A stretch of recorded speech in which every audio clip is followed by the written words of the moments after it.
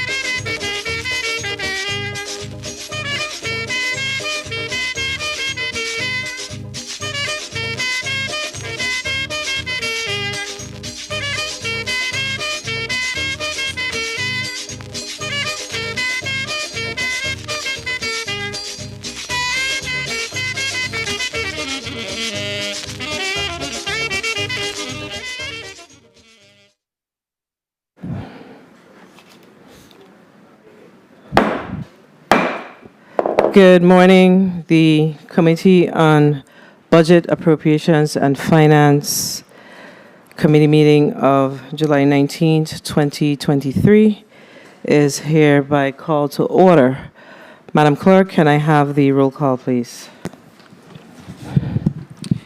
Senator Marvin A. Blyden. Present.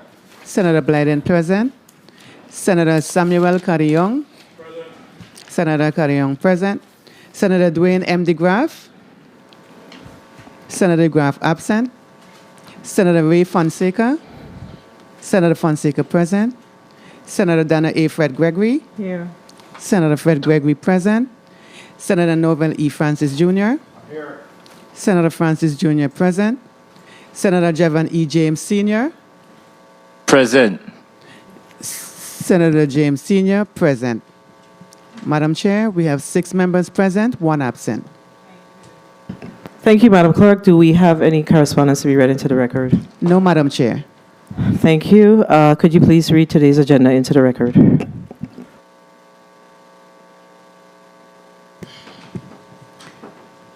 The Committee on Budget, Appropriations, and Finance has scheduled a meeting for Wednesday, July 19th, 2023 in the Earl B. Attlee Legislative Chambers, St. Thomas, to receive testimony on the proposed fiscal year 2024 executive budget for the government of the Virgin Islands of the United States.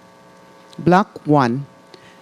Judiciary of the U.S. Virgin Islands invited testifier, Honorable Reese S. Hodge, Chief Justice, VI Supreme Court. Block 2, VI Office of the Inspector General, invited testifier, Ms. Delia M. Thomas, Inspector General Designee.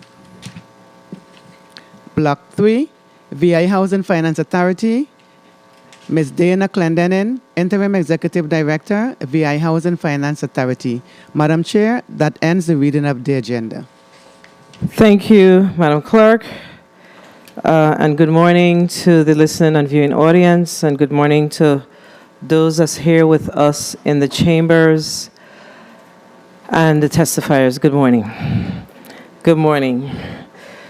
This has been quite a marathon week, so I want to thank my colleagues who are here this morning. So let me just first apologize to the judiciary for our late start. But we were here until 8:30, going on 9 o'clock last night with our very, very good friends, the Virgin Islands Water and Power Authority. So it was a good meeting, though. And we hope to have the same type of meetings today. Let me take this opportunity to recognize non-committee members, Senator Carla J. Joseph, who is an honorary member of this committee. She's always here with us. Senator Diane T. Capehart, Senator Franklin D. Johnson, and I saw Senator Gittins earlier. Thank you for being here with us this morning.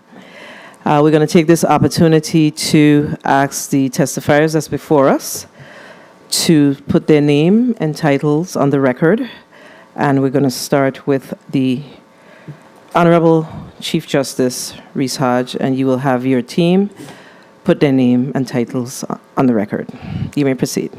Yes, good morning. My name is Reese Hodge, and I'm the Chief Justice.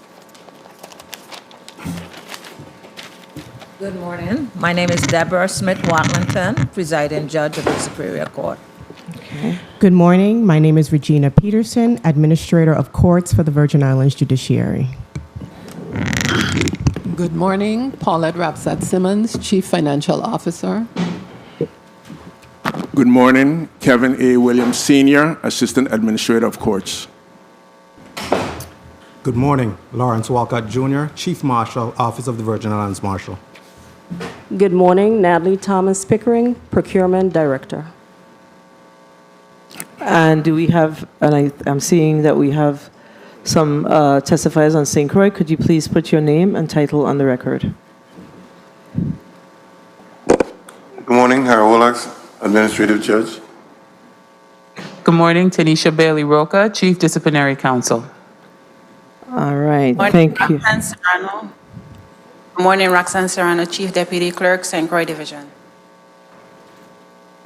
And that's Roxanne Serrano. Correct. And it's Chief Deputy Clerk. Correct. All right. All right, Chief Justice, you may proceed with your testimony. And before, do you have anyone on Teams with us? I don't believe so. Okay. After your admonition yesterday, we actually changed. Yeah, well, you know that I know that the court is probably operating a little different, but we are post-COVID. I know that we're not completely out of the waters, but we've been away from our constituents, our citizenry for so long that, we want to touch the flesh. How about that? So you may proceed, Chief Justice Hodge. Good morning, Senator Fred Gregory, Chairperson of the Committee on Budget, Appropriations, and Finance, members of the committee, and other members of the 35th Legislature present, members of the judiciary, staff, and others present in the audience. I am Reese S. Hodge, Chief Justice of the Virgin Islands. As head of the judicial branch of the Virgin Islands, I thank you for the opportunity to appear before this committee to present and support the judicial branch's fiscal year 2024 budget requests to the legislature. In accordance with law, the judicial branch submitted its fiscal year 2024 budget requests directly to the legislature on May 30th, 2023, and today is the first opportunity to present and support our budget to the body responsible for ensuring that the needs of the judicial branch are met.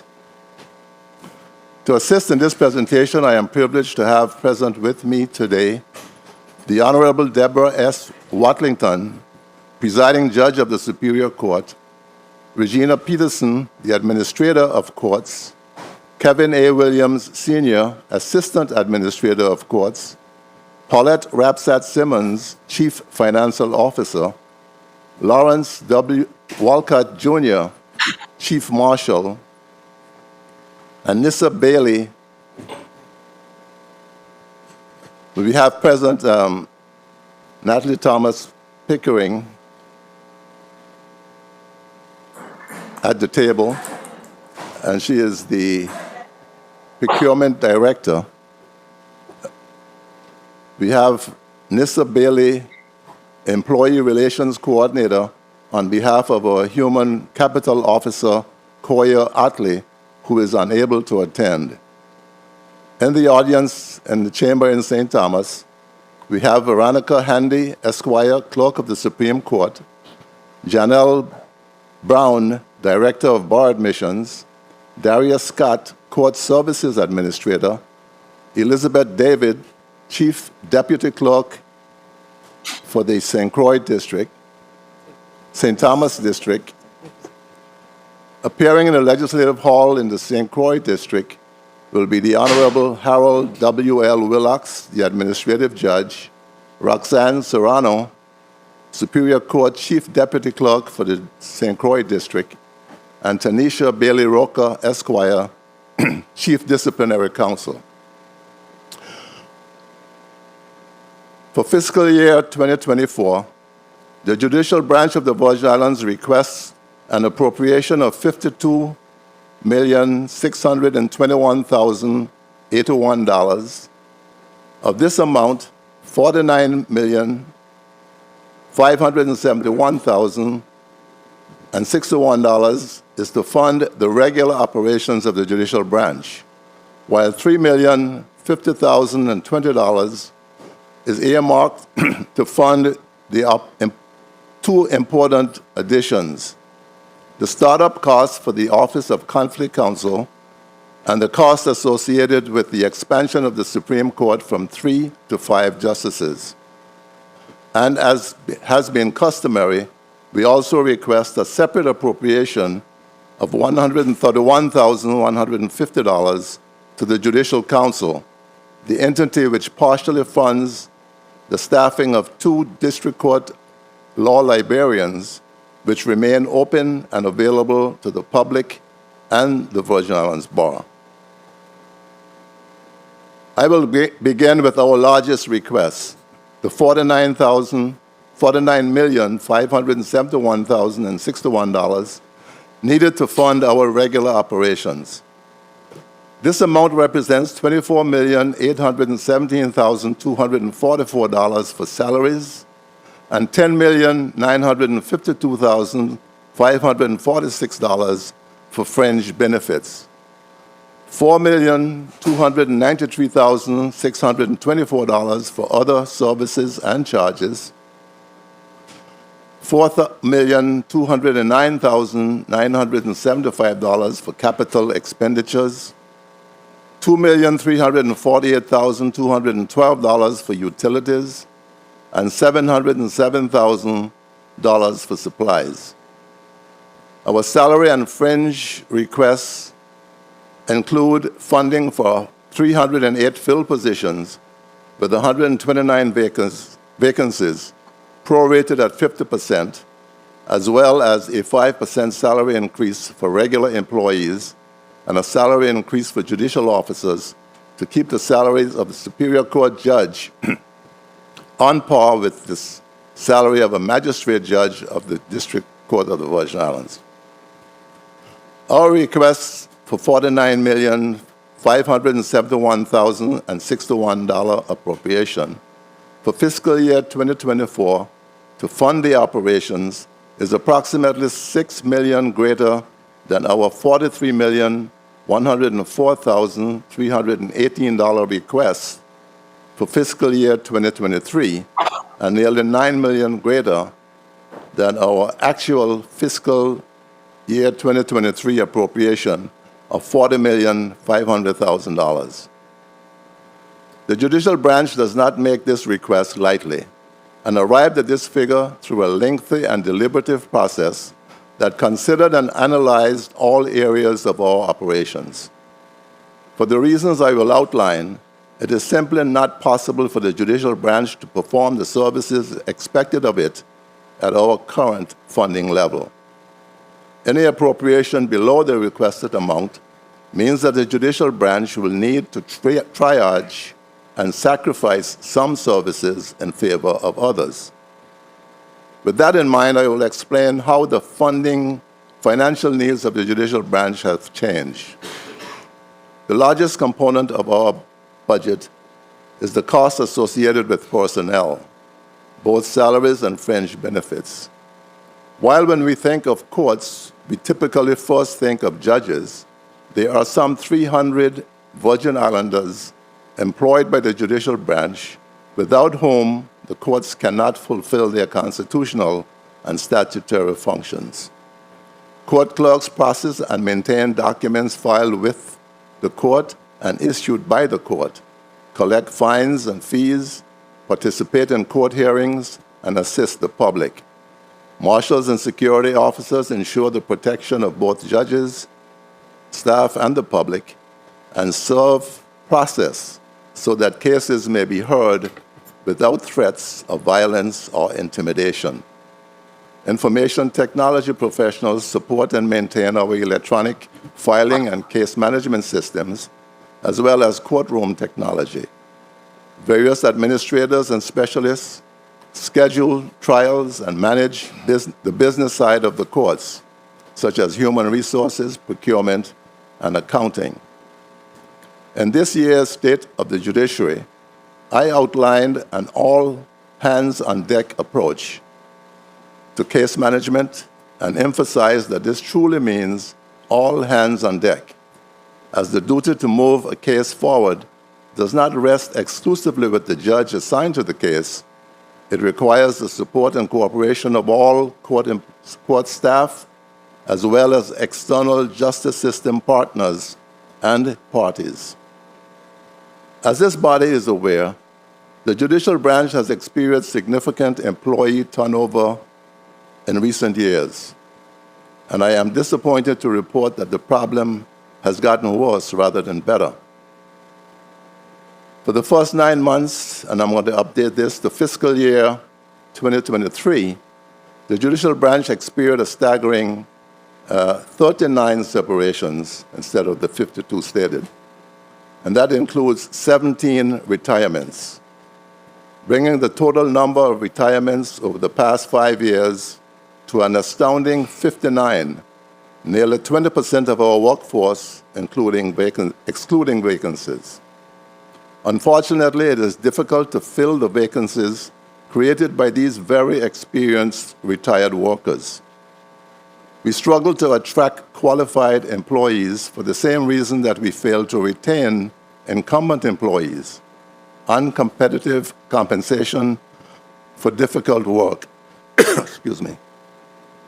The judicial branch has certainly made some strides in this area. We were able to increase salaries for our most critical positions. For example, the entry-level salary for our marshals was adjusted to be comparable to police officer starting salaries. Judicial law clerks, secretaries, court reporters, and court clerks also received salary increases to promote retention and recruitment. This year, the judicial branch will continue these efforts by engaging in a complete market compensation study facilitated by the National Center for State Courts to address salary disparities and take other steps to improve retention, recruitment, and morale. We hope to begin discussions more thoroughly with the legislature upon completion of the compensation and classification study. In the interim, we continue to include across-the-board increases for the regular employees of the branch in our budget.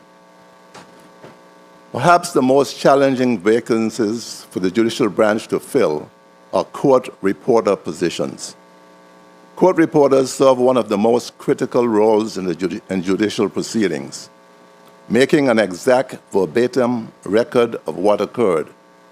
And historically, if a court reporter is not present to record and transcribe a hearing, the hearing does not occur, even if the judge, attorneys, witnesses, and all participants are available. The Virgin Islands has not been immune from the stenographic court reporter shortage that is affecting the entire United States. This shortage has been the product of a combination of many retirements occurring while far fewer students are choosing to enroll in stenographic schools, to the point where it is common for a court reporter position to be advertised with annual salaries in the range of $100,000, yet still not be filled with qualified individuals. Already, the shortage is having dire consequences, as scheduling a case ready for trial can hinge on the availability of a court reporter or multiple court reporters in a case of long trials. While the judicial branch continues to actively recruit and retain stenographic court reporters, it has also turned to other solutions to alleviate the effects of this crisis. In late 2000, with the assistance of CARES Act funds, the judiciary upgraded all courtrooms and jury assembly rooms with modern audio and video, multi-channel digital technology to accurately capture and record the entire court proceeding, permitting us not only to safely navigate the pandemic, but to properly position the branch to navigate the current court reporter shortage. With these new capabilities, the judicial branch contracted with a digital court reporting institution accredited by the American Association of Electronic Court Reporters and Transcribers, AERT, to train and produce certified digital court reporters, a new type of court reporter that does not make a separate stenographic record, but instead one that utilizes the recordings by our courtroom technology to annotate and thereafter transcribe a recorded proceeding upon request. We have made this program available to all current and future staff, with the judicial branch paying the employees tuition and providing them with the necessary equipment. I am pleased to report that a total of 12 employees are registered in this program, 2 of whom have already have successfully completed the program and are preparing for the final certification exam. Upon completing certification, the judicial branch will utilize these digital court reporters to augment staff in our court reporting division, which will allow the Superior Court to hold multiple hearings, even trials, simultaneously, and greatly reduce the likelihood that a hearing or a trial needing to be canceled or continued due to the unavailability of a court reporter. Including in the fiscal year 2024 budget request are 10 digital court reporter positions, 5 in each district. The judicial branch will shortly adopt new court rules to govern and facilitate the use of the electronic court record. Recovery and capital projects. The cost associated with maintaining the judicial branch facilities is another area where our expenses have grown. The territory continues to manage recovery from Hurricanes Irma and Maria, and the judiciary is no exception to this daunting task. As I stated last year, it took us nearly 4 years to complete repairs to the roof of the Alexander A. Farrelly Justice Center on St. Thomas. While we have since completed repairs to all courtrooms in the facility and repaired storm-damaged hallways, other repairs remain ongoing. One project of public interest is the reinstatement of the law library in the Alexander A. Farrelly Justice Center. With phase 1 of the library mold remediation project completed, we recently awarded a bid for the reconstruction and repair of walls and ceilings in this and other areas of the building, which needed to be removed as contaminated material during the remediation process. We anticipate those repairs to be completed in August, and following the sanitization of other undamaged library resources, we are strategically working to bring the law library at the Alexander A. Farrelly Justice Center back online soon thereafter. In fact, overall, there has been a steady and gradual transformation of the Alexander A. Farrelly Justice Center courthouse. From the courtroom and hallway repairs and renovations and technology upgrades to repairs and upgrades to 14 sets of restrooms in the facility and 2 more currently under renovation, to exterior paint and building repairs, including the installation of bird spikes on 75% of the courthouse, with a solicitation recently awarded to complete the installation of bird spikes on the remaining nesting areas, as well as much-needed landscaping completed earlier this year. Additionally, the judiciary recently secured nearly 5,400 square feet of warehouse space and will be issuing a solicitation for design and build-out of this warehouse space so that the judiciary can both consolidate its storage needs and relocate and modernize record storage to serve the court for the foreseeable future. Accordingly, the current request includes a new lease for warehouse storage in the amount of $144,000 per year. With storage consolidation, we hope to eliminate the need for commercial storage on St. Thomas and in the future, and we'll be looking for similar opportunities on St. Croix. In the St. Croix district, we are near final completion of phase 1 of the roof replacement and office expansion project at the R.H. Amphlett Leader Justice Complex. And as announced in my testimony last year, we have included $1.5 million in this year's fiscal year 2024 request and funding for phase 2.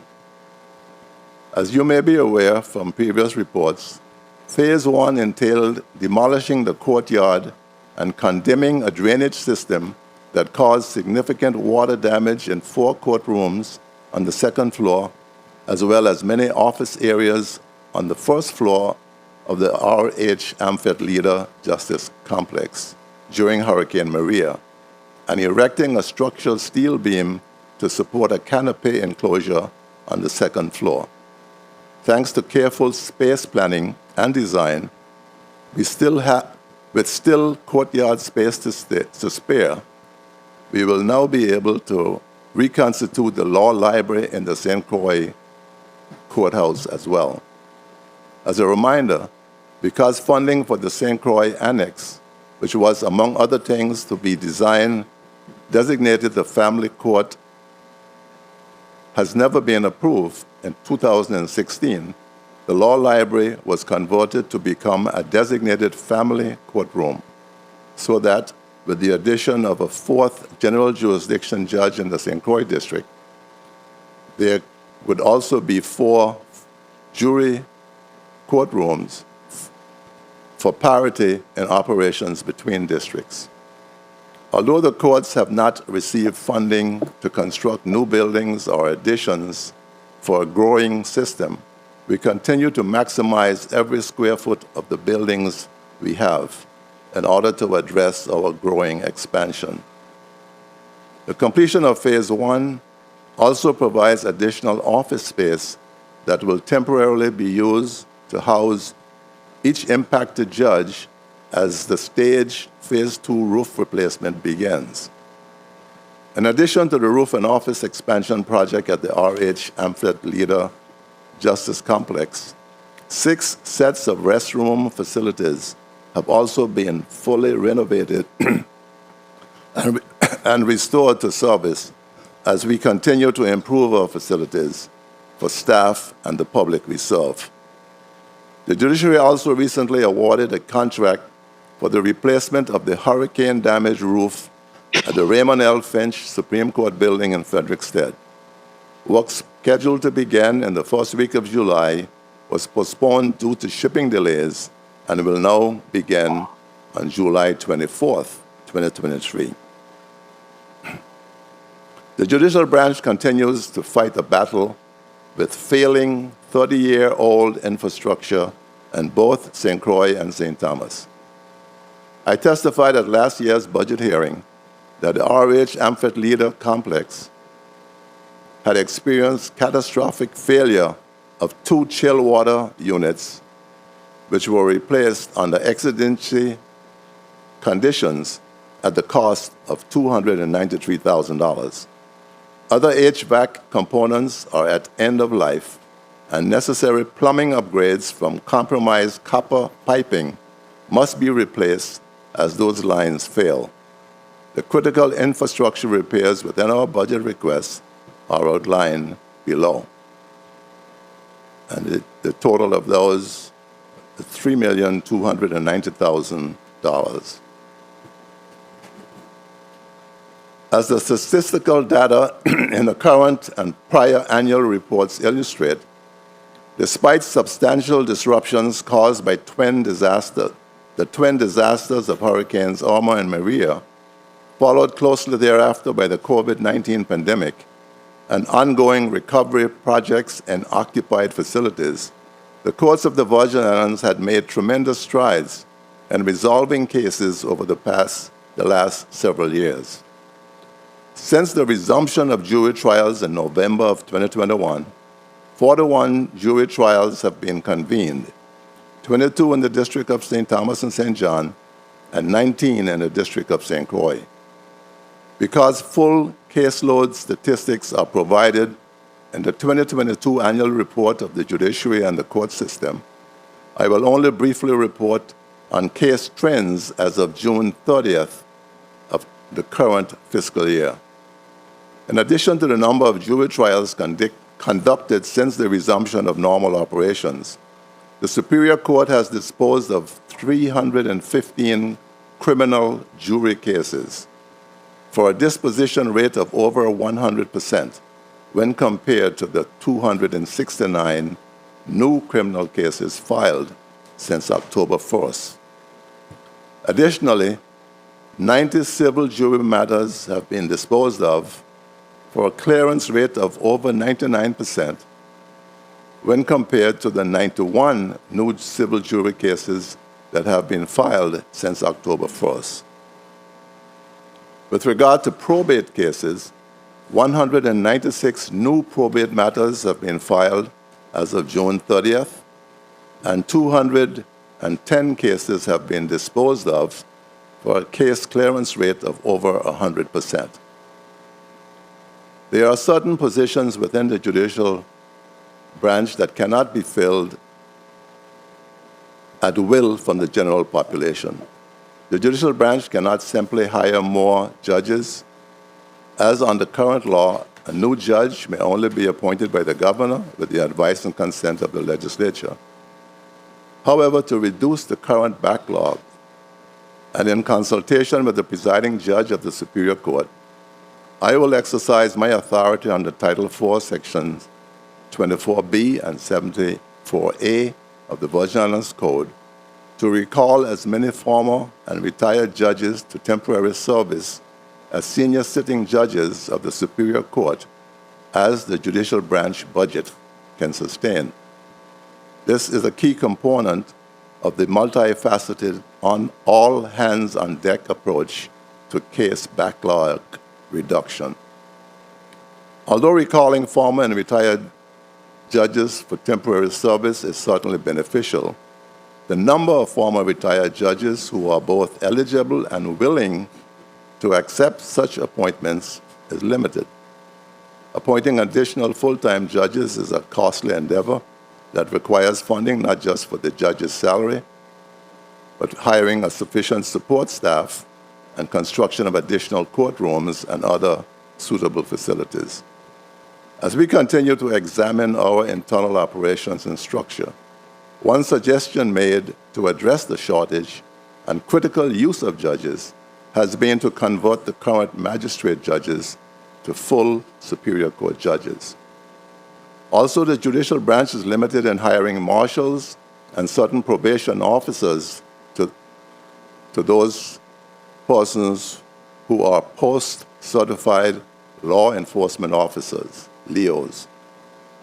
To address growing shortage of post-certified marshals, another suggestion is to expand probation and the marshal offices to include non-law enforcement officer positions to assist with monitoring of pretrial release defendants, including those on electronic monitoring, as well as non-LEO bailiffs to handle courtroom duties instead of marshals. The expansion requests. I now turn to the request for a special appropriation of $3,050,020 to fund two important changes in the judicial branch. The startup cost for the Office of Conflict Counsel, $1,623,803. It's a strange number. And the costs associated with the expansion of the Supreme Court from 3 to 5 justices. That's $1,421,217. I begin with the Office of Conflict Counsel. A significant challenge facing our justice system relates to the government's obligation to provide effective assistance of counsel to indigent defendants as required by the 1963 decision of the Supreme Court of the United States in Gideon versus Wainwright and guaranteed by the Sixth Amendment to the United States Constitution. While the legislature created the Office of the Territorial Public Defender to represent indigent criminal defendants in the courts of the Virgin Islands, that office cannot do so in cases of an ethical conflict. The courts are therefore statutorily required to appoint members from the private bar to represent those indigent defendants. However, the involuntary appointment system has been flawed to the extent that it neither considers the criminal law experience of the attorney subject to the appointment, nor their desire to be appointed to criminal cases. In 2017, the judiciary reformed the process of indigent appointments by establishing private attorney panels consisting of members of the bar who volunteered to accept such appointments at a fixed hourly rate. But even this system has proven imperfect. in that the number of indigent criminal defendants who cannot be represented by the Office of the Territorial Public Defender far exceeds the capacity of those volunteer attorneys, all of whom remain engaged in the full-time private practice of law. As I have previously stated to this body, the establishment of an independent second public defender's office, known in some jurisdictions as the alternate public defender or the conflict attorney's office, is a solution to this problem used by many other jurisdictions.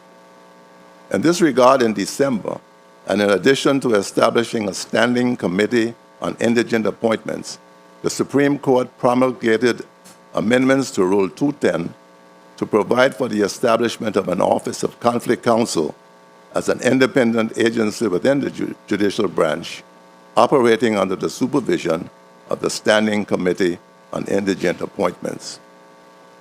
However, while the judicial branch is taking the initiative to establish the Office of Conflict Counsel by court rule, the obligation to provide indigent criminal defendants with court-appointed counsel is in a manner that comports with Gideon ultimately belongs to the legislature. As such, by letter dated June 27, 2023, and on behalf of the Committee on Indigent Appointments, I transmitted draft legislation to the Senate President to establish the Office of Conflict Counsel, and for that purpose, the judiciary has included $1,628,803 in its budget request to fund operations of the Office of Conflict Counsel. The funding will staff offices in each district in accordance with the personnel schedule included in the request. The estimated personnel cost for the Office of Conflict Counsel is $1.3 million and $294,000 for startup operations. Our budget request also includes $1,421,217 for the expansion of the Supreme Court from 3 justices to 5. This expansion was authorized by Act Number 788 in 2016, but no nominations have ever been made for the positions. In recent requests, we have omitted requesting an appropriation for the expansion in the absence of an indication that the governor intends to submit nominees for one or both positions. However, the 3 current justices of the Supreme Court are also the only justices to have served on the Supreme Court, having all been initially confirmed to 10-year terms in 2016 and then reappointed to second 10-year terms in 2016. While the continuity of the membership of the Supreme Court has certainly been highly beneficial, the absence of staggered terms means that there is a very real prospect that there could be 100% turnover in the compensation of the Supreme Court by 2026, or earlier if any of the 3 incumbent justices retire or do not seek reappointment. In order to provide continuity, I urge the legislature to appropriate funds necessary to implement the expansion of the Supreme Court as authorized by Act Number 7888, and urge the governor to nominate qualified individuals for those positions within the next year. Finally, as a matter of personal privilege, I wish to recognize our new presiding judge, the Honorable Deborah S. Watlington, as well as 2 new jurists, the Honorable Carol Thomas Jacobs, as a judge of the Superior Court in the St. Thomas, St. John District, and the Honorable Yvette Ross Edwards as a judge of the Superior Court in the District of St. Croix, both of whom were recently confirmed by the legislature. I congratulate Presiding Judge Watlington on her new role as presiding judge, and the immediate past presiding judge, the Honorable Harold W.L. Willocks, on his renomination and confirmation to another 6-year term on the bench and for agreeing to serve as the administrative judge. I would like to take this opportunity to publicly thank the Honorable Renee Gums Carty and the Honorable Jomo Meade, not only for their past judicial service, but for continued service as senior sitting judges to complete cases in progress and to assist the jury in reducing the existing case backlog. On a somber note, and on behalf of the entire judiciary, I wish to express sincere condolences to the family, friends, and colleagues of fallen Virgin Islands Detective Delbert Phipps Jr. He was a member of our judicial system, and when a member is lost under such tragic circumstances, that loss reverberates across the entire justice system and our community. In closing, I once again present to this body our budget request of $52,621,081, which includes $1,421,217 for the expansion of the Supreme Court from 3 to 5 justices, and $1,628,803 for the Office of Conflict Counsel, as well as the request of $131,150 to fund the salaries of the 2 law librarians under the appropriation to the Judicial Council. I request that this committee and the full legislature give the judicial branch's budget request your thoughtful consideration and approval. Thank you for providing the judiciary with the opportunity to testify in support of our budget. I once again would like to take this opportunity to thank all our dedicated, hardworking, and exceptional employees who, against all odds, continue to perform above and beyond the call of duty in their service to the judicial branch and the people of the Virgin Islands. I, as well as members of our administrative team, remain available to answer any questions you may have. Thank you. Thank you, Chief Justice Hodge. Colleagues, we're going to go to a 4-minute round. Before I call on the first senator, I need to clarify a few things.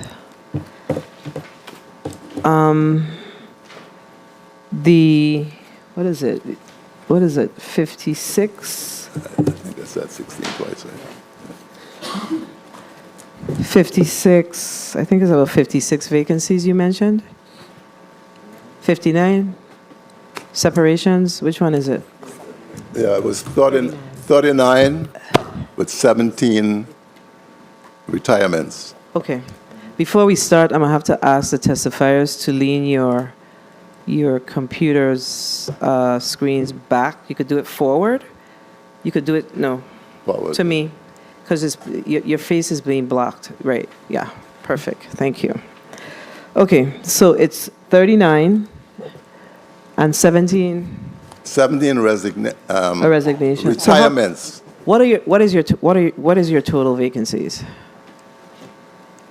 The vacancies, I think. I'm asking the question because as I look at the post-audit report, page 30 of 39, they didn't number the amount of vacancies, but I'm trying to figure out if these vacancies that are in this report are funded in the, are considered in the $52.6 million ask. Good afternoon, Paulette Rapsat Simmons. It's 129 vacancies funded at 50%. So 129 vacancies. And that's included in the 52 point. That is correct. So do you believe that that is a realistic ask based on our current climate for a full year, a fiscal year, to fund 129 vacancies at once? I believe that what we should be considering more so is identifying what are those critical positions. Okay? So if we are able to get from you what you consider as those critical positions, then we could contemplate that. but the ask, because when I did the calculations, that represents like some $9.6 million. And that's only, well, it's 9.6 if you fund them at 100. It's half of that, give or take, 4 point something if you fund them at the 50. So put your name as you speak first. Please put your name on the record. Good morning. Please recognize the mic of the testifiers. Good morning, Kevin Williams, Sr., Assistant Administrator of Courts.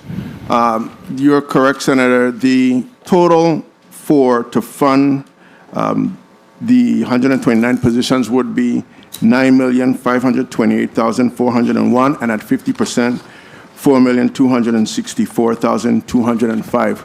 We have gone through that exercise internally, and looking at our critical positions out of the 129, those would be our core reporter positions. We have 18 in the budget, deputy marshal positions. We do know those are hard to fill positions. We have also court clerk, interpreters, cashiers, probate staff, which includes a probate law clerk. Okay, so if you could provide that in the listing at whatever that percentage is. You said 50, so let's see what that would look like at 50%. And it would be a total of 73 positions, but we can provide that. 73 critical? Yes.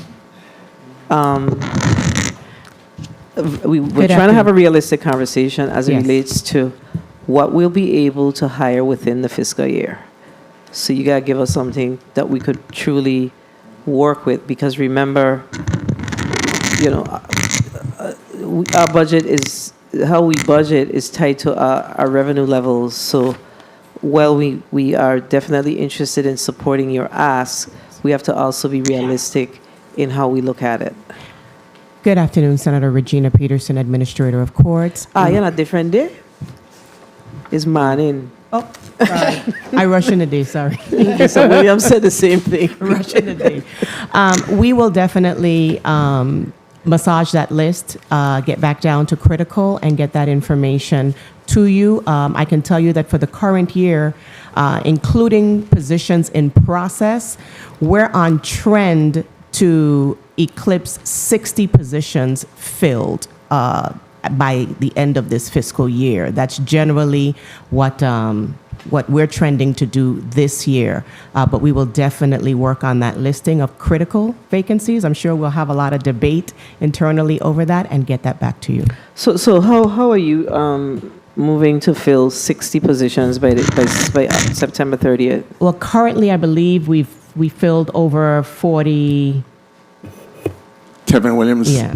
Again, we've actually filled this thus as far as July 17. We filled 41 positions, and we have an additional 13 positions in progress, and that we fully expect to be able to fill by the end of the fiscal year. Okay, so that now creates a different question for me. So of the 129 positions, those 41 are included in a number? Yes, we expect that if we do get to close those positions, the 129 will be reduced. So then you're asking for 72. That's the difference between the 41 and... Regina Peterson, as I said, Senator, we will definitely massage that list. We have to reconcile what's in process, and we'll come back with our TBFs. All right. So the other ask, and I want to ask if I go to the first senator, is we need to get, we've been challenged with making sure that we are able to align the available resources of funding for the fringe benefits. So we need to get from you what your fringe benefit truly looks like. So it means per employee, so we could get what our total bottom line is associated with your fringe benefits, because we know that the fringe, you gotta pull your screen back just a little bit, yeah. Not all the way down, but just a little bit. We know that the fringe fluctuates between whether you're family, single, so we need to get a better picture of that so we can definitely get closer to what the needs are for each entity. Okay? So, Senator Blyden, you're recognized for your 4 minutes. Thank you so much, Madam Chair. Good morning to my colleagues, viewing, listening audiences, staff, central staff. Good morning, Presiding Judge Hodge. I'm sorry, Chief Justice Hodge, Presiding Judge Watlington, and Willax, and all other professional staff there with you. And thank you so much for your testimony. I know you are requesting. Your ask is $52,621,081, and the governor's recommendation was $40,500,000. And you explain the reason for the increase in respect to the conflict counsel in the amount of $1.6 million. And you also spoke to the balance of $3,050,000 to be spread out within a fiscal year 24. Let me ask, though, in respect to the post-audit report. Let me go to the post-audit report. On page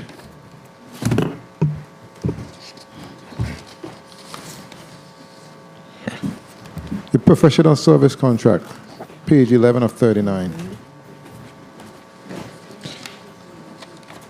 You have $2,440,588 in professional service contracts. Are all of your contracts up to date?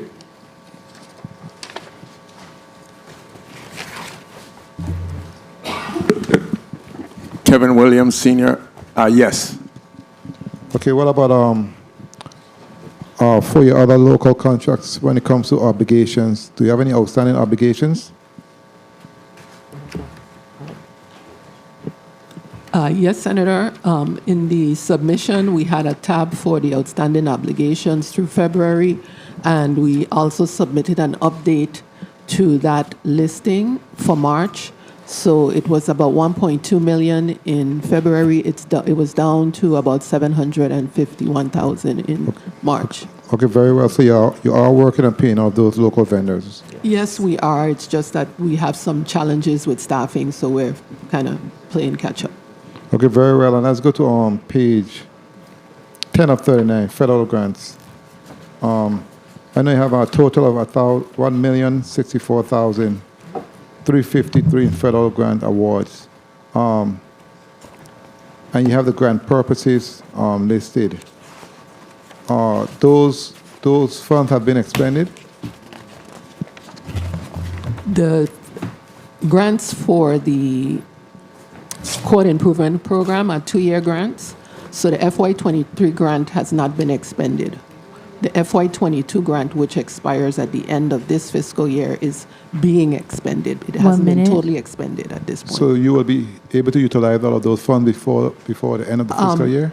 I don't anticipate all of it because we have some challenges, especially with the data grant over time with getting the approval of the federal side with regard to the projects we've proposed. But we are working with, we had a team down in March, and we're working with them to see, because they've relaxed some of their rules, to be able to try to substitute some additional projects. 30 seconds. So it can be used for other purposes if possible? No? No, because those funds are specific to abuse and neglect cases, so they can't just be used for other purposes. And it cannot be extended? No, they won't be extended beyond the 2-year period. Okay. But since COVID, they have made some, well, we learned in March that they've made some revisions to the program since COVID that may relax some of the otherwise disallowed projects in the past. And finally, Madam Chair, if I may, your rental properties, you have an annual rent of $280,246 at Crown Bay, rented by the VI Port Authority. Your lease term started October of 2008 for 10 years with an option of a 5-year renewal. So we are about a point right now. What's going on with that lease? Because we're in 2023 right now. We are at the end of that lease based on the terms. Yeah, but good afternoon, Senator Regina Peterson, again, Administrator of Courts. But we have a written confirmation for extension. We're working on that draft now. Oh, very well. Well, thank you so much for your response. Thank you, Madam Chair, for the time. Thank you, Senator Blyden.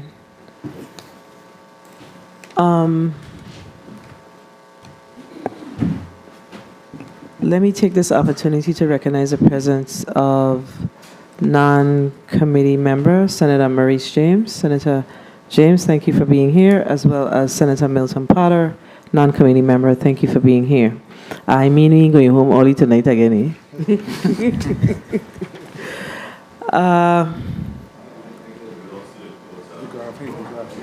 And Madam Clerk, please mark Senator DeGraff as present. And I'm going to go to Senator DeGraff. You're recognized for your 4 minutes. Thank you. Yeah, I was here real early, real early, 9 o'clock, I was here.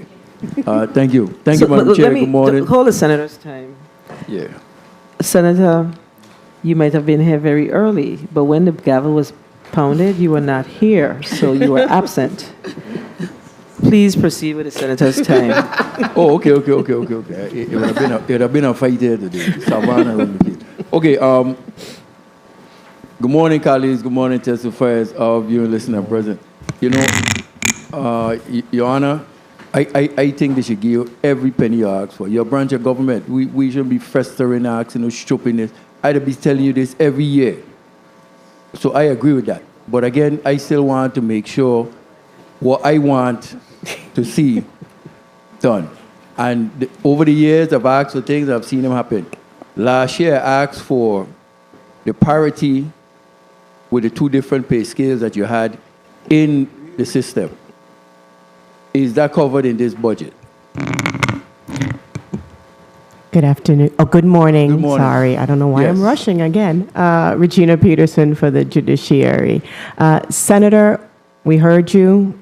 We worked very hard to move all of our employees to one scale. So we don't have that dichotomy of two separate scales. However, we also know our limitations, and in that regard, we've contracted, or we're in the process. They have the contract in their legal department with the National Center for State Courts to get us through with a market study for all judicial branch positions. The answer too long for me. Yes or no? If we have it, fine, I want to see it. But why I say that is because I don't see it based on the numbers you're asking for. And this is my breakdown. Your budget was $40.5 million for 23. You're asking for $12 million more to take you up to 52. Fine, I get you in a heartbeat. Ain't no problem with that. The issue I have with it, though, is out of 131 employees, 56 separations. You probably said you're hiring 60 new people online. That's filling back the 56 separations. So you went from 131, 56 down to 75. You add 60, you're going up to 135 people. And you still have where you want 129 vacancies at $9 million. 5. Your ask is $12 million over the 45. Leave $3 million and change. What are you going to do with the $3 million and change? That's how it is I look at the budget. I ain't need to, and if it don't add up that way, but I know exactly what I say. So you're $3 million and 5, and then we're going to get to 5% of that $3 million and 5 for wage increases for your employees, and then you said wage increases for the judges, but you didn't mention. I was listening on the radio, Your Honor, and I didn't hear what was the percentage for the judges. Yeah, research. It is no percentage, Since 2006, we've been, the Superior Court judges have been receiving 92% of the District Court judges' salary. And this is just to move that to that amount. Okay, like I say, you ain't got to sell me, You ain't got to talk too hard for me. Like I say, this is a branch of government we talking to. And to me, that'll be the issue. So in wrapping up, for the 50% of the 129, And we're talking at 4 million and change, has even nothing to do with the hiring of the 60 people you're doing. So realistically, the 60 that you're hiring just replacing the 56, can you hire another 50 people even at 50%? 30 You go answer, seconds. 30, what I said time. Okay, good. Yeah, can you realistically hire another 30 people at that 50% we're talking about? Yeah, yes, we can. We are 10 of the positions of the new digital court reporters that we already have in training and will be coming online. So that's 10 right there that's already in the works. And we can fill the others. The difficult ones is the marshals because we've got to go through the academy, and the court reporters, which we are now switching to the digital court reporters to make up that difference. Okay, so in closing then But while you're out, Senator, Yes, I did correct that. I did correct that it wasn't 56. It was actually 39 for 2023, and there was 17. 17 retired. of the 39. 17 No. 17 of the 39 was retired, was persons who retired. So I'm correcting that number that is in your paper. Oh, okay, so 56, okay, I just going after the numbers. I understand. So I got you. So even so, 1 and 1 is 2. That's how I look at it. So the short breakdown would be, in closing, like I was saying, for the 5% increase would be on top of making the 2 pay schedules equal, and then 5% Time. increase on that. Where everyone is already on the scale, Senator. So it's just a 5% after that move happened. We did that within our $40 million ceiling. Sound good to me. I don't need no more time. Like I said, I support 52, a branch of government. You know, we got to show respect. Thank you for the time. Thank you for the time, Madam Chair. Thank you, Senator DeGraff.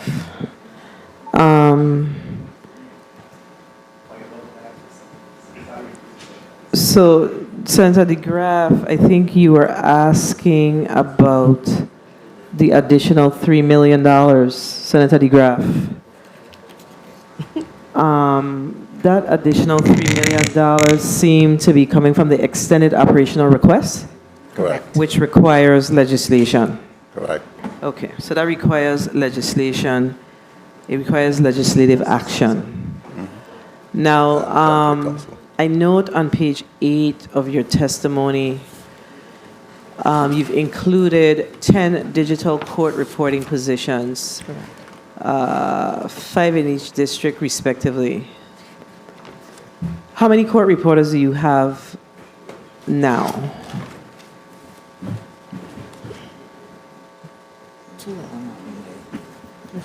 Yeah.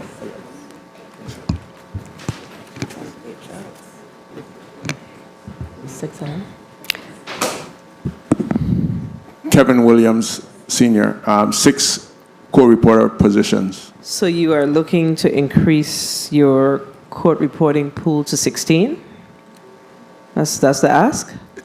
It's a total of 18, including that number includes our digital court reporters. Okay, so you have 6 currently on board, so that's mean you have 2 vacancies.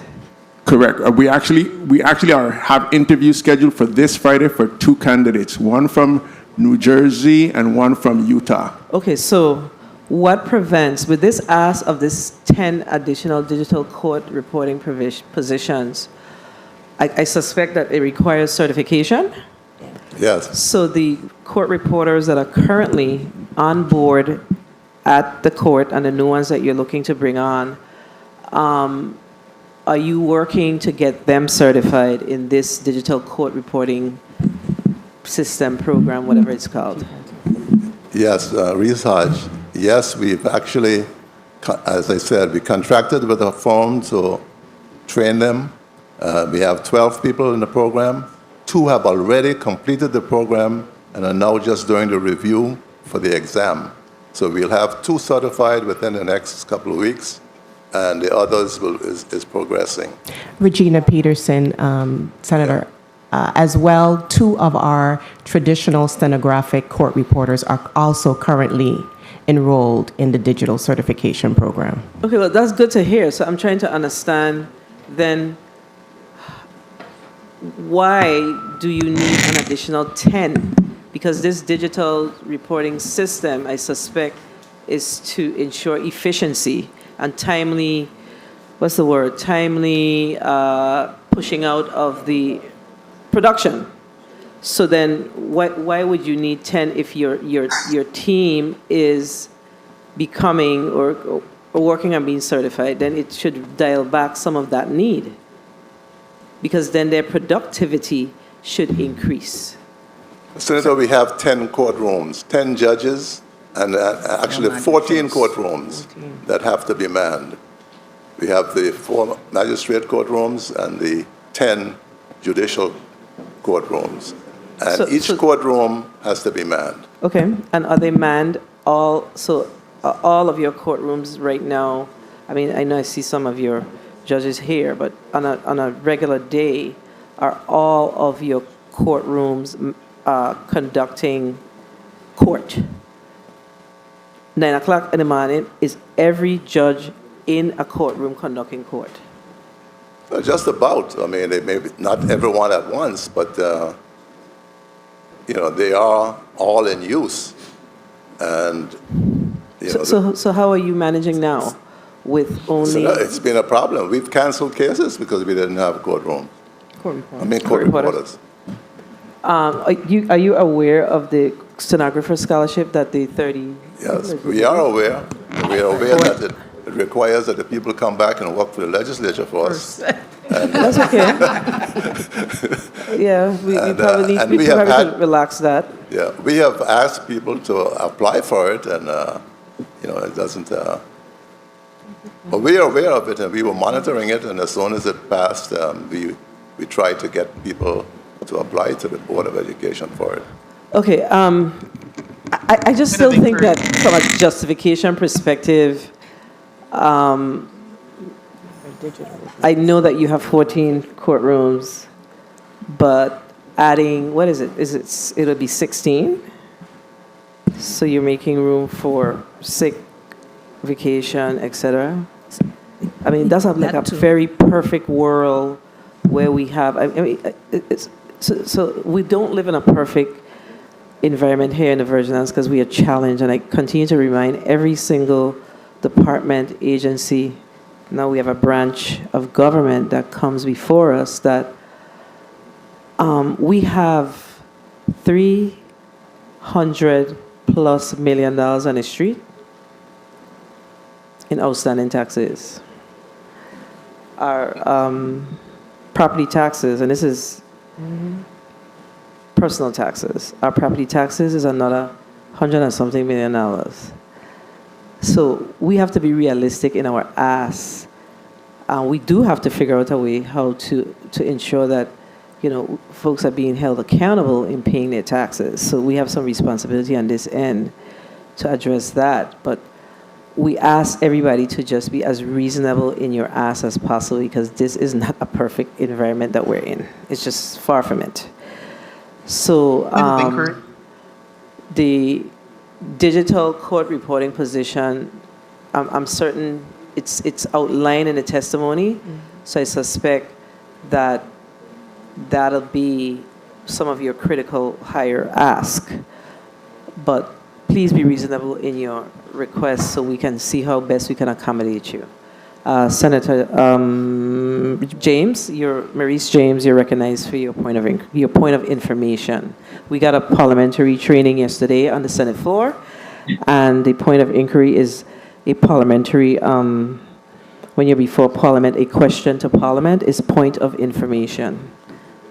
So Thank you, Madam. Yes. All right. Thank you. Appreciate it. I want to follow up on your questioning regarding the certified digital court reporters, and I appreciate the fact that the court is using technology to improve and address the caseload challenges.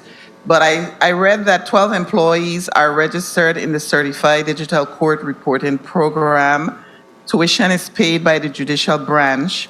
only 2 have completed and are preparing for the final certification exam. So my question is, when those 12 other 10, well, I would like to know when they are going to complete their training and are going to be ready for final certification exam. And when that happens, are they then going to become full-time certified digital court reporters, and then their current positions would then need to be filled? I'm trying to understand how we're budgeting and spending money with regard to the digital court reporters. Yeah, research, that's correct, Senator. As soon as they are certified, they'll be promoted to court reporter salaries, which we've put in the budget. And since all of the persons that are in training are current court employees, we will have to then fill those positions. But it'll be a lot easier to fill those positions because they're coming from the clerk's office or from other places where, it'll be easier to fill those positions. Just one follow-up. What are the educational requirements for the certified digital court reporters, and would it have been possible to get them from maybe training, through the Department of Labor, maybe? I'm just exploring avenues to assist with the caseload challenges. It is a certified training. It's all online, and everyone do it at their pace. And that's why not everyone is, you have 6 months to complete the training, and the current members are at various stages of the completion. It's just that we had 2 that really excelled and completed it way beyond the requirement. Thank you. Thank you, Justice Hodge. Thank you. Thank you, Madam Chair. Thank you, Senator James. Senator Potter, you recognize for your point of information, and then we're going to go directly to Senator Carrion. Thank you. Just very briefly, Madam Chair. I just wanted to know on the same point whether or not, I know like for our court reporters, they have to change them out after a specified period of time. And I was wondering if it would work the same for the digital court reporters. The same, and of course, you don't, the recording system doesn't get tired, so they'll continue, but in a long case, you have to substitute out, and that's why we said many reporters in a long case, and that's the way it is. Thank you. Thank you, Senator Potter. So let me just ask the follow-up question to that, and then I'll go directly to Senator Carrion. So once the digital recording takes place, where does the actual processing of the transcript takes place? Well, the digital court reporters are, the full program includes the transcribing portion, but we also have reporters who can just monitor the recording, put in the annotations, and thereafter you can use a transcription service. So so you say a transcription service, so you have to send it off island? What is it? You'll probably have to, and you can email it off and get it back. And with the digital, with the voice to text software, it's a lot easier. That's why it's a lot quicker to become a digital court reporter than. So there's an additional cost, right? So the cost on top of the reporter, then there's a cost to send it off to actually be transcribed. Yeah, but the court reporters, our unphysical stenographic court reporters, can also transcribe. And we have a couple in the program that are learning to use the digital equipment instead of the stenographic to also transcribe. So the preferred method would be to use local transcribers because you get pay extra for doing that. And if you can't, then you have outside. Yeah. So what's the if you have to send it off island? Have you looked at what that turnaround time would look like? Well, we haven't, but usually it can be days. It's a lot quicker than because these transcription services are big companies that can provide it. So we creating another compounded issue with timely documents. Right. Have we given consideration to that? It will actually help because right now one of the long delays on appeals and everything is because to get the transcripts prepared. And if they can be prepared outside, and we have to test them because not every person can understand the different dialects and whatnot. So we have to make sure that we can get at least 97% accuracy. Some of the voice-to-text software can do it up to 90%, or 95% actually. But of course, you wouldn't have, it'll just be one continuous transcript. You wouldn't have it. And that's where the notations come on, where you would. I definitely appreciate and understand what you're proposing to do, or what you're doing actually. However, I think we have to look at it full circle. Like, once you're done with that component, then the process to actually get the transcript back to you. So that should be looked at holistically. Well, in the majority of cases, the transcript is paid for by someone else. One of the parties who wish to appeal, they'll do it. So they'll be provided with the recording, and then they can get it transcribed. And then, like I said, we're adopting rules as well to do it because with the recordings, the public, anybody will have a chance to request the rules. So to request the recordings, and we are preparing rules to deal with that, so it'll be an orderly process. For me, it's not about the rules, it's about the company that you're using to do that back-end work. Well, we have not contracted with a company, but I could tell you that Florida, for instance, have about 50 companies that are approved by that court, and several of those I'm familiar with that do it for other courts. So I think when it comes to getting services, and hopefully we won't need it if our local reporters can do the transcription. And that's the whole purpose of even having because right now, if we need it, the stenographic court reporter will listen to the tape and actually do a stenographic record and then go from there.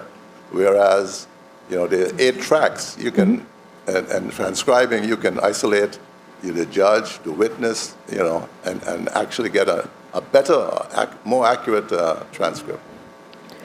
Okay, thank you for your response. Senator Carrion, you're recognized for your 4 minutes. Thank you, Madam Chair. Good morning to you, to my colleagues, and good morning, Chief Justice, and to your whole team that is here present. Thank you for your comprehensive presentation justifying your budget requests this morning. I, along with some of my colleagues, I share their concerns when it comes to the turnaround that you're having within the Superior Court, within the whole judicial branch itself. I'm glad to see there was some increase that was provided to some of the employees, because as you mentioned in your testimony, the main issue is that the salaries are not competitive to other government agencies, not only the private sector, but to other government agencies. With the increase, is it now competitive to other government agencies? Because you've been losing a lot of your employees to other government agencies. It is not, Senator. With what you're proposing, the increase within this budget for FY24 brings it up to 5%, if I'm correct, right? Correct. How does that look in comparison? Is it still below what's analysis you've done? Can someone share with us? The judiciary salaries were stagnant for so long that it's going to take us a while to really catch up. And that's why we've been adding the 5%.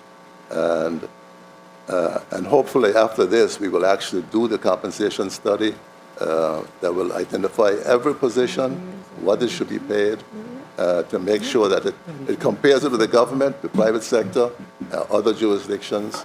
And, we signed that contract, and we're in the process of getting it done. Okay. So currently, we don't know what that percentage of increase should be in order to place the employees within the branch. Yeah. But it will be a 5% for that employee, and I'm sure it'll be appreciated. Because even though I'm hearing this morning that there is an aggressive recruiting campaign and you have some people coming aboard, but in FY24, we're going to end up with the same situation if the salary is not competitive. You can find then some other employees that are going to move off to other government agencies, and then you're going to be back again with vacancies. Not even to mention the retirement, those employees that are ready for retirement. What's the number of those employees that are due for retirement that can retire? Good morning, Kevin Williams Sr. We are projecting we have a total of 31 employees that are eligible to retire. And of the biggest amounts are in our Office of the Virgin Islands Marshal, and then probation, and then we do have 2 co-reporters that are eligible to retire. So those are significant notice of interest to us. And those are the areas that are critical, where you have your critical hires and are the ones that are scheduled or are eligible for retirement. So, you know, how things look, you're going to be back here next budget, you know, with some alarming numbers because of the turnaround of the low salaries plus the amount of employees you have ready for recruitment. So I think you have to come before this body and really give us what that number should be in that increase, so that we could make the necessary decisions, because you're a very important branch of government, and all this just adds up to the delay. Now, I'm particularly interested also, you spoke about court reporters and the delay that costs, but what about interpreters and the delay that costs to a sector in our community that you know, also have to go through a process, and because of the lack of interpreters, you might have to delay those trials or those hearings. Yeah. Regina Peterson for the Judiciary. Senator, we have been actively recruiting and filling our court clerk interpreter positions, especially in those primary languages or the most popular languages for us locally in Spanish. And we've also been sending, I think this year, this will be our second interpreter that we send to the language access training facility in New Mexico. So we're sending them away for that different levels of certification. But as it relates to all these positions that are critical, and yes, you're right, we will be coming back here next year, but we hope to come back here next year with a completed full compensation and classification study, because I think what we have been doing is, if you will, pardon the analogy, spot zoning, fixing the hot spots, but we have a lot of other divisions waiting in line, and that isn't something that we can sustain. How many interpreters do you have currently per district? Two.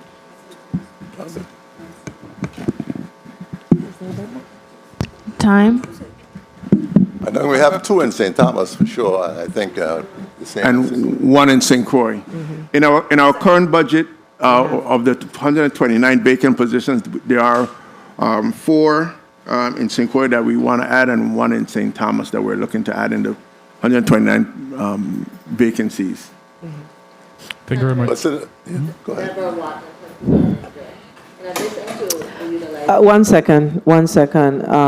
Senator Carrion, your time has been called. Media, can you please recognize the mics of the testifiers? Try again, Judge Watlington.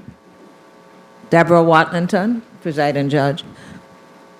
In addition to the employees that we utilize for interpretation, the court has also been contracting with outside sources for interpretation services. We utilize a language line that we can call at the beginning of a case and request a Spanish interpreter or French Creole interpreter, and or there are other individuals also within the community that are contracted to assist the court with providing interpretation services. So we have approached it in a diverse manner. Thank you very much. Of course, this is dear and near to my Senator, heart. I need you to wrap up. I'm Your wrapping call up. has been time I'm wrapping called up, for Madam like Chair. 5 minutes now. Dear and near to my heart, as I was an interpreter myself for many years in the Superior Court. So I'm glad to hear what you're doing. Thank you, Madam Chair, for the leniency. Thank you.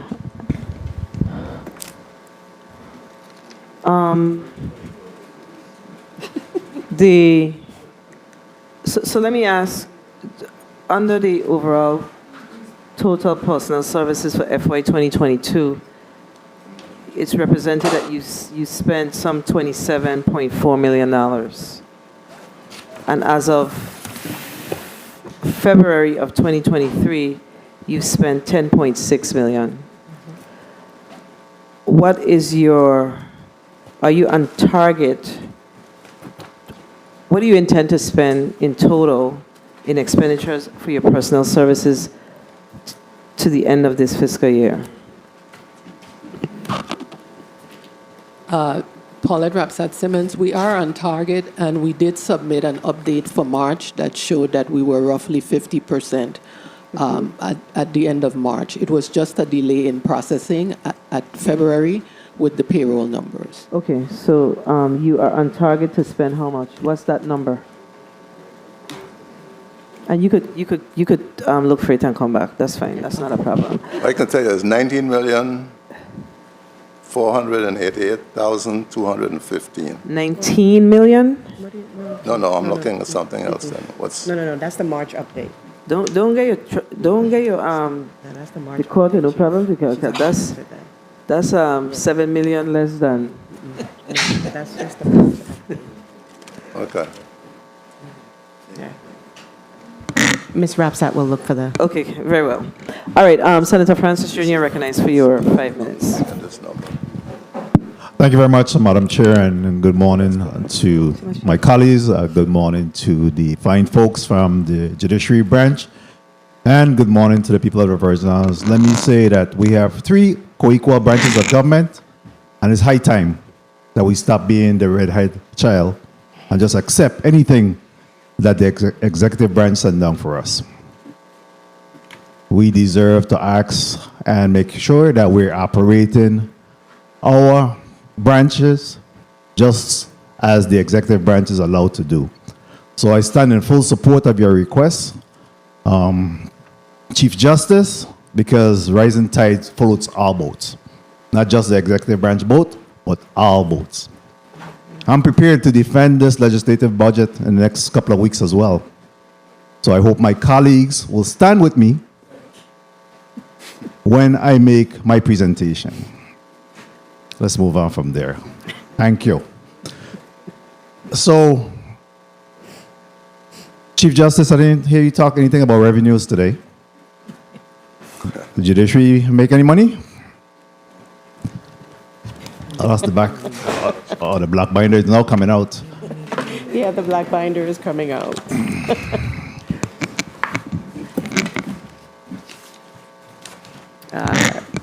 Regina Peterson for the Judicial Branch. In terms of revenues through June 30th, our collections stand at $1,092,612.22. The breakdown of those collections, general fund collections to $560,824.22. Transportation Trust Fund, $452,975. The Special Fund, $76,438. And the Solid Waste Revolving Fund, $2,375. How is that in comparison to the previous fiscal year? Since this is June 30th, and we're already at $1.9 million for the entire of FY 2022, those collections were $1.5 million. Okay. I think we're trending slightly higher. Very well, thank you for that. And I support some of the recommendations that have been made in respect to how you could be able to fix the judiciary. Obviously, we all have problems, but some of you have done your research to determine how you could best fit those needs. I'm a little bit challenged by you being able to fill all of these critical hires in a timely fashion. We're short nationally all over the place. We can't find teachers, nurses, police officers, and I'm sure that the judiciary will have the same difficulties, but I wish you well in being able to find those hires within that timely fashion. I agree with my colleagues that in respect to the fact that it'll be better for us and more palatable if we could really identify those critical needs, realistic critical needs, so that we could be able to support and assist you in that endeavor. The bailiffs, I think that that's a great idea to be able to address the security of the courtroom in itself in particular, and I like the idea. I can't help but think about Mr. Salvador Fragosa when you mentioned about the bailiffs, because obviously he's been around for a while. So, Chief Justice, I heard you talk about retaining some of your senior citizen judges, based on the law that allow you to do that. Is that for a time certain? Is that for a certain compensation? How does that look when you retain these judges? Okay, under the rules now that we operate, the presiding judge, if there's a need, will request the Chief Justice to appoint a senior sitting judge. And we have to pay it for Just one or as many as you need? as much as we can get. We don't have a lot. You have to be not in private practice, so you really have to be retired, and you have to, it's willingly, we can't just appoint them. Mm-hmm. So, but it's paid from our budget, and so we are limited to what we can pay. And is there a time certain? And what is the compensation? Yeah, we set the time.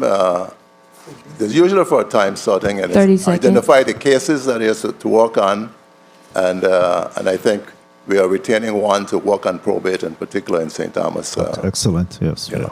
Very well. And real quickly, before my time expires, we continue to receive some complaints up to, early this morning or late last night in regards to the disciplinary council and the ethics complaints filed with the courts. What are we doing to move the needle on that? Some of the complaints that have come into us senators in regards to the time by which some of those matters are being resolved, some pending for like 10 years or so. What is being done to address that backlog? I would ask the Chief Counsel to Attorney Roca Bailey Roca. Attorney Roca Bailey? Yes, I am. I think one of the chief complaints that we hear, or I hear from the community, is exactly about the backlog of cases that we've had. I think there's several arteries that feed into that misinformation and that expectation from the community that may need to be clarified. We've discussed it, I think, in a 2020 budget hearing, the role of the ODC in dealing with disciplinary complaints. At that time, the office was staffed by one person, which was me. I was the secretary, investigator, prosecutor, everything. And that was the case since the office has existed. The oldest case that I encountered... One second. Hold the senator's time. Media, can you please, on St. Croix, can you please bring the testifier on the screen? We're seeing their backs. The switch not correct. Switch the camera.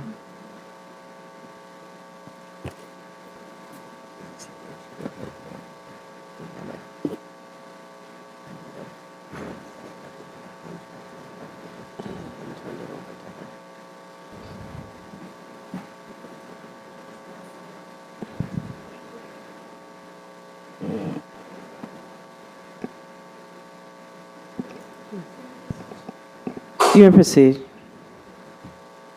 So the oldest case that I encountered when I began my tenure here was from 1998. I was in the 11th grade. So the oldest case now, I believe, is from 2012 or so. I think part of the court has done a really wonderful job of trying to staff the ODC fairly recently. We have 2, or I should say 1.5 attorneys that have been added to the ODC staff. Both of them from off island. One is in New York and one is here on island in St. Thomas. So it's been an attempt to try to move the backlog forward. I hope that we will be able to work through some more of those cases with the added help, but it has been an issue. Another issue is tamping down the community's expectation of what the ODC is. We deal with a community that is largely underserved and can't afford access to legal help. And so the frustration becomes when the community says, why aren't you working on my case? And what they don't always realize is that the rules provide that the ODC does not work on your case. A complainant is not a party in the ODC proceedings. The proceedings are between the respondent attorneys or judges and the board and the Supreme Court. So there are avenues that they may have to explore, whether they're civil or otherwise, but they come to the ODC because they can't afford that. But they also come with the expectation of, I am a party here and I need redress now. And that's not necessarily the way the process works per the rules. So I hope that answers some of the questions in terms of expectations and causation, but I think that's going to be helped with the people that we have now on board.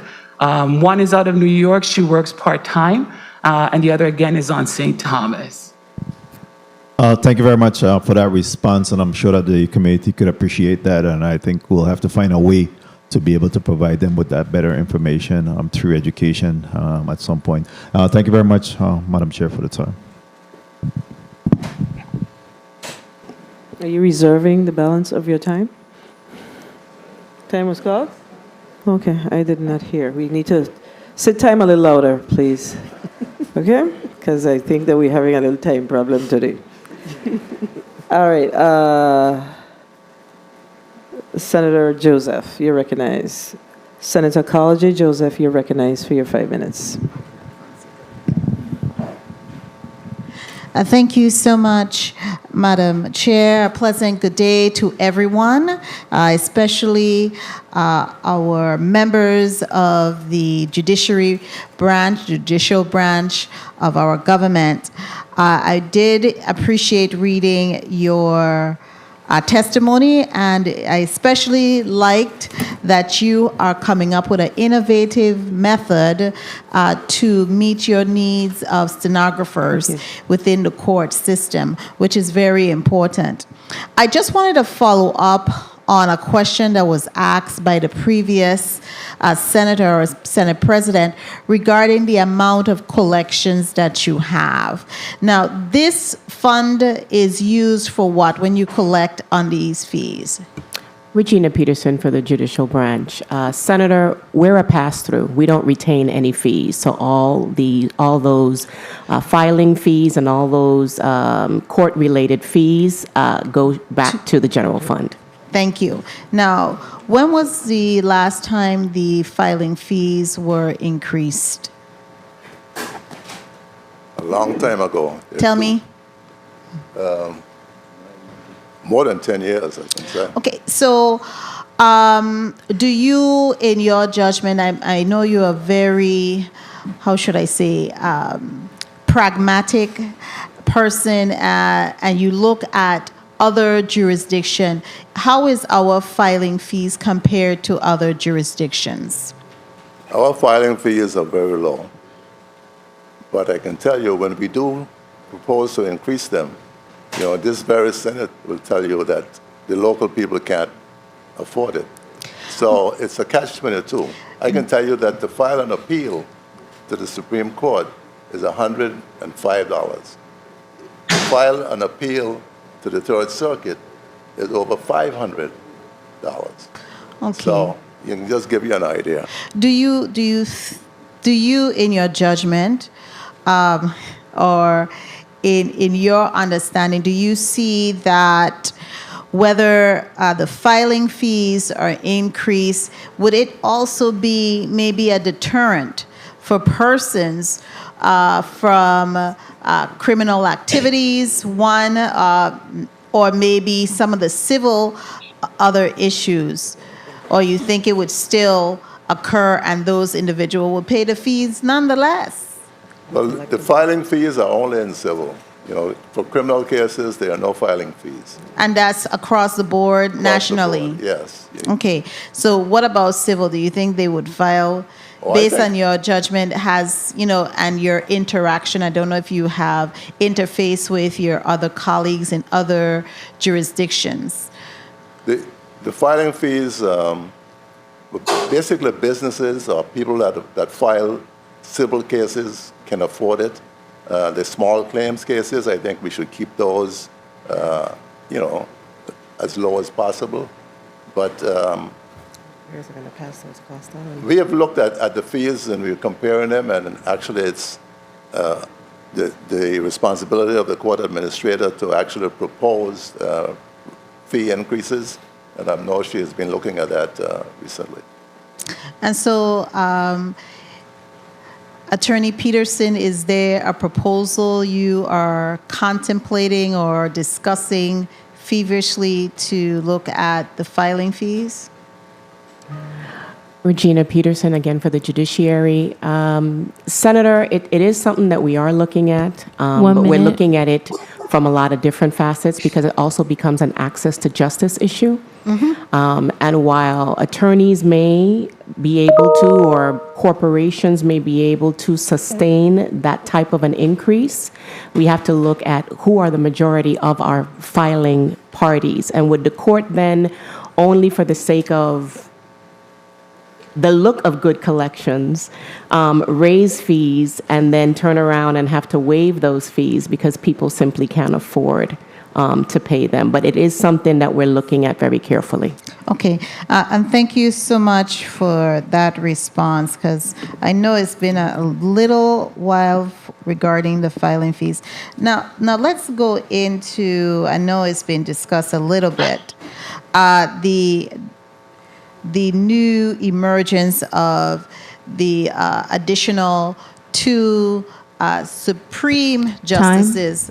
Madam Chair, I'll just wrap up with this question. Okay, how do you contemplate, or have you considered getting those justices, knowing that we have human capital? Have you been in discussion with the executive branch regarding potential nominees, etc.? I have been in discussion with the executive branch just briefly, and that is his prerogative who to appoint. There has to be the appropriation. And I think just like we did when you did the magistrates, you appropriated $1 million to remain outstanding until it was expended. And I think, but I believe that having the additional justices, you have 3 justices that has to sit on every case. And if you had more justices, you can vary the panels so it doesn't be the same. Not each justice has to prepare and work on each particular case. And I think we can then have an en banc where if there's a dissent or something, you can then actually have the 5 justices sitting together, review that case, and it would give, I think, a lot more credence to the community. Because right now, any one judge, 2 judges get, that's it, that's the case. So basically, if you have the ability to then, on en banc, have the 5 justices review a decision where there may be a dissent or something, I think it will be better. And it's something like the Third Circuit, when they do en banc, they hear all 12 judges will then hear that case. And that has been beneficial, at least in cases involving even this court. Okay, thank you so much. I'm sold, but the only issue is if we're going to be able to generate sufficient revenues to cover those costs. Thank you so much. I appreciate your response. Senator Gittins, you had a point of inquiry? You may proceed. Thank you, Madam Chair, and good morning, 11:59 to the courts.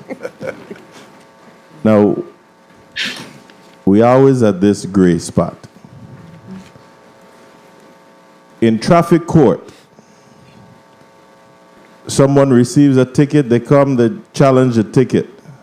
They're found guilty. The judge states guilty you're to pay $25 for the ticket plus $25 court costs. Where does the $25 for the ticket go? General fund as well. Don't say as well. I only asked you one question. Okay. Right? The $25 for the ticket goes where?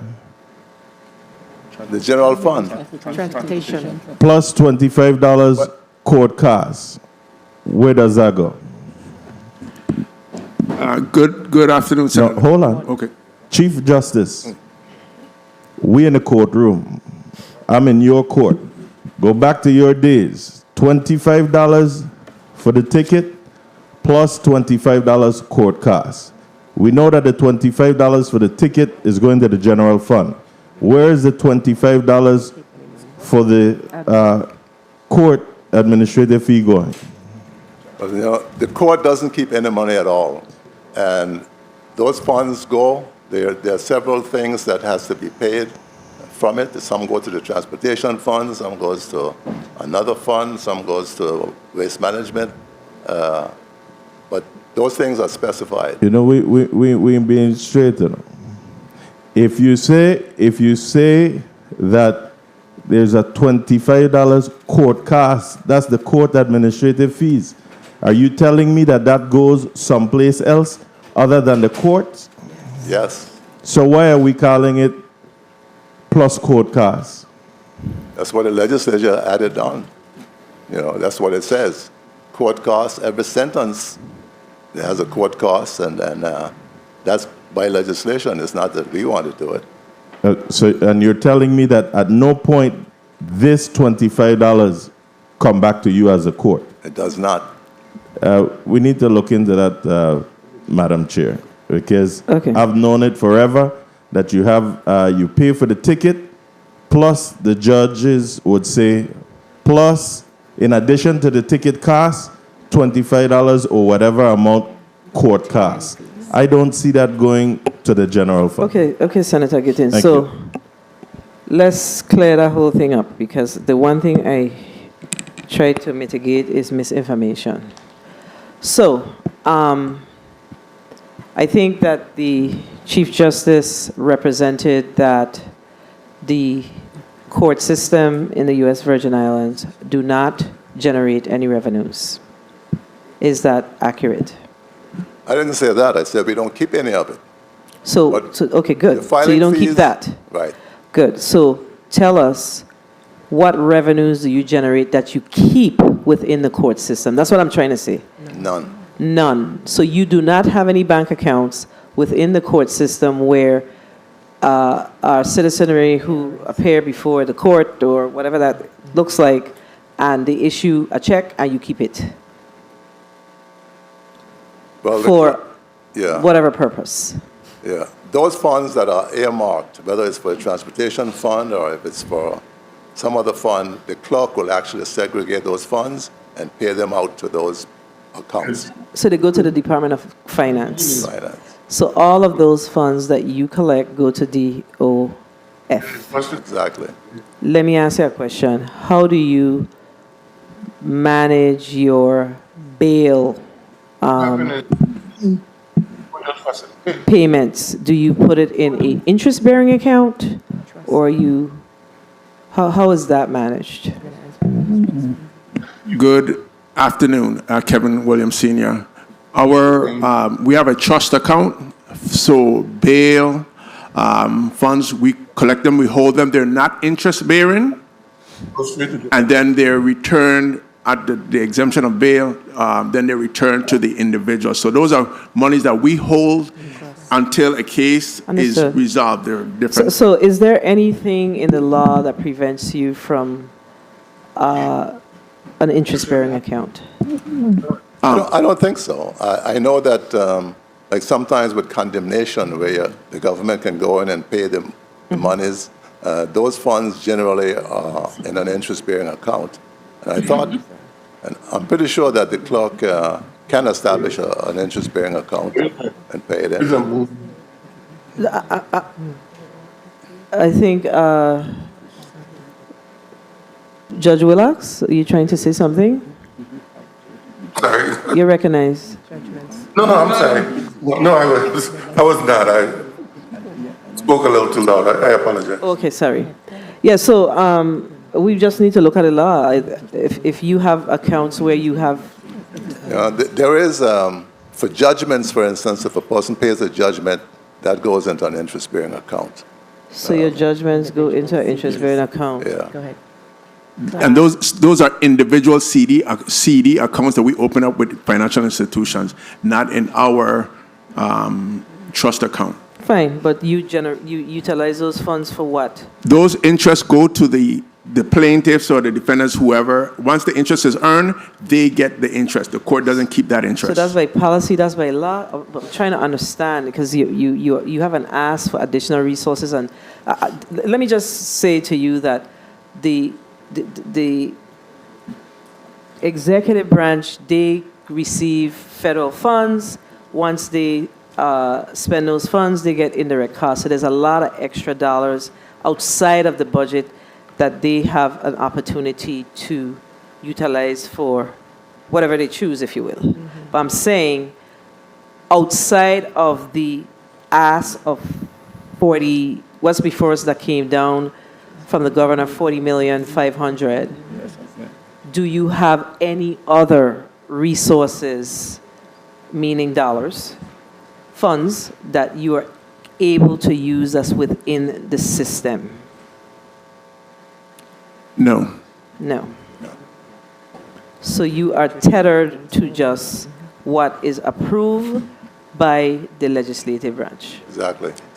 By the budget. Okay. So we clear on that. So that brings me to this question then.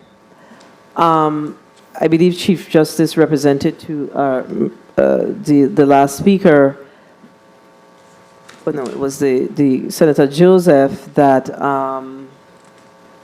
we have not seen any fee increases for 10 years. 10 years plus. Many times when we look at legislation, we see that it says that the legislature have to increase the fees. So that's not something that we're looking at. So the expectation is that, entities look at it and say, well, these fees have been sitting here for 10 years, no increase. So this is our proposal. So we're going to ask, because we want to give some consideration for your ask today, but we also need to show that you have some skin in the game. If you can give us a proposal around the increased fees, is something I think that we can work with and massage and figure out what we could come up with.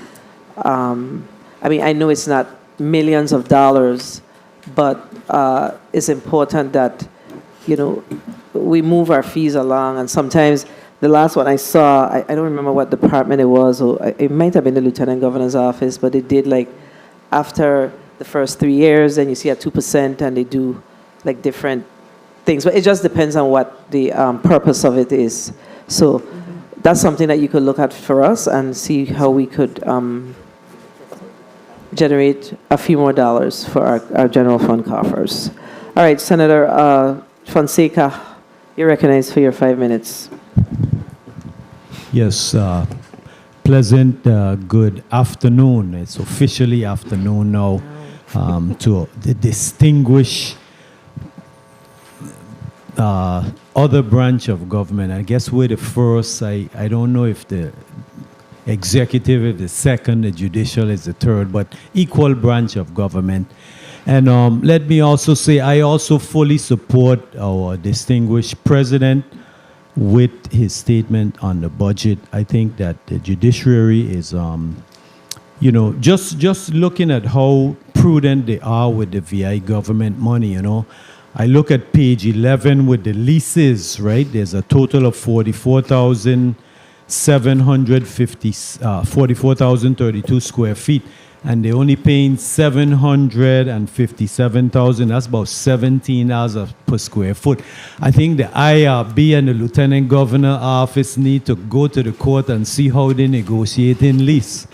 But I'm so glad Miss Alejandro is now going to be the new Commissioner of Property and Procurement so that we can get those other agencies' lease in line, because the court system is only 17, some of them is 30, 35, and all that kind of stuff. But I always have to state this one thing, because I noticed that the payroll cost is about 24,817,000. There's 308 employees, so the average is about 80,575. So this is actually the highest in the government, but it shows you, ladies and gentlemen, that go and study law, and then you could be in the judicial branch, and then you get the highest compensation in the government so far. Second is the lottery. So lottery look like they're pretty good.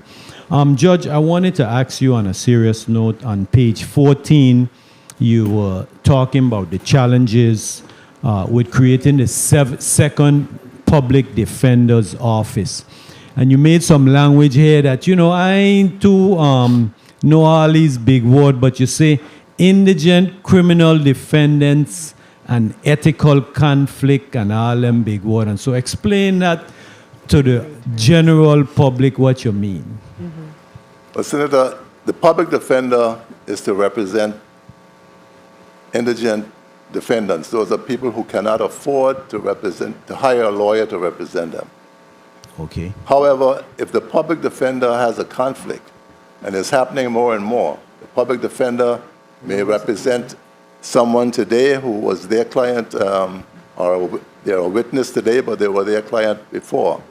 If you have, and we have a lot of multi-defendant cases, so in every case where there are 2 defendants or 3 defendants, the public defender can only represent one, and you have to then go out in the private to get the other. So you can't really, we try to look at a Chinese wall in the public defender office, but it can't be done. And the only way we can do it is to create a separate office. And this is not new. This is in everybody. I mean, Guam has had it for years. Okay. And it will be at times that, like I said, if there are 3 defendants or 4 defendants, the conflict counsel office is going to be basically assigned. The judge right now has to appoint an attorney. That attorney is going to promptly move to withdraw, and they have to go through 3 or 4 of these. Right, I understand you. So they would simply appoint the conflict counsel office, and the conflict counsel would either provide an attorney from their staff, or they will contract 1 minute. out. So that's really what it is. It's Okay, a lot of conflicts. I think I understand you now. I want to go to Act 7888, which go back to 2016, the Supreme Court of the Virgin Islands, this is a significant accomplishment for our people. I believe that the justices of the Supreme Court should be appointed for life. Judge, they say we look like family and thing, I'm so proud that people would say that I look like such a distinguished gentleman, so I will claim that. Of course, Deborah Watlington is my classmate, Debbie Smith, we went to school, graduate, we're the same class as 76. By the way, she graduates all in our class, so she's smarter than me. Don't mind she quiet there. She's a real brilliant person. So, Judge, I support a lifetime terms. Madam Chair, can I be allowed to finish? And in addition to that, I also support a lifetime term for the Inspector General because, I ain't going to go into that. But also, right, I think the terms for the Superior Court judge should be longer than 6 years because we have to make sure that the judges are fully impartial. So I think the Superior Court judge should be, the Supreme Court should be a lifetime appointment in the Virgin Islands, and the Superior Court, I'll have to get some consent. But it should definitely be 10, 15 years at a minimum. Thank you very much, and I fully support your budget, and thank you very much for the time, Madam Chair.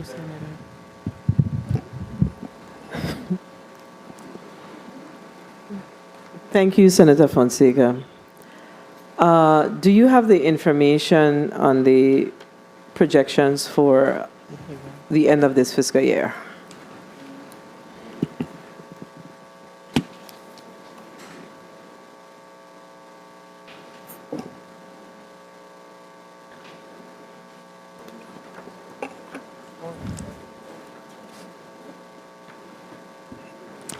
Good afternoon again, Paulette Rapsat Simmons. Our projections through year end, including the accruals for cycles 1 and 2. Just a little louder. Just a little louder. Yeah. Well, the payroll projections through the end of the year, including the accruals for cycles 1 and 2 and, back pays, lump sums, et cetera, we're estimating a total of 28.8 million, total including fringe, personnel portion, 20.1 million, fringe, 8.6. Okay. And of course, that has to do with your Actually, the number of 20.2. 20.2, the number of separations. I'm sorry? That number has increased because last time it was 27.4. Yes. But you have quite a number of separations, so you have to pay out. But yes. Okay. That's including lump sum, but I'm saying we also had a salary increase of 5%. So Okay, you very would well. have that increase in there in the base. Okay. All right. So while I have you, let me ask you, your capital outlay budget requests is how much? Because I thought it was 3.2, but in looking at the information from post audit, I'm seeing 4 point something. 4.2? Correct. So what is the capital outlay at true ask? Capital outlay. 4.2. Regina Peterson for the Judicial Branch. So our entire capital outlay for machinery and equipment, we have 193,970. That includes additional body armor, the entryway X-ray systems and things like that for our facilities, upgrading that equipment, and some nominal amounts for weapons clearing stations for our let's do it different. Okay. Let's look at FY23. How much do you intend to expend in 23 based on those same categories? And then we can go to 24. Because right now, as of, and I think Miss Rapsat, I'm sorry, said the report was submitted to post audit, updated to March. Yeah. The information we have is up to February. Right. So what is your capital outlay projected expenditures for FY23? And then we could go to the 24 ask, because I know specifically that, when was the last time you purchased vehicles? Major purchase In the mic. was 2018. Okay, so 2018. So you're looking to purchase how many vehicles in 2024? It's In 20. estimated at 8. 8 in 24, and, About and we're 8. purchasing some now. So, yep. Stay focused on the chair. Sorry. Yeah. Please stop distracting my the testifiers. So you're purchasing vehicles this year? Correct. Okay, that's not noted in the post audit report, but of course that was expenditures up to that period, so that's fine. So you have 2.9 million for building improvement, and I believe that was in the testimony. Correct? Correct. But when I look at so where my confusion is coming in is the infrastructure budget that was presented this morning represented 3.2. Yes. Capital outlay. Let me just say capital outlay. However, the information that's provided in the post-audit report is reflecting 4.2. So which one is it? They're both accurate, Senator. It's what we focused on. We focused on infrastructure, so I isolated the infrastructure number, where capital also has technology, vehicles, computer equipment, and other machinery. Okay, so that's where the additional million comes in? Correct. All right, now I'm clear. Thank you. Senator James, Senior, you're recognized for your 5 minutes. Greetings to the people of the U.S. and Islands. Thank you, Madam Chair, for the time. I'm watching here in the post other report, and it's about, that's page 12 of 39, and that's for professional services contracts. And I'm going to inquire about track group, which is electronic house arrest monitoring, in which we are paying approximately $98,404.00. And is invoiced monthly. So I have several questions regarding this. To the Chief Justice or anyone who can answer it, how long have we been utilizing track group? That's the first question. Marshall. Lawrence Walker, Jr.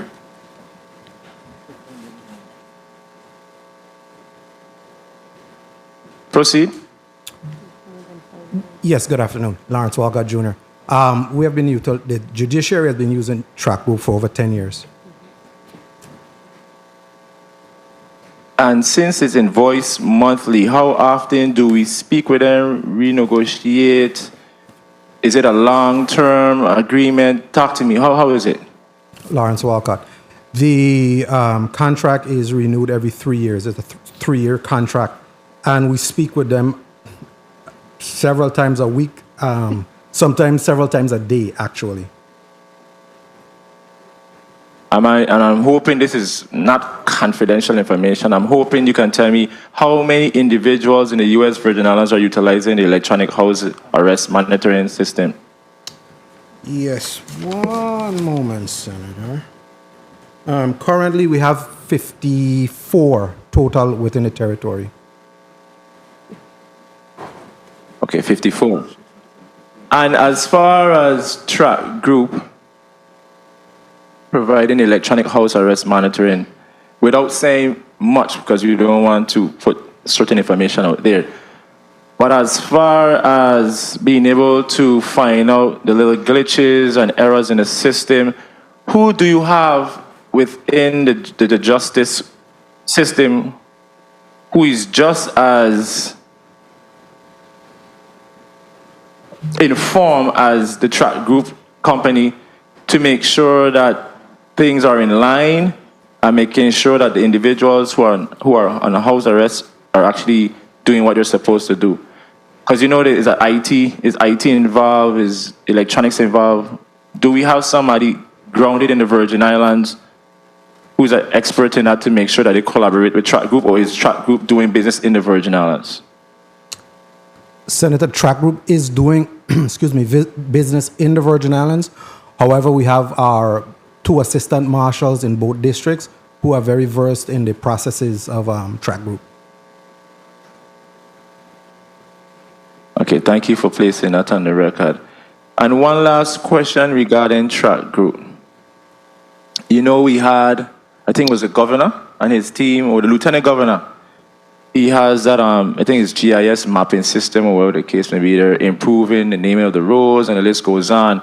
How are we working with track group and any other entities or individuals you're doing business with when it comes to electronic house arrest monitoring to improve the overall landscape of the Virgin Islands, to make sure that it's accurate? If something happens, you know exactly this is where the person is at, and you can send out a team out there. Track group utilizes satellite GPS, much as how the GPS for your vehicles or any other private or military organization does. And it's reasonably accurate, I believe, up to 7 meters from the location. Thank you for placing that on the record. I will ask some more questions, but it will be in private because I don't want to put certain things on the record. But thank you for placing that. And I see here where we have what it is, the grants. We have some grants here. And I see where we have the U.S. Department of Health and Human Services, type of grant, state court improvement program, basic training and data grants, and is to help with assessing and improving the handling of court proceedings related to child welfare and enhanced collaboration with title, blah, blah, blah, blah, blah. And it's awarded for $777,000. Have we been able to tap into that fund thus far? And if so, how much has been expended?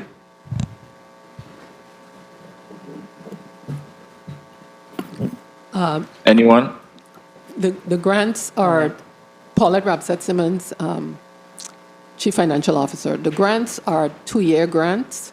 So the FY 2023 portion of the grant has not yet been expended. It hasn't been approached as yet. The FY 2022 grant, we have, for the first time in 2022, they lumped all the grants together into one pot. So we have a court improvement program coordinator whose salary is covered by the basic portion. We expect to expend a significant amount of the training.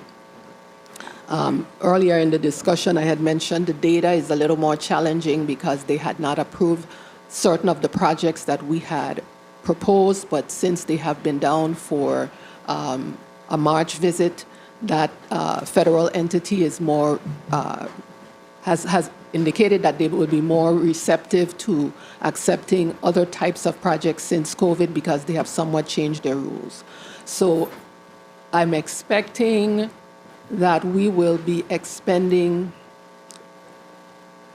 with up to date. We have new projects to add, but of the total of the 257,000, we're more than halfway there because the data grant, 30% of the total award has to be reserved for data. My time was called. I will just wrap up by saying I will be reaching out to find out more details on what that grant does, because anything that speaks to child welfare, that is a concern of mine.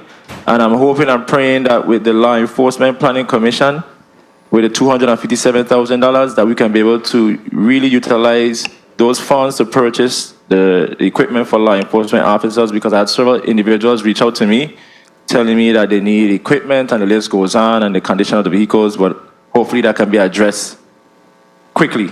Thank you, Madam Chair, for the time. Senator, may I comment on the use of those funds? You may. Deborah Watlington, presiding judge. I just think it's important to put on the record that those court improvement funds were recently used to conduct the first Child Welfare Academy in the Virgin Islands this past June, where we assembled all partners, stakeholders who work with child welfare issues and children and families to try to address those issues. So I think it was a very successful academy, and it's one that we hope to do each year. All right. If Well, I thank may, you. Senator, with regard to the equipment for the LEPC, that award has been done, and I think, if I may, Marshal Walcott, I think those supplies are in process at this time. Okay, we can hardly hear the court reporter, so we have to speak up just a tad bit more, okay?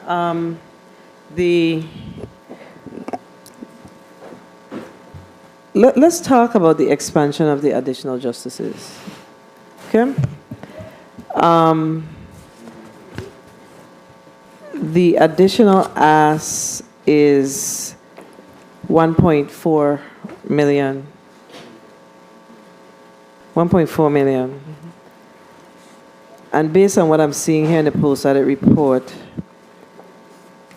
so it's 2 associate justices? Correct. So these 2 associate justices, each will have, your ask is that each will have a judicial secretary, an appellant law clerk, three appellant law clerks. Correct. So that'll be 6 appellant law clerks, 2 judicial secretaries, correct? Correct. I know you you did share in your testimony the need for this and the need for the expansion conflict council. But again, share with us what is the overarching challenge as to why this is critical, you believe this is critical to the operations of the judicial system in the territory. With respect to the expansion of the Supreme Court, Senator, when the court started, it started basically with nothing, and everything was built with the 3 justices involved. We've been at this now for over 17 years, and I would hate that if I retire in the next year or so, that there would be new justices coming in starting from scratch. And I believe that to have a staggered system so that all don't expire at the same time, and then I explain the benefits of having, because in a small community, we have conflicts that we have a case right now that we cannot get another judge to sit on because of conflicts. And by having those other justices, I think we will avoid that. I know that people are concerned where we have to use a Superior Court judge, and that Superior Court judge will rule on a case of another judge.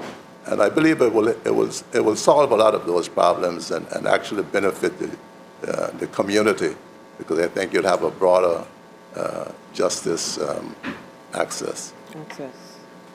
On respect to the Conflict Council, you have to remember that right now, the law requires that the court appoint, actually the law says 15% plus if there is a conflict.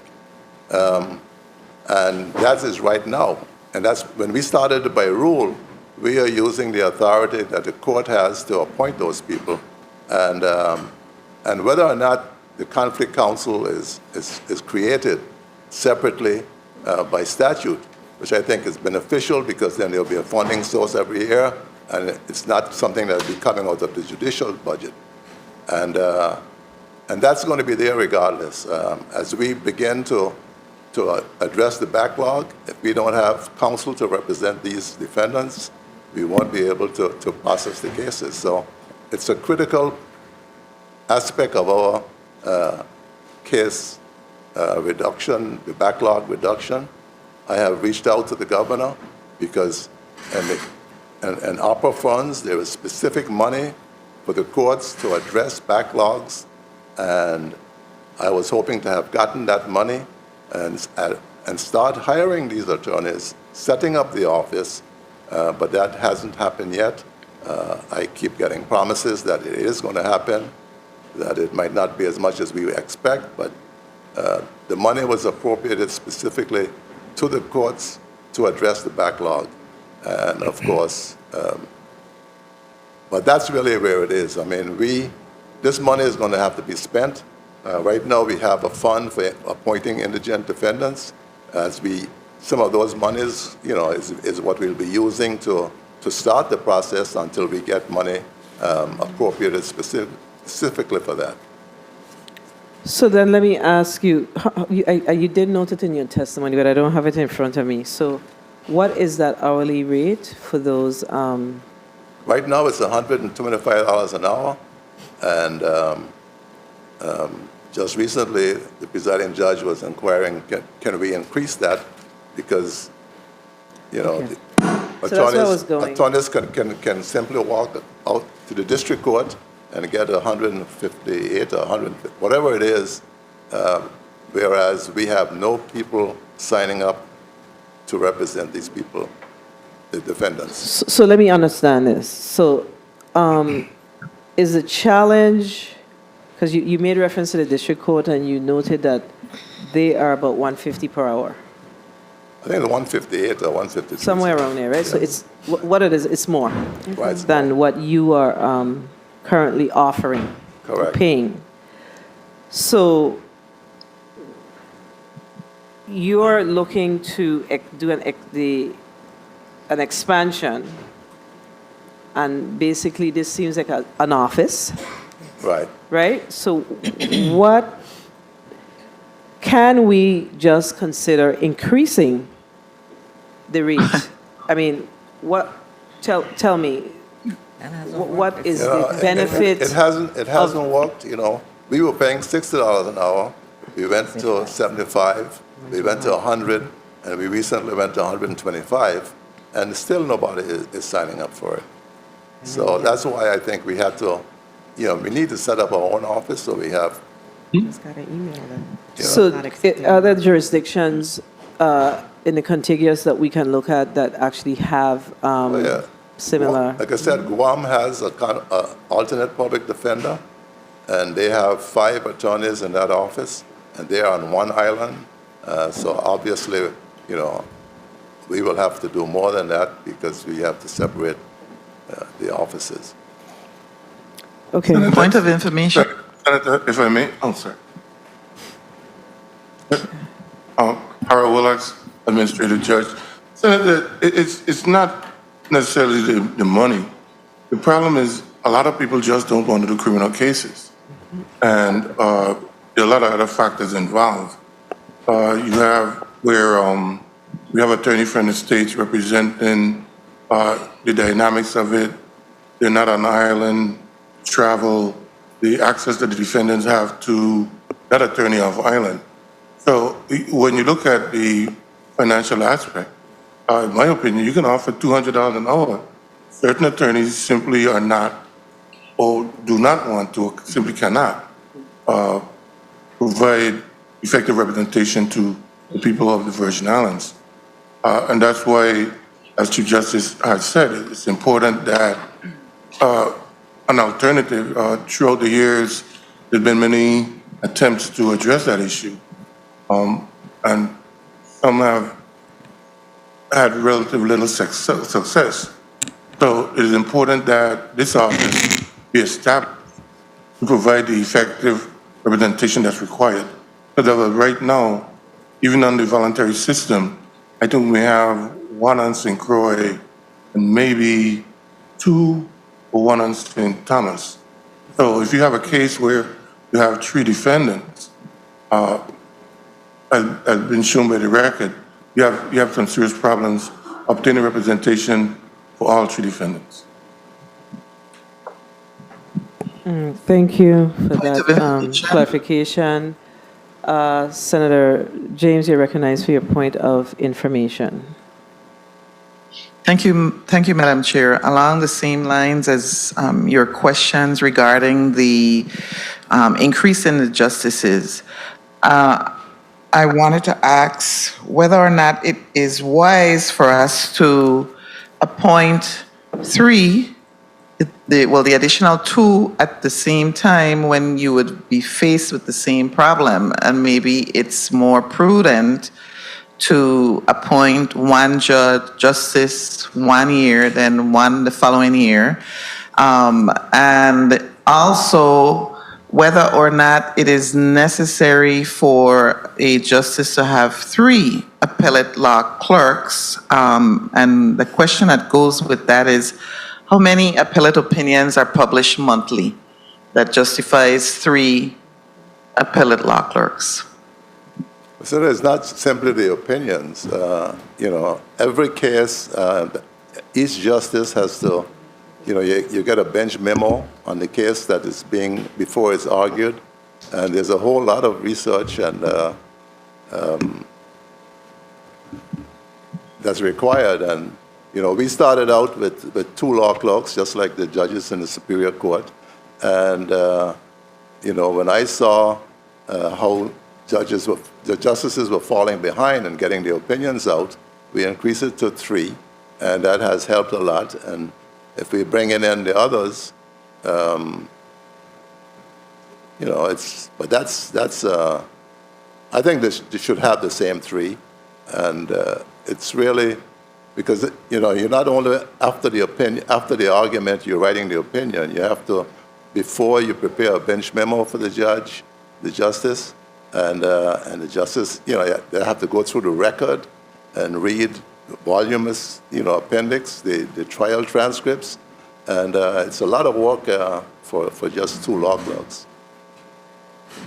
How many opinions are published monthly by the Supreme Court? Well, we have published as much as 84 a year.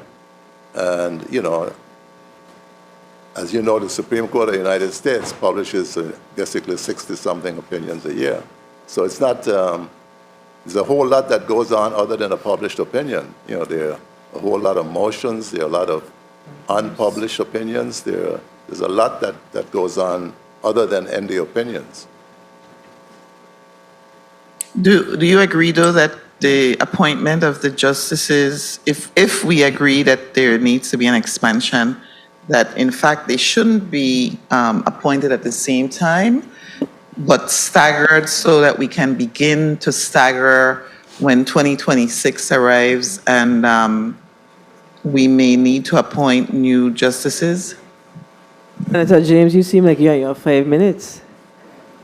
I'm sorry. I'm sorry, Madam Chair. But if I can answer yes, you know, getting one at a time is better than none. So I'm happy with them being staggered. Thank you. All right, I think that that's a matter that we really need to flesh out because all of us are concerned and we do have our own little complaints about the movement of cases in the territory. So, you know, we have to look at it. So we could, I think the Rules and Judiciary Committee need to be really thinking about having the conversation about what this should look like. And we need to switch the reporter. The committee stands in recess for 2 minutes.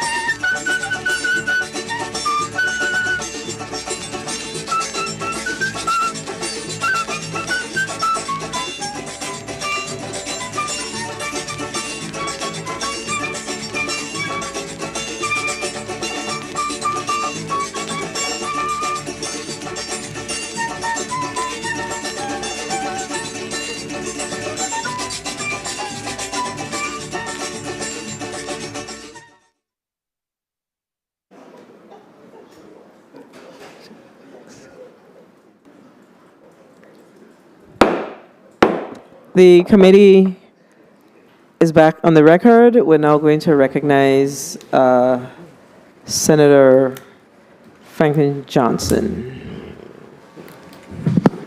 Good morning. Thank you very much, Madam Chair. Good morning to my colleagues. Good morning to the testifier, the honorable testifiers that we have here today. Good morning to the listening and viewing audience.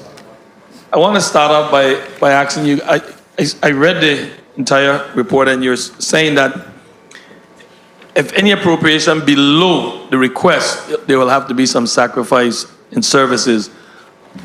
If for any chance it's not granted, what services are intended to be sacrificed?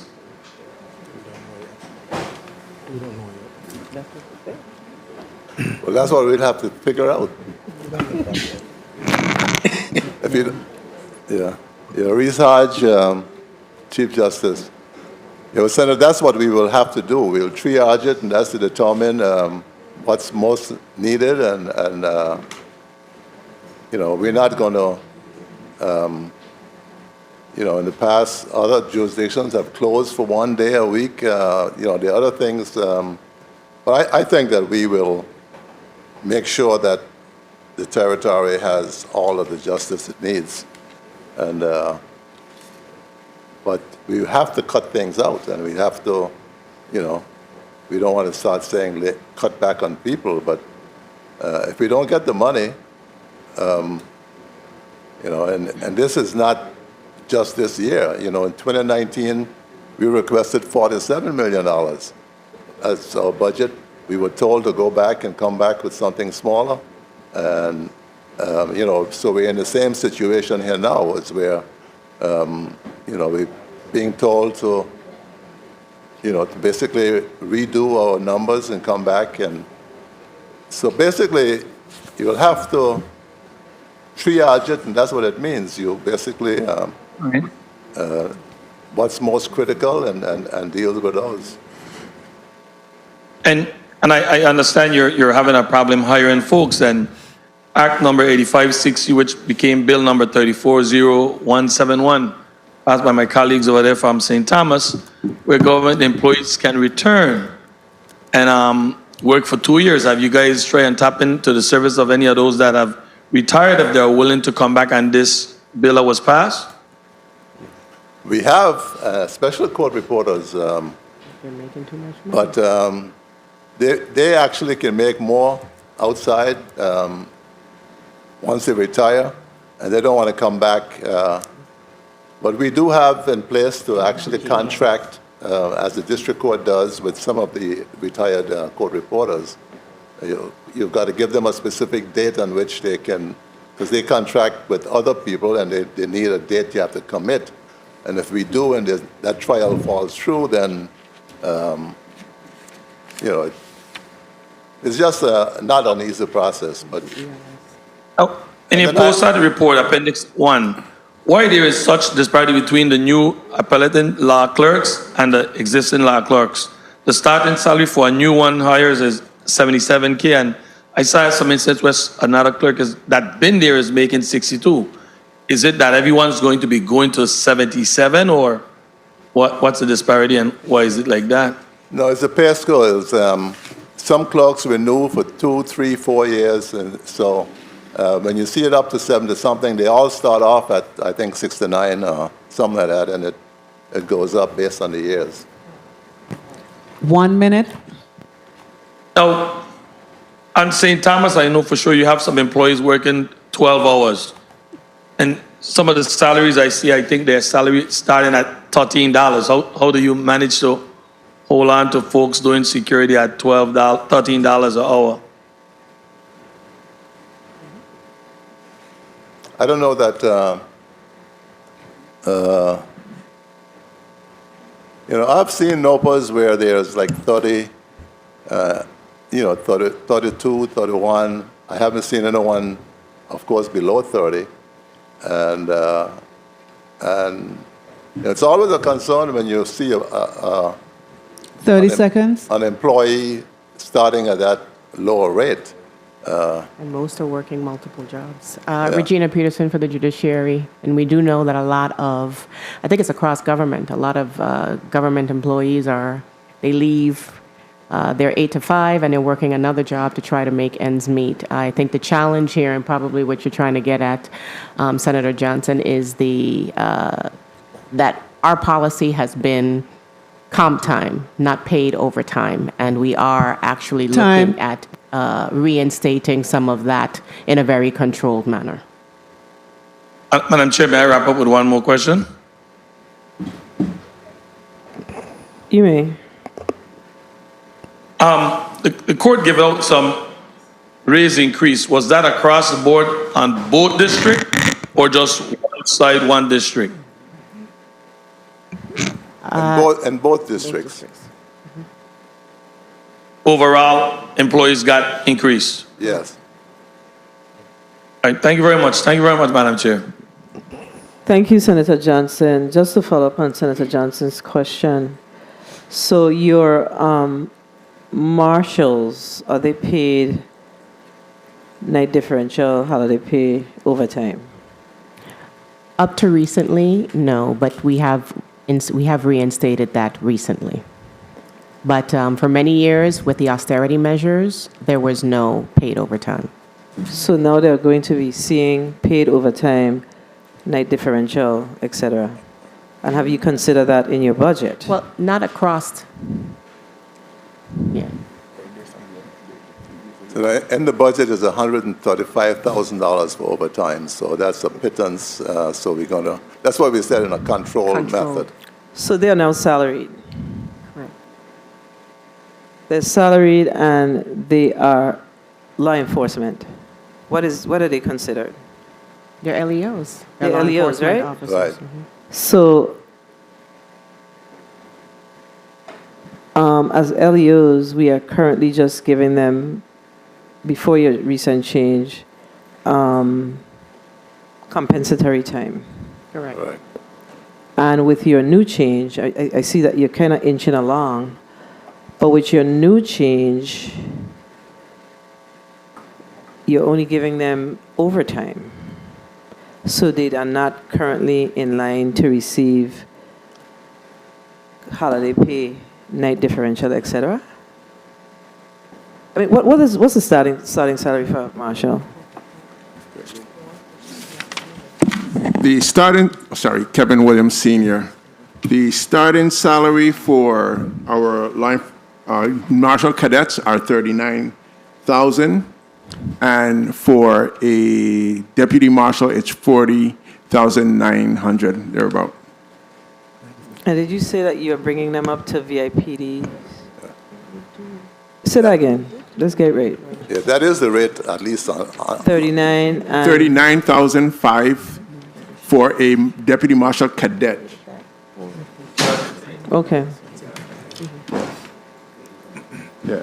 So the cadets, your cadet as you are going through the academy. Correct.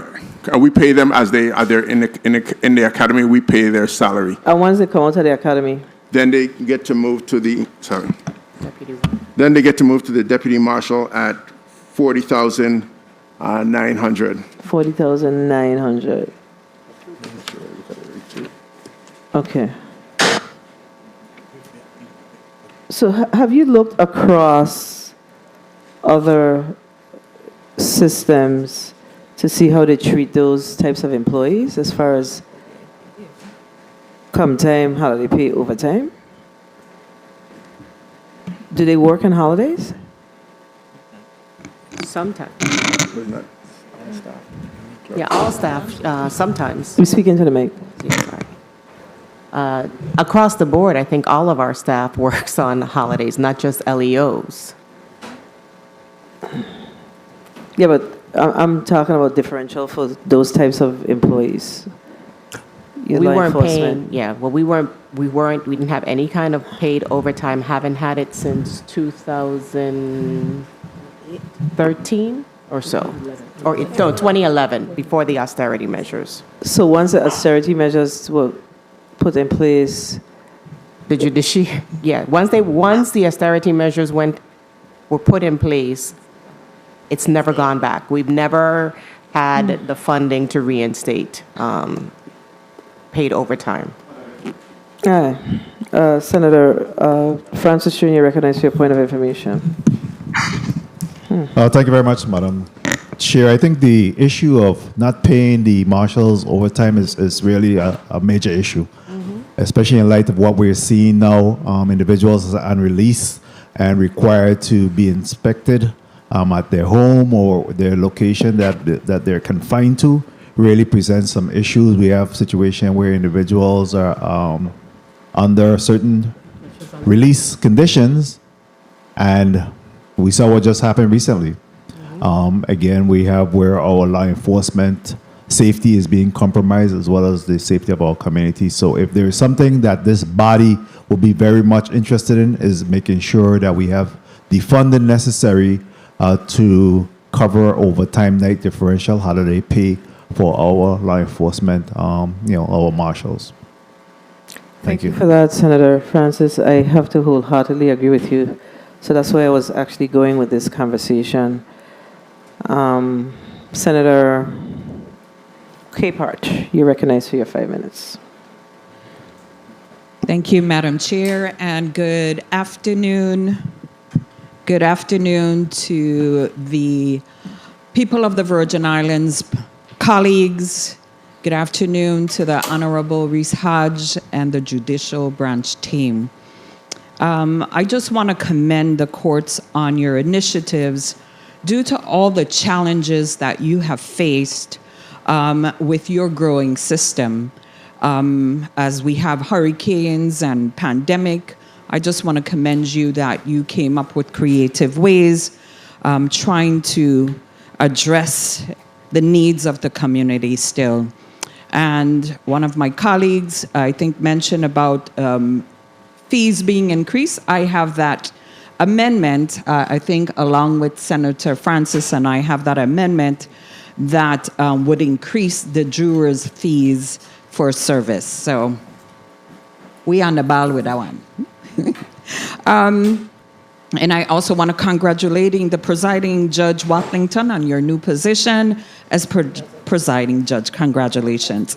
Following up on that question as it pertains to overtime, I wanted you to just describe the increase for your request for overtime for $135,000.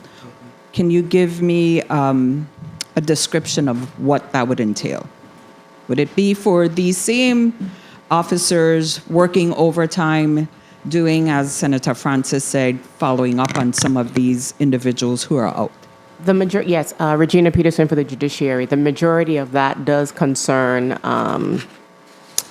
those after-hour checks and when we get those calls or an alarm that the marshals have to investigate as it relates to our individuals who are on the house arrest programs or anything that relates to OVIM in that respect after normal hours. Sometimes they may have a difficult service or they have to execute a warrant. And so it applies to that as well as we may have trials that run late. And in that respect, it's not just the courtroom marshals, but it's court clerks and everybody who has to stay beyond 5 o'clock if we have trials that are running late. I understand that. Oh, thank you. Has anyone explored the option of trying to receive a grant from LEPC to fund the request for vehicles? We're actually in negotiations with LEPC to assist us with vehicle purchases. We have gotten grants from them for body armor and other law enforcement supplies. So yes, we did have that discussion with them. We found out there is some funding left in I think the current Burn Jag grant, and we've been discussing that with them. Okay, great. Going to your section of federal grants, the Law Enforcement Planning Commission, it says FY 2020, 29,359. So did you receive this money already? No, we've been in negotiations with LEPC. They are preparing the grant award letter, but we have to do some updates to the grant because many of the activities that were planned under that grant, those periods have expired. So we have to do a refresh, but we are anticipating getting it. So when you do get the grant, how long is that grant for? They're going to give us an extension through December because that money would have been expiring in September, but 1 minute. because of the circumstance I just explained, we'll have up to December to expend it. Okay, great. Does this grant also include non-immigrants? Like someone who just, they may not have a permanent resident card or they have a permanent resident card, they're not a U.S. citizen. Because I think this grant specifically supports a range of individuals, as you mentioned, sexual assault, domestic violence, dating violence, and stalking. I think it also addresses individuals who are non-immigrants who are subjected or may have been subjected to domestic violence. Well, Senator, the VAWA grant that we have applied for was specifically for training, for trauma-informed services, training our frontline staff on how to handle and recognize when we have victims of any of those categories and being sensitive to that. So this is just basically for training. While there's another section called VOCA, we have not applied for the more technical service-orientated funding. So you would be administering this grant administratively, technical assistance. So have you even start planning implementing a comprehensive, if I may, Madam Chair, wrap up, implement a comprehensive strategy as how you plan to address this, or it's just training? For right now, it's just training. We have had internal discussions and discussions with LEPC for something more comprehensive. Of course, we would not be the trainers, and so coming up with a proposal, we'd have to get proposals for what, I mean, we've done it before with DVSAC, but we would have to rebuild those relationships to be able to effectively include that in an application for funding. Thank you. Thank you, Madam Chair.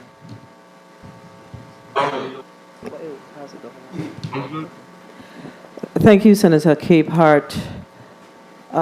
Senator Gittins, you're recognized for your 5 minutes. Thank you, Madam Chair, and good afternoon to all. You know, I'm going to make an admission here. When it comes to you, Chief Justice, and Justice Cabret, former Judge Finch, rest his soul, and sometimes Judge Willax, I must tip my hat to you all for all that you have meant to me and guided me through my law enforcement career. So I say that to say that I don't usually like to go against the grain when it comes to you all. And I do support the courts.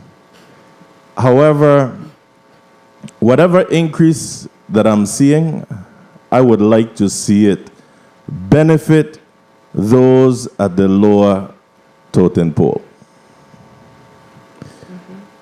I want to be clear on something, and not just to get anyone's salaries out there, but the judicial officers. What's the salary currently for a magistrate versus a superior court judge? A magistrate earns 85% of... No, I don't want it like that. I don't want percent. Tell me how much they owe. I am looking at the post-audit report. And it's already showing me that a magistrate makes somewhere around $181,000.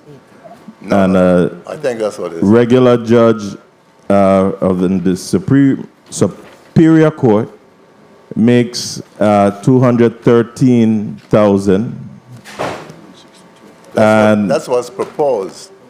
but you see, the post-audit report supposed to be showing me. I thought it's showing me what's actual. So you submit to them that's what's for the- proposed. Yeah, I mean, that's for the 24 budget. So But right now, Pull up the spreadsheet, employee list. so what's the current salary? 1 minute. Kevin Williams, Senior. The current Tell me your title, sir. Assistant Administrator of Courts. Thank you. The current salary for a magistrate is $162,656.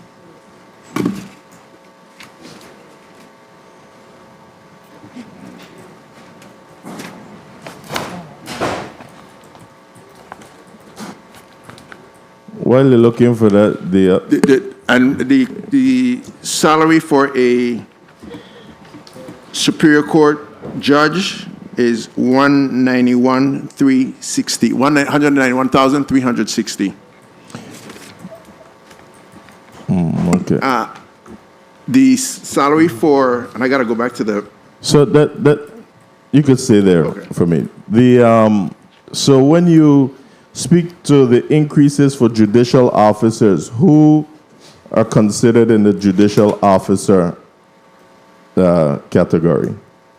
Or just tell me if the magistrates are also in there. yeah, yes. So then if your blanket statement is that you want to increase, do salary increases for judicial officers to keep on par with that of the federal magistrate judges, then you're talking about bringing your magistrate judges also to that 213 level? No, we pay. Just tell me, because that's what I read on page 3. Yeah, we said because that is what a Superior Court judge is tied to. Is 92% of a district court 1 minute. judge.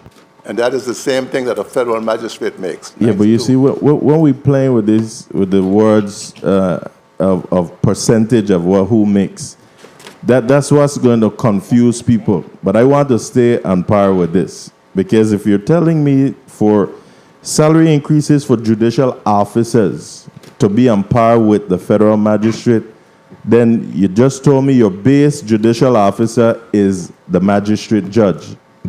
So that's where you will start. Right. So then I'm asking, so are you saying that they will start at the 213? No, the Superior Court judge, and will be at 213.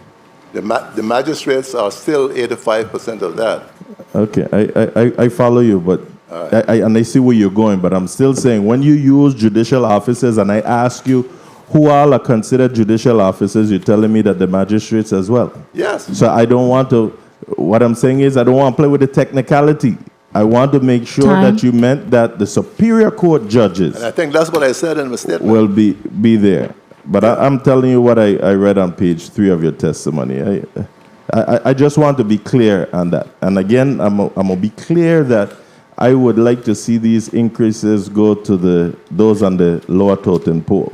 There's been, may I wrap up, Madam Chair? There's been talks about the marshal services and whatnot, and I wholeheartedly agree that they should be compensated over time, night differential, etc., especially in light of what we see going on.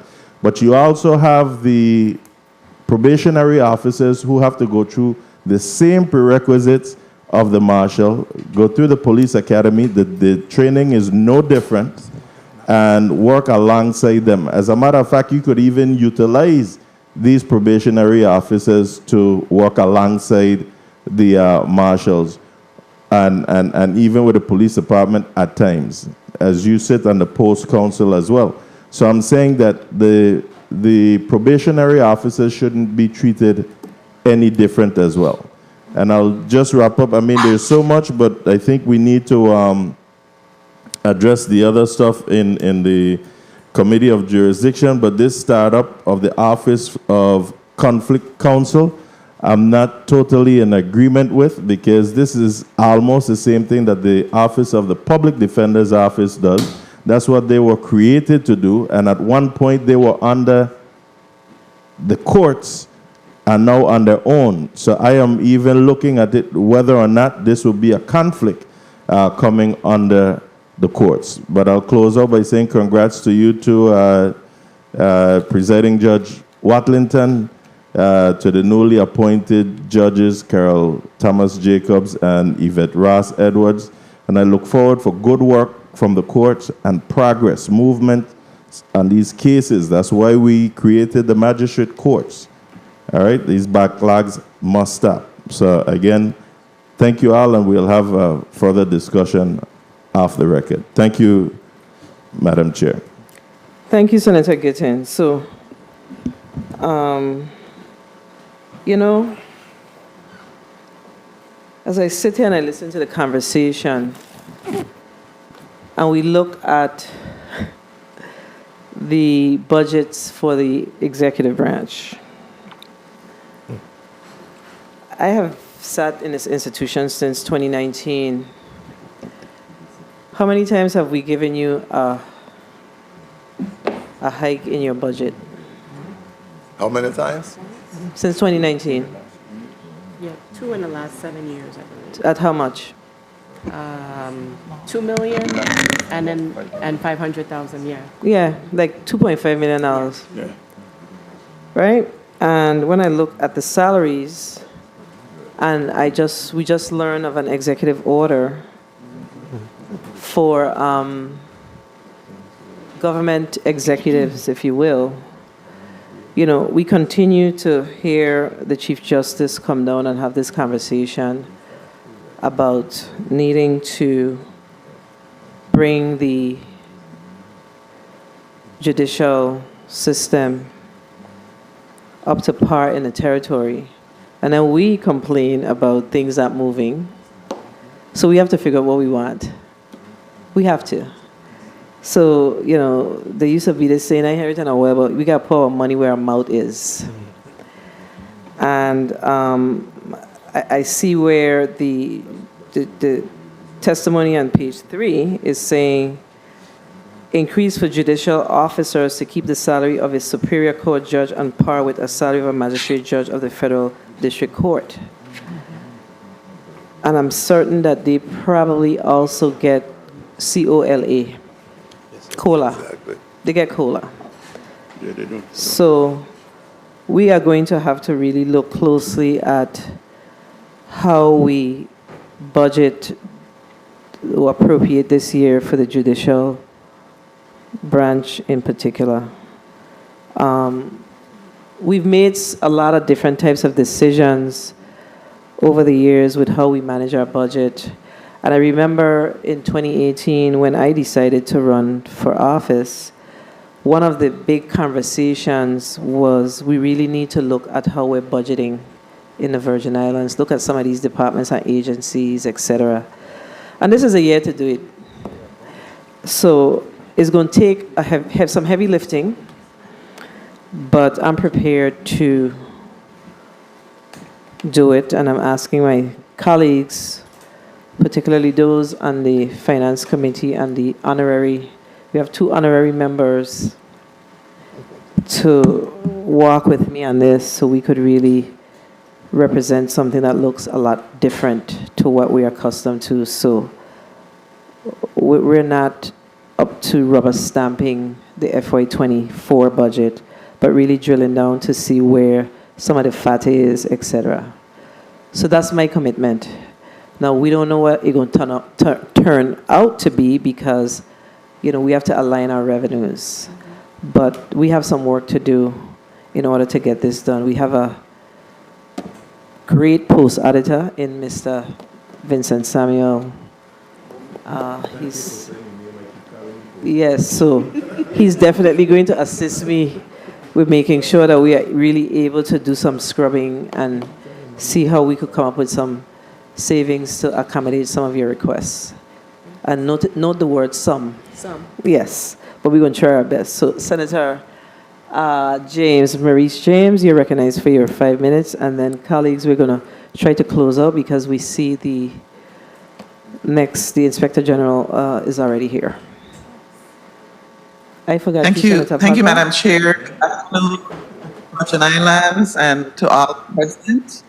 I just want to say, first of all, that we greatly appreciate the work that's carried out by the judiciary in upholding justice and ensuring a smooth functioning of our legal system. However, it is important for us as responsible stewards of taxpayer dollars as the legislature to carefully evaluate budget requests to ensure their alignment with our goals of efficiency, effectiveness, and fairness. And so I really wanted to look at different indicators for me, like the caseload per judge, productivity of the court, the duration of proceedings, cost per case, and other factors, but I have 4 minutes. So I wanted to ask, on page 12 of your testimony, Justice Hodge, you talked about resolving cases, but you did not address how old are, I guess I'm asking for data on the oldest cases that are presently in the court system, the Superior Court system, because you talked about clearance rate and all of that, but can you give me an idea maybe of, or provide us with a list of cases that maybe are like over 4 years old?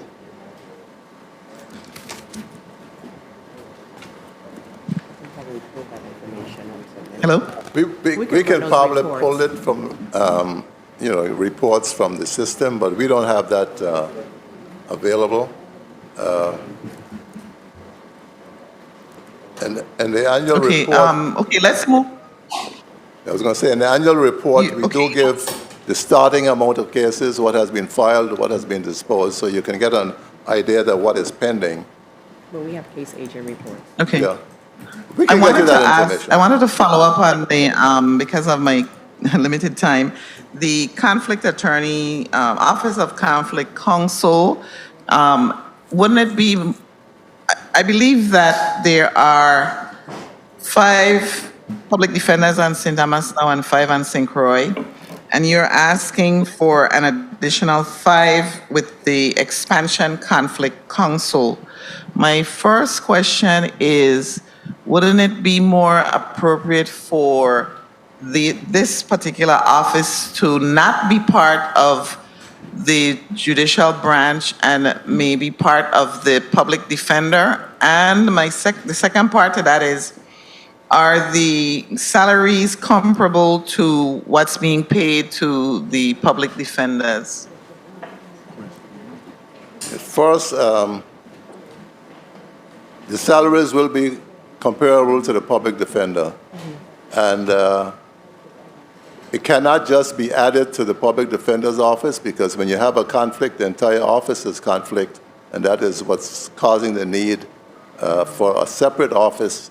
But in the legislation that I proposed to the Senate President, it is intended that the Public Defender Board would supervise just administratively the Conflict Counsel, and hopefully we can use some of the common human resources, some of the financial issues that don't get into the case management, the conflicts, and save money in that respect by using some of the public defenders' staff that's already in place, as is being done in Guam. And that was the proposal that we submitted in the legislation. So right now, by court rule, we have created it, but we are proposing that the legislature establish it as a separate agency, and it can get its funds every year, and not the court having to somehow come up with the funds. Okay, so I was thinking along the lines of a Chinese wall, like you had mentioned before, between the public defender and the conflict office. But now, I know you mentioned they're going to be using maybe the same resources or employees. That also raises a red flag for me. But I think my time was called. May I, Madam Chair, wrap up? Sure, Senator. Do you do, as a judicial branch, do you do a calculation of the cost per case? I know cases are different. They're complex cases, and they're cases that, maybe just landlord-tenant. Do you do a cost per case when, and based on the caseload per judge to determine how efficient and effective the judicial branch is? And do you also do a survey that you give to, for example, the public to determine whether they're satisfied with your service? Time. I know it's a two-part, but I'm trying to use my time. Thank you, Madam Chair. Yeah. Well, our website allows for comment, and certain times when we are doing, our 5-year plans, we do survey the users of the court system to get their feedback. But I forgot your last question. Cost per case. Oh, cost per case, that'll be very difficult to do. But in terms of having a weighted caseload study to see how much cases we have, how they are assigned to the judges, and how the judges are moving, that is also, it would be a heavy undertaking, probably with outside resources to do that. Senator James, are you satisfied with the response, or you want to have a quick follow-up? I think I would be taking up too much time, Madam Chair, but I do believe that the citizens of the Virgin Islands are entitled to cases not lingering in the judicial system, and the lingering cost creates costs for the clients. And so I was going along that and the public is funding the courts. So it's important that the court protect the regular man and woman on the street, and the citizens and the businesses in our community. Thank you, Madam Chair. I appreciate it. Thank you. So before we wrap up, we have Senator Potter, but let me just ask, just to follow on, to circle this. So we've heard over and over, there's been concerns about backlog of cases. So is there a strategy within the system to address the backlog of cases? Who's monitoring? Who's ensuring that these cases are moving along? Because we all know what gets monitored gets done. So if it's not being monitored, then it likely will fall through the cracks. So what's that system in place to assure our community that you are diligently trying to chip away at these cases, particularly those that are older cases?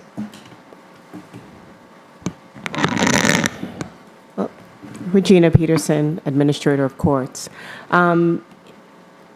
Similar to what Justice Hodge has placed on the record, as well as in his State of the Judiciary, it is an all-hands-on-deck approach. And we've started from the standpoint of bringing in the National Center to do very high-level case management training for our judicial officers, as well as they have a tool called a backlog simulator, which we are going to be looking at uploading our data to better analyze and be able to detect or identify, because there are probably several layers of delay, some that we can control internally, and many others that are external. And those policies are going to be probably some hard policies to swallow, things like continuance policies, because the ramification of not granting a continuance could be a dismissal. And so we are looking at that. There is actually going to be, I think we've done some summits where we've invited the legislature and the executive branch, and I know that we're working on, or the National Center is working on some summits, especially as it relates to criminal caseload management. And so you can be expecting to see those invitations, but it's not people always, when tensions run high, they say the judicial system. And the judiciary is a part of the justice system. And a lot of the problems we have are justice system problems. In terms of the backlogs, one of the strategies that Justice Hodge has mentioned is the appointment and the agreement to bring on senior sitting judges, because honestly, we need more bodies. Our statistics show that we're keeping pace, and in some case types, we're actually chipping away at the backlogs. Is it enough? Absolutely not. But this is a situation that requires more resources, and that's the bottom line. But you already have senior sitting judges. How many senior sitting judges do you currently have? Currently two. Yeah, currently two, but those are serving by nature in terms of not really seeing an impact yet. We have kept them on during the appointment or reappointment process. So now that they can focus on backlogs, we won't have those results or see the impact of that until we have a full complement of judicial officers on the bench. So do you set benchmarks? Like KPIs? We do. For every category of cases, we have timelines on which they should be resolved. Like 90% of all cases of homicide, felony cases should be resolved, let's say, in 180 days or whatever. And we have the ability to see how we are doing.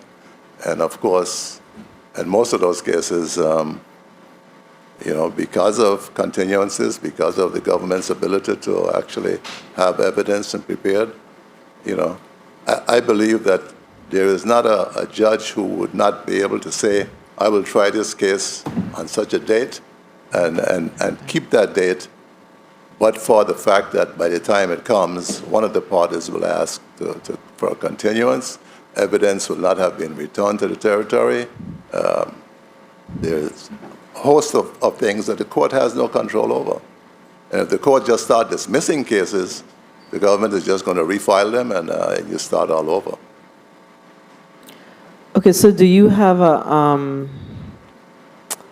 a system in place where you can look at that at a snapshot? Oh, we have. Every judge has a dashboard. They have Dashboard, reports. that's the Yes, word. they have dashboards. They have reports, and it's important, especially even with our incoming judges, to triage their caseload, and periodically for us to do that. But I know that coming up with comprehensive case management plans is a heavy lift that we're all going to be actively engaged in. Especially because the backlogs didn't happen overnight, and there are a lot of different reasons why backlogs happen. Of course, we had the storms, but initially you have things to consider like vacancies on the court and the impact that has and the time it takes someone to come up to speed. And not only that, but our pool of judges are coming from places like the Public Defender's Office and the Attorney General's Office. And then you have recusals that occur because of that. So there are a lot of things that contribute to the backlog, and we have to be very strategic on how we approach all of it. And you're committed to being strategic, correct? Of course we are. I mean, it's a heavy lift, and we're all committed to it. All right. Deborah Watson, Presiding Judge, I'd like to add that, we give priority to criminal cases. So our number one priority is moving criminal cases. And as a result of that, because of course the increase in crime and the criminal cases, civil cases do get backlogged more so than criminal cases. But I would say that all of our judges work diligently to move cases. And, for all the reasons that have already been stated and more, cases are delayed, but it's not for lack of effort. Yeah, not for lack of effort. Thank you, Senator Potter. Oh, I'm sorry, Senator Gittins, you're recognized for a point of information, and then we're going to go to Senator Potter. Thank you, Madam Chair. Chief Justice, you know I took a lot of blows back in 2016 for Act 7888, the court unification, correct? Correct. And this court unification was for the unification of our court system and for efficiency. Now, under that was established the Judicial Branch Administrative Office, which is under my good sister here, correct? Correct. She got a lot of work to do, but in this as well is supposed to be where you're monitoring the movements of cases and motions, etc. Are we actually tracking the movement of these cases, or I should say, what happens in the event that you see cases and motions not being moved as they should? What's taking place? Well, we've had, all kind of proposals. One is to basically have rules that set the time limits. For instance, if a judge takes a case under advisement, that it would render a decision within 60 days. If it doesn't, then basically the presiding judge would get involved with that judge. And if not, it could be reported to the Chief Justice and then reported to the, Commission on Judicial Conduct.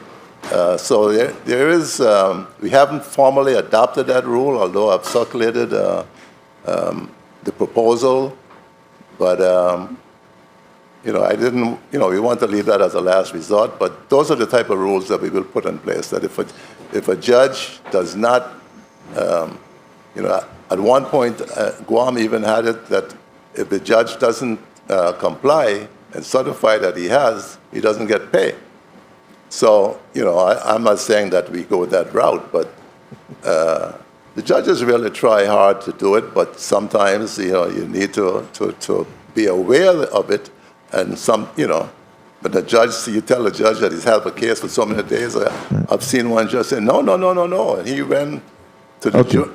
So we'll have a conversation a later time, and just note that the other good senator from Frederick said, Senator Johnson, and I have the Speedy Trial Act that we're discussing with the Attorney General's office and the Office of the Public Defender, and we're going to reach out to some other attorneys as well, just to make sure that we could come to some amicable decision on moving this forward. I think that this should be able to assist as well, and no more excuses. Well, again, Deborah Watlington, we're not opposed to a speedy trial. No, I did. But I just want to say, Judge, Your Honor, yes. Your Honor, hold your thoughts, because we ain't saying we're going at odds with this. I'm just letting you know that we're having this discussion, and hopefully it will be able to assist as well in this manner. And I just want to add that we need resources. I know you were coming with that. You don't ask for how much more money in here. Well, if we have Thank a Speedy you. Trial Act, we need But more resources. We will, and we know that. They're going to come with some money as well. Thank you. Thank you, Madam Chair. Thank you, Senator Gittins. Senator Potter, you're recognized for your 5 minutes. Thank you, Madam Chair. Good afternoon, all. A special good afternoon to you, Chief Justice Hodge, and the members of your executive team. I also want to commend you, Judge Watlington, on your appointment to presiding judge. I think that was a very wise choice. Justice Hodge, I wanted to ask you to just zero in on an issue that is troubling to you. You outlined it in your presentation, 52 separations, which you corrected to 39 separations, right? You said 17 were from retirement, and that leaves 22, which is also a concern. And you're not unique in that sense. Just recruiting and retention is an issue that everyone is facing today. But you attributed your lack of ability to recruit and retain to, I don't want to misquote you, uncompetitive compensation for difficult work. Right. And I know, just putting my HR hat on, I know that usually is just one part of the story. Correct.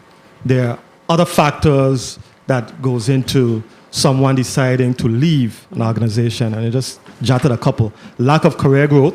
I'm going to ask you to weigh in on all of these. Lack of career growth. Poor management and leadership, meaning we've heard a story, you don't leave your job, you leave your direct supervisor or your manager. That is usually the case. Work-life balance issues, excessive workload, lack of flexibility, that sort of thing. And finally, lack of recognition and appreciation. So I wanted to just give you an opportunity to weigh in on those. Everything other than the salary. Salary is a factor. Where does the court system stand with regards to these other issues? What would your employees, the employees of the judiciary, say about this?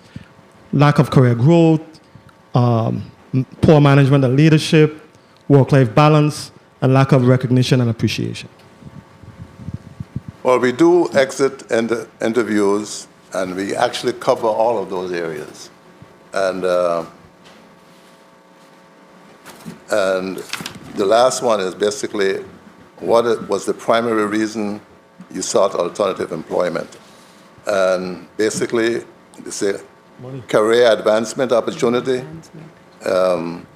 compensation, court culture, the court direction, which was 0, end of contract term, which we do have law clerks on contracts, family circumstances we've had given, and of course retirement, the type of work, and work conditions. So we go over all of those issues with the exit interviews. So once you get that feedback, and I applaud you for that, once you get that feedback, is there a collective strategy? Is there something that you do to do more than just make note of it and file it away? Is there something that you do to address these issues, particularly if you see a consistent theme or a consistent trend?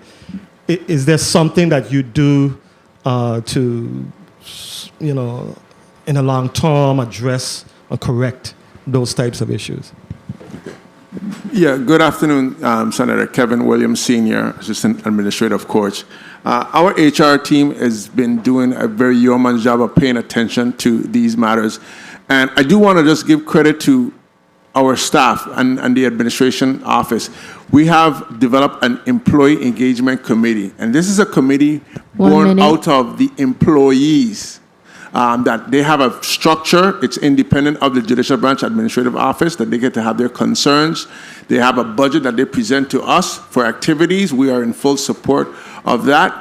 And that's a big step in terms of listening to our employees. We had a supervisor meeting just recently to be able to hear the concerns of our staff and be able to put action plans. So in addition to not only looking at salary is a big portion, so we've been doing everything we can to address that, including now including overtime in our budgets, because those are the concerns we've heard from the staff, and we're trying to do everything. So it's been training. We're very paying attention to the training needs. A lot of the staff wants training, upward mobility, where we look at court clerks going from 1 to 2s. The court reporters 1 to 2s when they come in, and once they meet a certain threshold, that we can advance them. So it's not necessarily all hands on deck, but we're paying attention to what our employees are saying. And yes, we have a sort of a comprehensive plan in terms of supporting them. We have Ms. Daria Scott, I think, who is in St. Thomas, leads our employee engagement committee. We have a law clerk and a jury manager who leads the events in St. Croix, separate and distinct bodies. So St. Croix can do whatever activities they want to uplift the staff, and St. Thomas can do whatever activities they want to uplift the staff. And we in the Judicial Branch Administration Office, and along with the Chief Justice and the presiding judge, support those efforts wholeheartedly. And I just want a little plug to our staff. We were number 2 in bowling and the Battle of the Agencies. So our staff is participating in agency-related activities, and I think that's something that we appreciate as well. Just want to put that on record. Congratulations, and Madam Chair, if I might just ask one final question.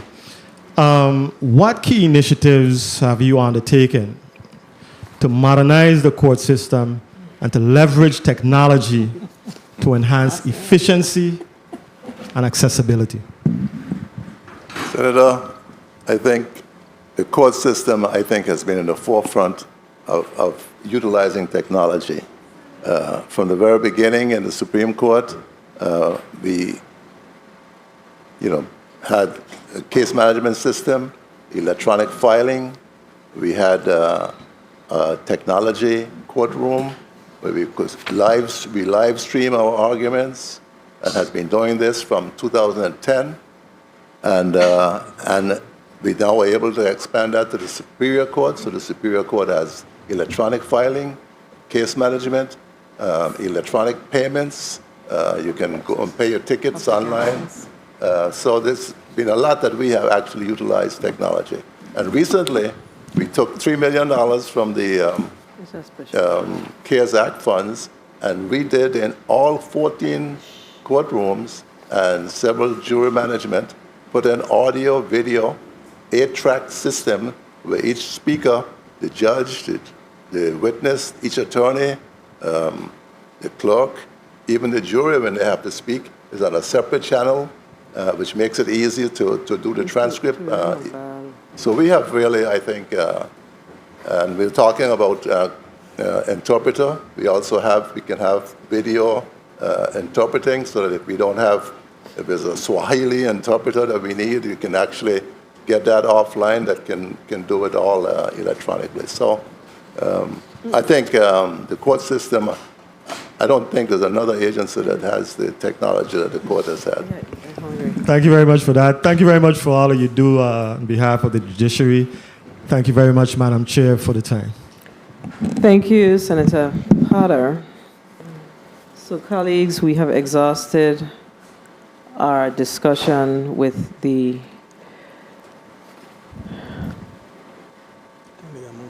judiciary. Yes. And we've given lots of leeway, so I hope that at 6 o'clock tonight that you all will be here with me still as you ask for more time. Okay? So we're going to ask the Chief Justice, Hodge, to put a closing statement on the record. Thank you, Madam Chair. Again, I want to thank this committee and all the senators that are present for allowing us to appear and present our budget. I just want to remind the members of the legislature that every year we come here and we put our budget request, and when it comes to markup time, we promise that someone will call us, and eventually we end up with whatever the executive branch recommends.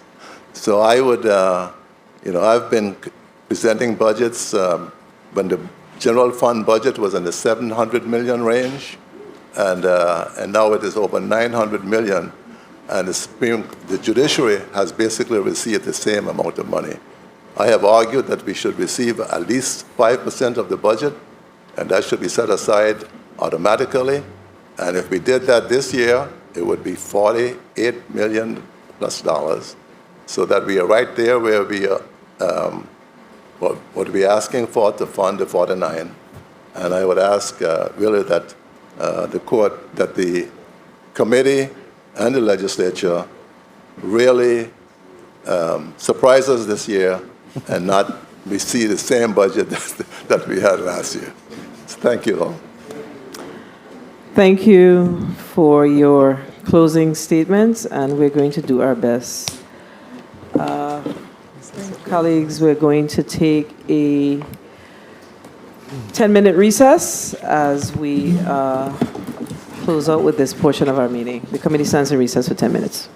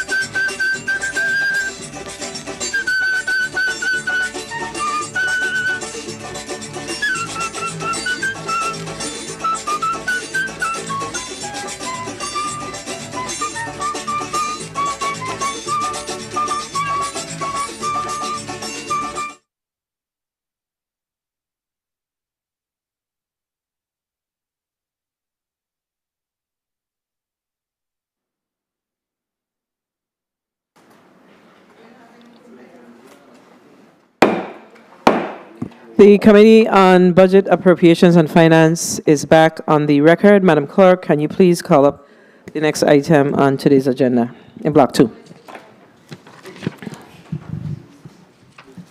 Block 2, VI Office of the Inspector General, invited testifier, Ms. Delia M. Thomas, Inspector General Designee.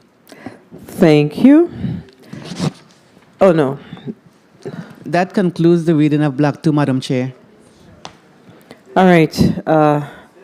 Thank you, Madam Clerk.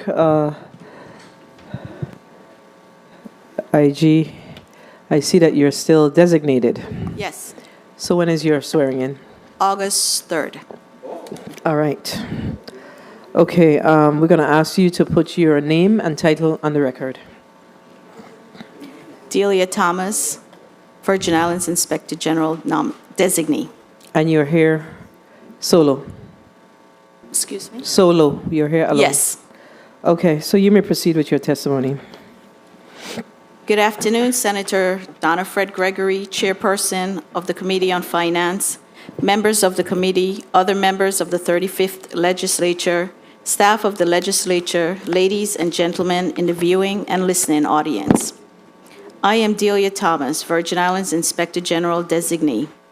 I am here today to provide an overview of the proposed fiscal year 2024 budget for the operations of the Office of the Virgin Islands Inspector General, and I will answer any questions you might have.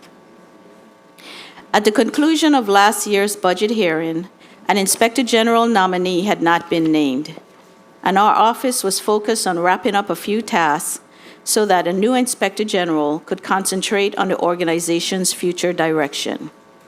On September 12, 2022, the Honorable Governor Albert Bryan Jr. named me as the Virgin Islands Inspector General nominee, and the 34th Legislature's Committee on Rules and Judiciary voted to forward my nomination to the full legislative body on December 13, 2022. My nomination was approved on December 20, 2022. At this time, my swearing-in ceremony is scheduled for August 3, 2023. During this past year, my focus shifted from ensuring that all pending matters were resolved to assuming the responsibility for the future direction of this office. Today, I can report on the status of those pending matters and the changes made. At the end of last year's budget hearing, I reported that we were in the process of closing out the Impress Fund account, which still bore the name of the former Inspector General, returning 2 vehicles to the Department of Property and Procurement, a 2014 Chevy Captiva from St. Croix, and a 2017 Chevy Equinox from our St. Thomas fleet. Also, issuing a report on the inspection of the management of the Agriculture Revolving Fund. Today, I can report that the Impress Fund account was resolved and is available for us to use. Also, based on feedback received at last year's budget hearing, we turned in 1 vehicle, the 2014 Chevy Captiva from our St. Croix office. However, while we had hoped to issue a report on the inspection of the management of the Agriculture Revolving Fund, this still needs to be done. We are trying to resolve some pending issues with this report, and we hope to have this report issued shortly. Focusing on the future. After exercising a 1-year lease renewal option for our St. Croix office located at the Lagoon Complex in Frederickstead, the Department of Property and Procurement is actively working on a new 3-year lease agreement with the Virgin Islands Housing Finance Authority. Our lease expires on July 31st, 2023. Also, in addition to our Impress Fund checking account, we have for the first time established a credit card account for the office. Moreover, we have filled vacancies and promoted auditors into positions for greater flexibility and productivity. At the start of fiscal year 2023, we had 15 filled positions, and today we have 17 filled positions within the organization. We reported 5 vacancies, and we have filled 3, with 1, the Chief of Audits, being filled by promotion. We are currently recruiting for a Senior Special Investigator position on St. Croix. After this position is filled, 1 vacant position remains, the Virgin Islands Deputy Inspector General. Our organizational chart has been updated to reflect changes to the auditor's positions as of July 7th, 2023, and can be found on page 12. As we continue to build our staff, we intend to hire more auditors and other personnel as needed and the budget permits. Concerning audit assignments, we have 2 ongoing audits, namely the Education Initiative Fund and the Virgin Islands Taxi Cab Commission. The objectives of the Education Initiative Fund audit is to determine if the Department of Education through fiscal years 2019 to 2022, 1, ensured that the Education Initiative funds were accurately and timely dispersed to the various schools. 2, monitored the school's accounting of the funds following applicable laws and regulations. And 3, expended and accounted for any unused balance according to the code. The Virgin Islands Taxi Cab Commission audit is to determine if the Commission, through fiscal years 2019 to 2022, effectively utilized its resources and carried out its administrative functions per established laws, rules, and regulations. Additionally, we recently announced the start of 2 audits and 3 inspections of the Virgin Islands Water and Power Authority, WAPA. 1 audit was initiated based on a request to audit WAPA's employees' personal and mortgage loan deductions. The objective of this audit is to determine whether monies WAPA deducted from employees' salaries for loan payments were transmitted to the respective financial institutions for calendar years 2021 and 2022. The other planned audit is of WAPA's billing and collections for calendar years 2021, 2022, and other appropriate periods. The objective of this audit is to determine whether 1, WAPA followed its policies and procedures for accurate and timely billing. 2, the advanced metering infrastructure, AMI, improved the accuracy and timeliness of billing. And 3, WAPA did its due diligence in managing the collection of delinquent accounts. The 3 inspections initiated are, first, WAPA's contracting practices from October 17, 2017 to December 2022. This inspection is to determine whether WAPA solicited, awarded, and monitored contracts following its policies and procedures and applicable laws and regulations. The second inspection is of WAPA's control over fixed assets from 2017 to 2023. This inspection is to determine whether WAPA recorded and accounted for its fixed assets per its policies and procedures. The third inspection is of WAPA's control over vendor payments for fiscal years 2019 to 2023. The objective of this inspection is to determine whether WAPA established controls to ensure payments are issued to the appropriate vendor accounts. In addition to these assignments, we have alerted WAPA's board on the recently overridden Bill number 35-0061, directing the Virgin Islands Inspector General's office to audit/investigate various aspects of WAPA's operations. While some items listed in the bill will be covered under the above stated audits and inspections, they do not directly respond to the overridden bill. Also, as these audits are ongoing, we are actively pursuing other audits and investigative matters and preparing for our peer review, which we hope will start by the end of this calendar year. Furthermore, as usual, we make ourselves available to assist federal auditors regarding activities they plan on conducting in the Virgin Islands.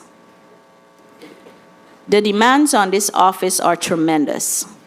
How we will proceed with new assignments is based on our available resources, primarily the staff size needed for each project. Although we have added 2 new auditors to our staff, more will be required to address our workload. Our 2023 annual audit plan summary can be found on page 13. Regarding investigations, we started fiscal year 2023 with 1 open case from the prior fiscal year 2022. During fiscal year 2023, we received 15 additional complaints alleging possible wrongdoing in government. Of the 15 new complaints, 9 were determined not to be matters for our office, and 6 were added as new cases for further review. Therefore, of the 7 open cases so far in 2023, 1 claim of alleged wrongdoing was unfounded, and 1 case resulted in an arrest. Currently, we have 5 remaining active cases. For confidentiality purposes, I cannot discuss the details of these matters. Staff training. In fiscal year 2023, our staff has taken advantage of 2 training opportunities. We participated in the Association of Local Government Auditors Organization, ALGA, 2023 annual conference from May 7th to the 10th, 2023. Also, we participated in the annual ACFE Global Fraud Conference from June 11th to the 16th, 2023. Both conferences were attended virtually. However, in 2024, we plan on sending auditors in person to these conferences. From August 13th through the 19th of 2023, our 2 new auditors will attend a basic governmental auditing course in Washington, D.C., offered by the Graduate School USA. With regards to the Association of Local Government Auditors Organization, we recently activated membership for our audit staff, and we are excited about the opportunities afforded. We are working with this organization to conduct our peer review. Also, of particular interest to our auditors is the opportunity to be trained to be peer reviewers for other state and local governments. This opportunity will help to strengthen our internal controls over our audit processes. As we continue to encourage our staff's continued education and professional development, I want to congratulate Ms. Alicia Bastion Edwards and Mrs. Shaniqua Lake for completing the Executive Leadership Development Program sponsored by the U.S. Department of Interior's Office of Insular Affairs and administered by the Graduate School Pacific and Virgin Islands Training Initiative. I look forward to these 2 young ladies improving their skills to become future leaders in our agency. The Office of the Virgin Islands Inspector General's 2024 budget. Recommendation of $2,470,535. Our fiscal year 2023 annual expenditures through July 7, 2023 total $1,508,231. The following are comments on each prime account of fiscal year 2024 proposed spending plan. Our fiscal year 2024 proposal by sub-accounts is shown on page 14. Personnel services and fringe benefits. The budget proposal allows for the office to maintain the 17 filled positions and 2 vacant positions budgeted at half their annual salaries. The proposed funding level for personnel and related services is $2,044,273, or 83% of the budget requests. This amount consists of $1,467,926 and $576,347 for personnel services and fringe benefits, respectively. Budgeted supplies costs for fiscal year 2024 are estimated at $55,000, or 2% of the overall budget requests. Budgeted other services costs for fiscal year 2024 are estimated at $306,260, or 12.4% of the budget requests. Our utilities costs are estimated at $40,000, or 1.6% of the fiscal year 2024 budget requests. Finally, the budgeted cost of $25,000 in capital outlays covers investigative and computer-related equipment costs. This amounts to 1% of the budget requests. Senators, as we continue our work, we will stay focused on growing our staffing levels to increase our ability to address the audit and investigative requests we receive. I want to thank this body in advance for supporting the Office of the Virgin Islands Inspector General and the recommended fiscal year 2024 budget of $2,470,535. Thank you for the opportunity to be here today, and I am available to answer any questions you might have.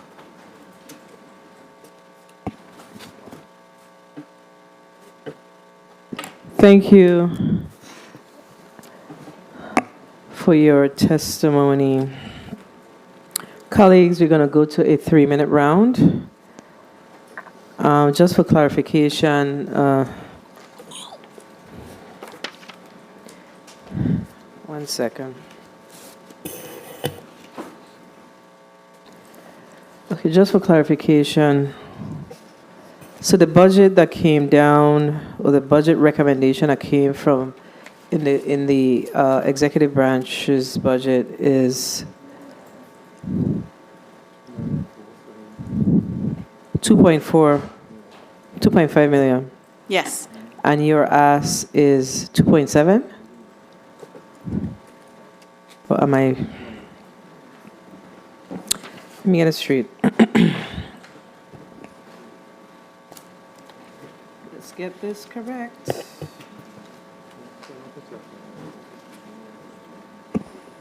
So your 2023 budget is 2.425. That is the budget ceiling that was presented.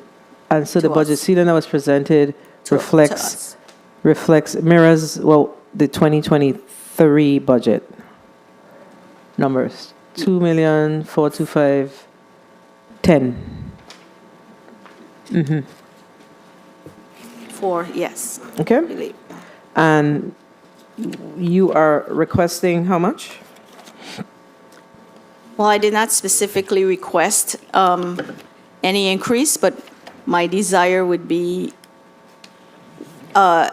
anywhere about 2.9. Let me just say. Okay, before you go, so in looking at, I'm pulling this up from the post-audit report. So you in your testimony, you represented that you can live within the 2.4, which is not possible, and I'm gonna tell you why in a few minutes.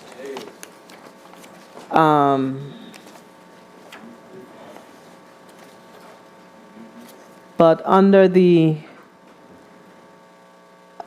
there's a recommendation in Exhibit 2 on page 3 of the post-audit report that reflects 2.727380. On page 3 of 7, sorry. All right? Try to make sure we get this correct before we start. So, I guess we can flesh it out. I'll allow the senators to engage. Yeah, I'm on camera. Yeah, just give me a second. So you have 2 vacant positions. Right now, we do have the one is advertised for St. Croix, which would be the senior special investigator. So how many vacant positions you have? 2, senior special investigator and the deputy inspector general. Right. So if you were to fill the senior special agent position in this fiscal year, the position in the budget that came down is funded at 50%. Yes. So that's one area that's short. Would consider it short because it's 50%. You need 100% if you fill it in 23. And what is the where are you with filling the deputy position? I have not. I'm not close to filling it. My focus has been on bringing in the auditors, and because the positions were funded at 50%, I was bringing in the most critical need people at the time, which was the auditors and investigators. I see. So the issue is you don't have wiggle room, meaning if you don't have other vacancies, so if you have an opportunity to fill the deputy and it's funded at 50, then you can't fill it until half the year. Correct. So that's something that you have to do the dance on. So we need to understand exactly what you anticipate with regards to filling the deputy position, whether it's in this fiscal year, because we have up until September 30th in this fiscal year, or next fiscal year, so we could determine what these numbers should look like. Okay? You following me? Yes. Okay, good. Senator Blyden, you're recognized for your 3 minutes. Thank you. Thank you so much, Madam Chair. Good afternoon. Inspector Good afternoon. General Designee Thomas and your supporting team behind you, and thank you so much for your testimony. And congratulations in advance anyway on your nomination. I also want to say congratulations to Ms. Alicia Bastian Edwards and Ms. Shaniqua Lake for completing the Executive Leadership Development Program, which was sponsored by the Department of Interior, Office of Insular Affairs. Congratulations. Now, let me ask you, because in your testimony you spoke to your lease that's about to expire at the end of this month, and you're trying to negotiate a 3-year lease. Will that be done within a time frame before this one expires? I do believe so. We've been, Property and Procurement has been working on it for some months now. Okay, very well. Let me go to your positions, because in your testimony you mentioned a lot of different figures. How many vacancies did you start off with for this year, fiscal year 23? We reported 5 going into 2023. You had 5, but you also mentioned that you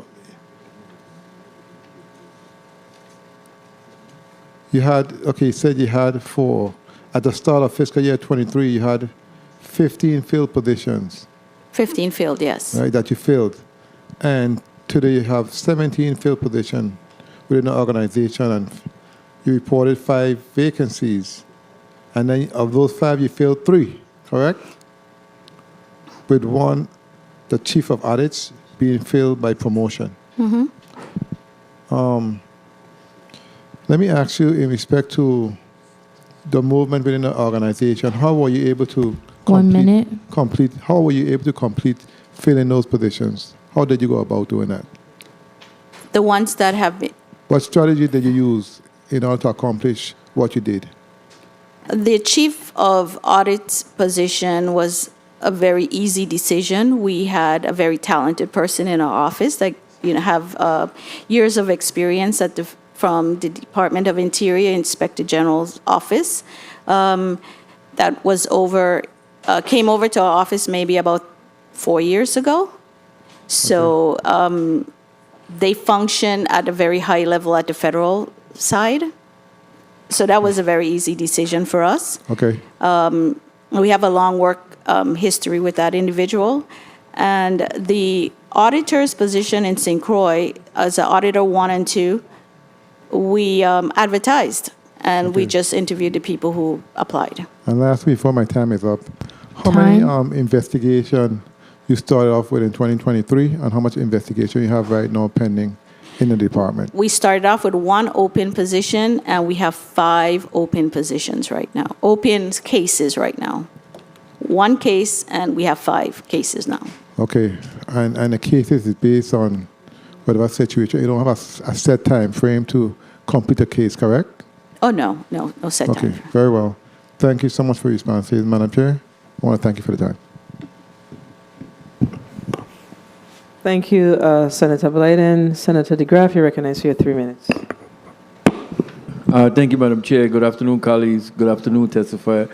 All of you and listener present. IG, you getting paid at your salary? Yes. So you owe no retro money or nothing, because it's ridiculous. They already make you IG. Inspector General Thomas. Good. Okay, so Alonzo pay you. Now I'm looking at the 23 post-audit report where you say a current personnel listing submitted to the office reflects 20 positions at a total of $1,005,000. And the ask is $2,727,380. And that's for the same 20 positions. Which you have 17 now, you say you have 3 vacancies. We have 2 vacancies we have 2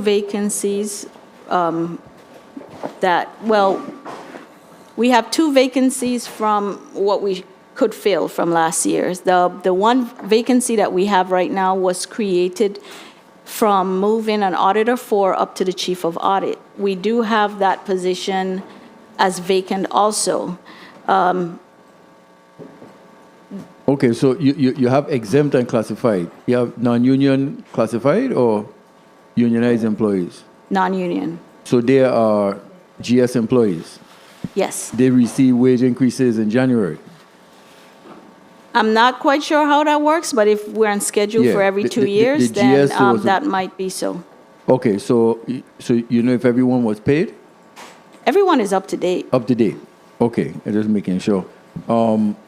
The infrastructure, capital outlay. You ain't asking anything really for capital outlay. We don't have anything planned, any major plans for capital outlays. The only capital outlay we may have is for computer minute. equipment. Once we hire additional staff, we would need computers. That would be it. But I think we have enough in the 25,000 So you to already pay have for a it. build out for the vacancies that you need. Yeah, they anticipated. The most we can accommodate is six new employees, maybe. Okay, and it'd be 4 in St. comfortable. Croix or maybe 7, maybe 3 in St. Thomas and 4 in St. Croix. And it will still be comfortable work environment, space enough. It's a priority always. Yeah, so. Okay, so, yeah, ain't got no chink in your armor. We good. So, 2.7 we could give. And let me see, okay, so all the people in the back, okay, it's 2 separate departments. So you think that you have to shut down your department. Okay, look like everybody here. Okay, but IG, again, thank you for your time. Thank you for the time, Madam Chair.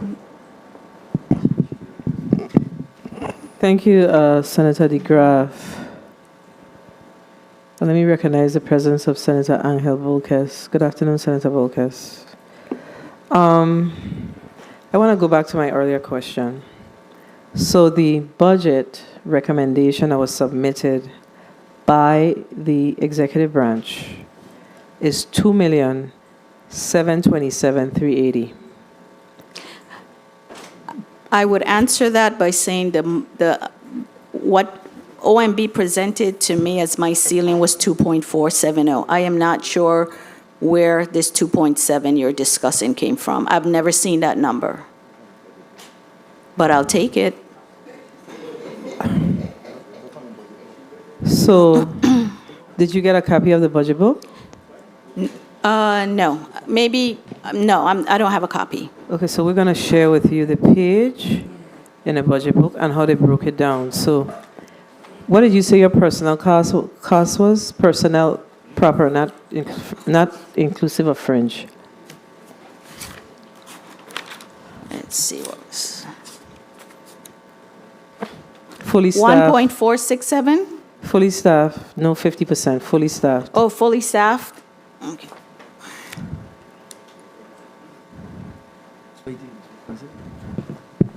So OMB has personnel services at 1.5. You have the post-audit report? No, I was not provided with that. Please make sure that the Inspector General gets a copy of the post-audit report.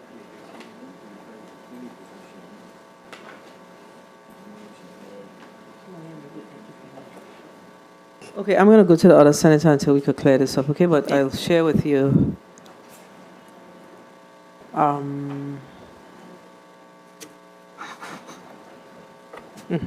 Okay. Senator, carry on. You're recognized for your 3 minutes. Thank you, Madam Chair, and good afternoon, Inspector General Designee, and to your team. I'm also trying to understand, because I see that in your report, you're requesting 2.4. And it's a good thing. We don't always see that the Office of Management and Budget, we often don't see that they are recommending more than what is being asked. We usually see that departments and agencies ask for an amount and they usually recommend less than the amount.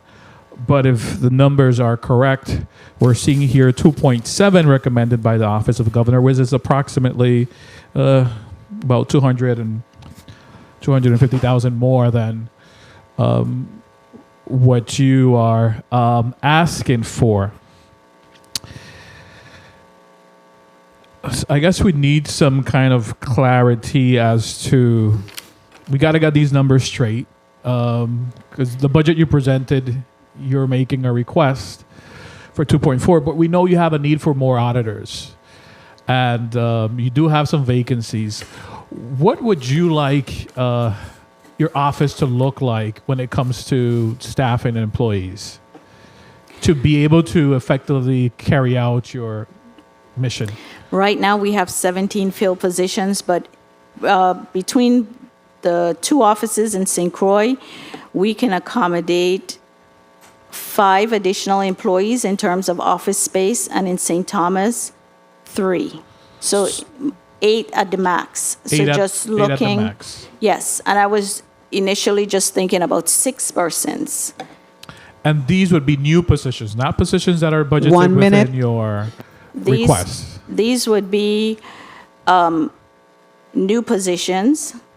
When we went about promoting people, we created maybe some what would look like vacancies, but in some instances, through a promotion, they went with the money.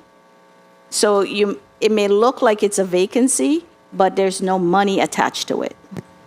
So, I mean, 30 seconds. I stand ready with my colleagues to be able to support your office in your requests, and additional funding so that you could fill and be able to carry out with the necessary staff.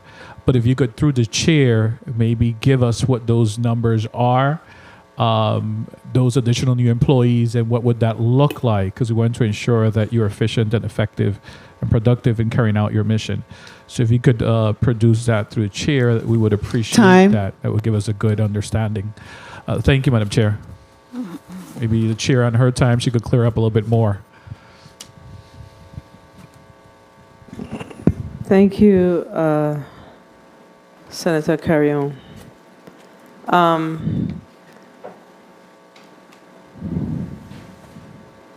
Did you indicate that you don't have a need for capital outlay? We don't have any projects planned right now. The 25,000 that's in there, it's okay. For the budget that was presented, the ceiling that was given to our office to prepare a budget for was the 2.47. So, although I was hiring people and it required us to, assuming that there was no increase in the budget ceiling from 2023, sacrifices had to be made in the lower areas like capital outlays. So I had whatever we had line item internally for that, it was reduced. In the event that we do not get additional funds, that would put us in a position where we cannot hire anyone, maybe one person by using the half of the funding. If I wanted to hire someone early, it would be using the funding from the deputy and half of the funding from the, that funding would go towards the special investigator, assuming that a 2.4 was staying there. Okay. Because that's the number that was given to me. Okay, so that's understood. What is your current utility expenses for the year? Yes.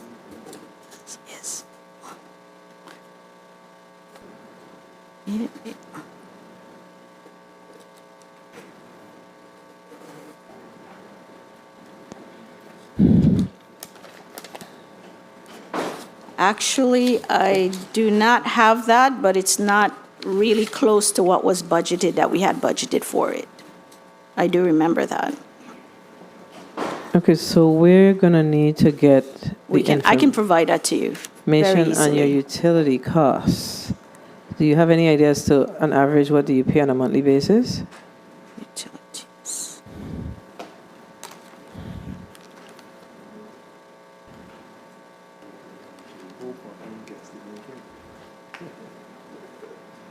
No, I don't have that. Okay. What did you list in your budget for utility, in your presentation? Did you list that? Okay, so you listed 40,000 and the presentation as before us is 58,000. So I don't want you to get happy about these numbers that's in front of us. What we need to get from you is, happy because we have to balance this budget. So what we need to get from you is your utility expenses projections for FY23, so we could know what Okay, well, to budget for 24. I do have it. You do have 23. What we've spent to date as of July 7th for our utilities is $24,910. As of when? As of July 7th. That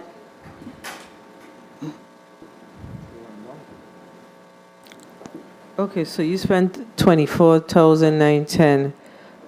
That's what we're in, what, the 7th month? Mm-hmm. It's about 50% of what was budgeted last year for the 2023. So that's yes. $3,500 a month, $558 a month. So we're seeing that. Give me that number again. $24,910.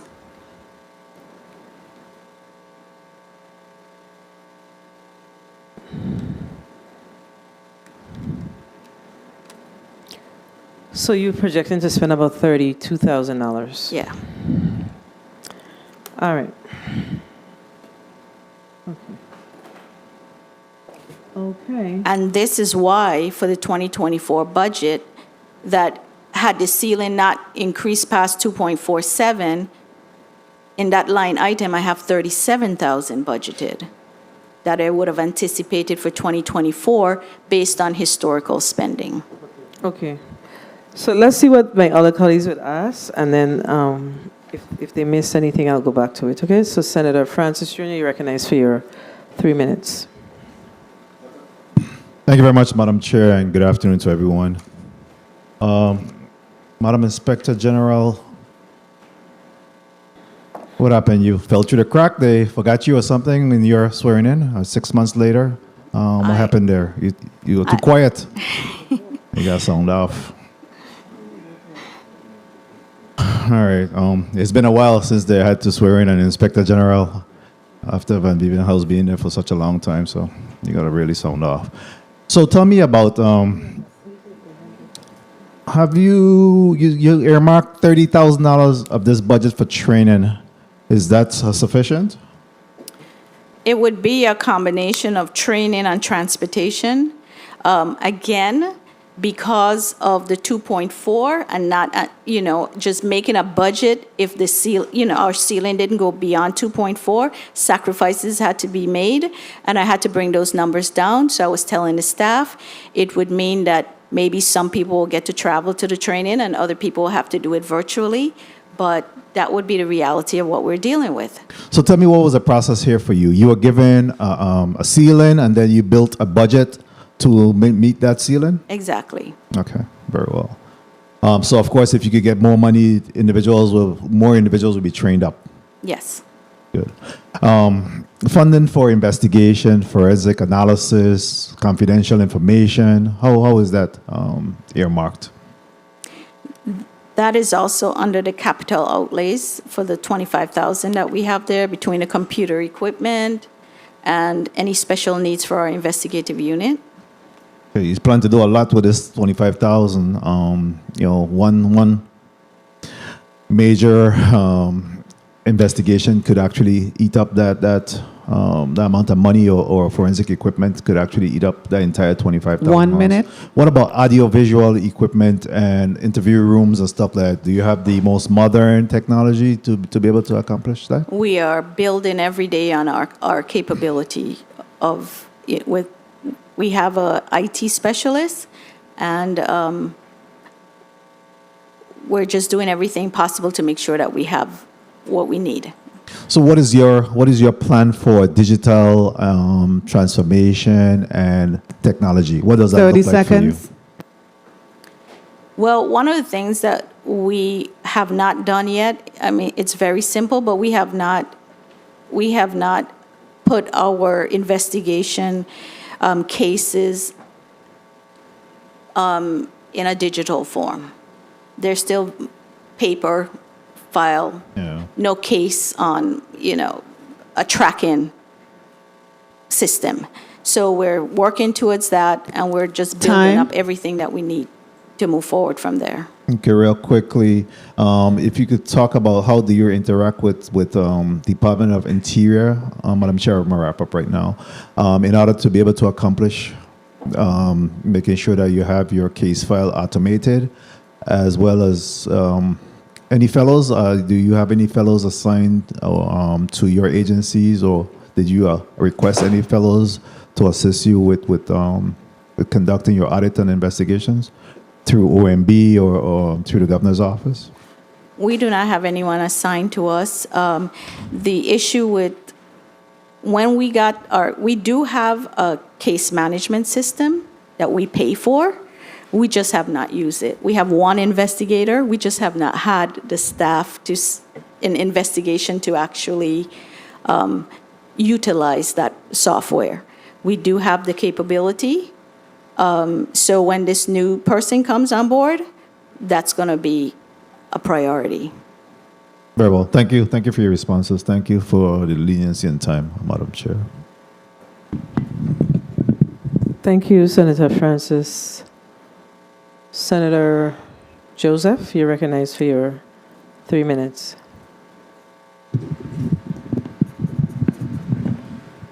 Thank you so kindly, Madam Chair. Pleasant good day to everyone, especially our designee for the Inspector General position, who was voted upon favorably by this body last year, at the end of last year.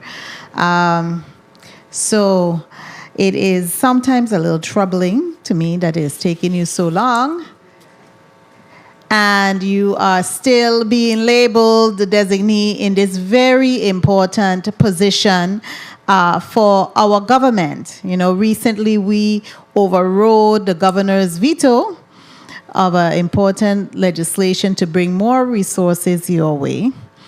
And I'm hoping that those resources come in play. I must let you know on the record, because last time, and I believe several times under questioning, I had asked about the forensic accountant.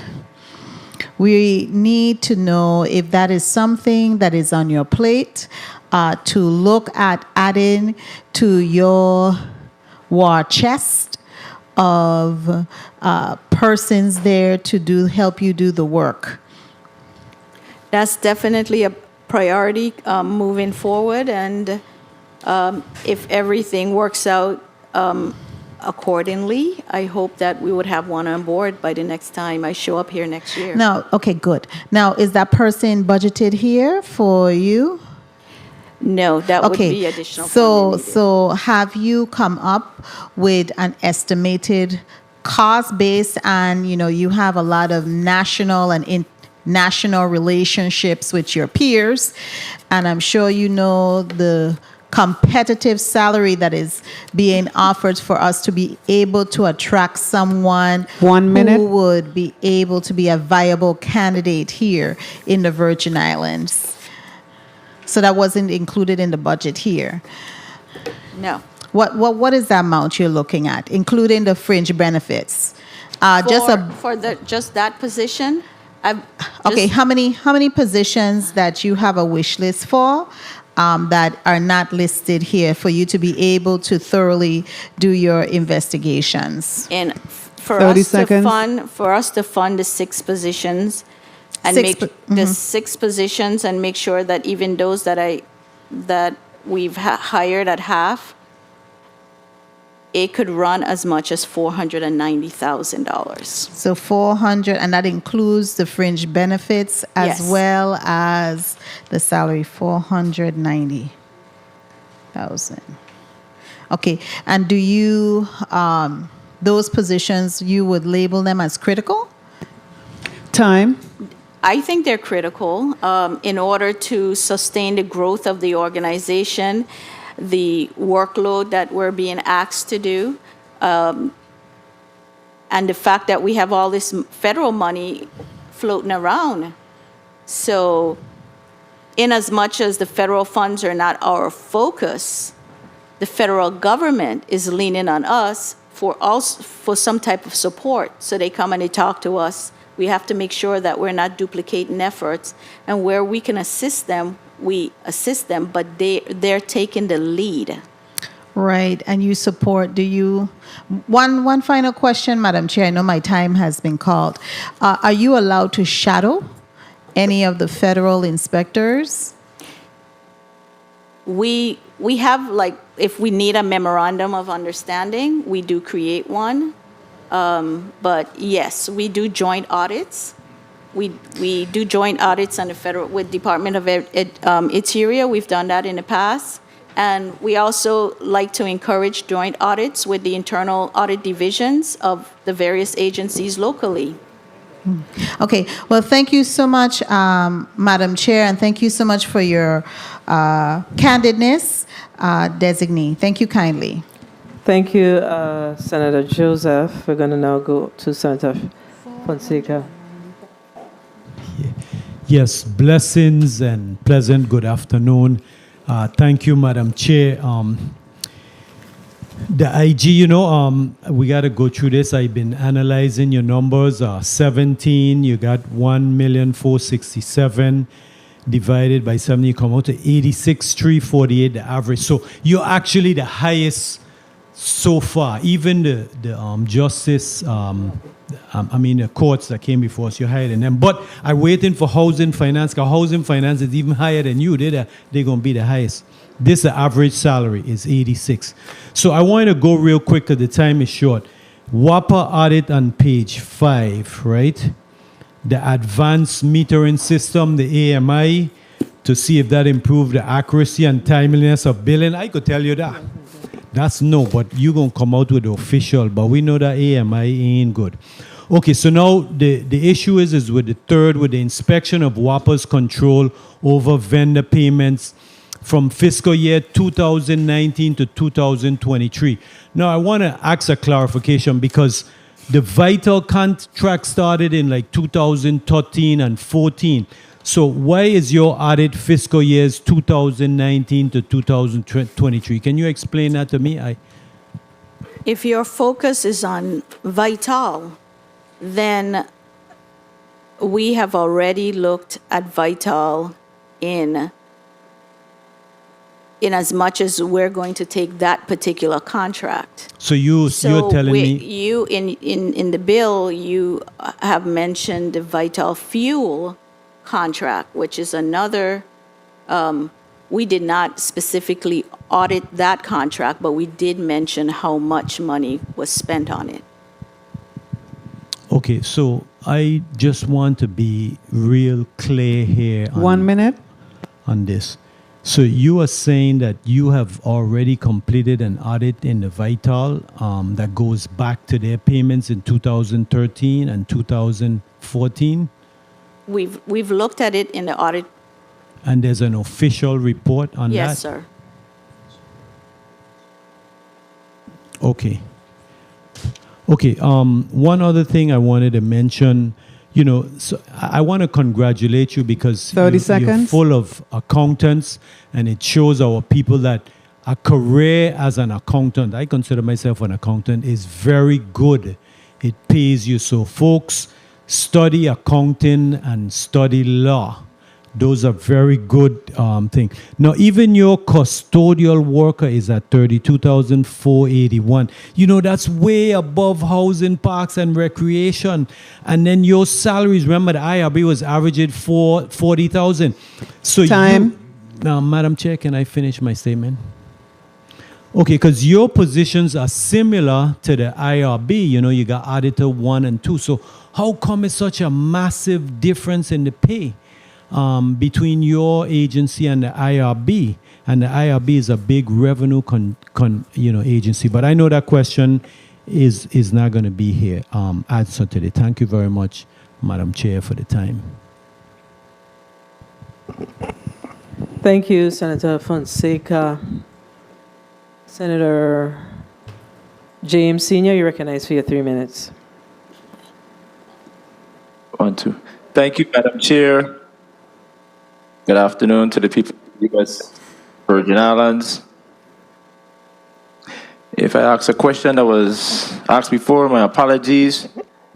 As I go through the post-audit analysis, I see some areas, retirement system status, NA. Can anybody explain to me what is the NA? I have it for the Deputy Inspector General, and 2 for Supervisory Auditor and Senior Special Investigator. Can you tell me? It says NA in the post-audit report, not available when it speaks to retirement system status. That's page 3 of 7 of the post-audit report.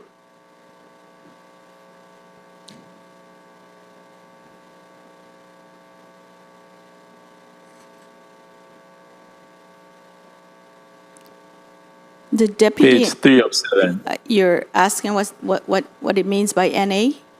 What? Yes. Well, I suspect that there's the Deputy Inspector General is not a filled position right now, so there's no deductions coming out of there. The Chief of Audit is a filled position. And the supervisory auditors are filled positions through promotions. So a couple of the auditor 4s are now in a supervisory auditor position. So those 4s would be NA, and it would make the supervisory auditor active. However, maybe when at the time this information was turned in, those promotions weren't fully filled at the time.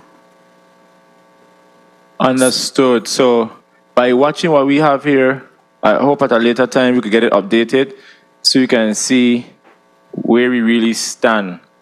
But I understand at the time that's what it was. So thank you for the clarification. Somebody want to say something? I swear I just heard somebody. Okay, my apologies. And then it speaks to, what do you have here? Your fleet seems to be fine. And as far as the Virgin Islands Housing Finance Authority, you're paying an annual rent of $19,500. The lease term ended July 31st, 2022. What is going on with the lease right now? Unless this is outdated information. We are actively under a 1-year option to renew, and Property and Procurement is working on a new 3-year lease agreement. Okay. And you know when that will be finished by the end of the year? Any idea? I'm confident it should be. They've been working on it for a few months now. Okay, understood. And as far as other buildings that you use, I think on St. Thomas you use somebody else's building, right? No, we're in a government building. In a government building? Which government building is that? It's at 75 Corner, Comprinsence, right next door to the Department of Finance. And that's for free? Yes. Okay, my time was called, so I don't want to abuse the time. There isn't much here when it comes to the Office of Inspector General's office, but I hope and pray that you continue to do the good work. I know you worked under a great guy, and I'm happy to know that you're in a position, so let's continue to do what you do, and God bless. Take care. Thank you.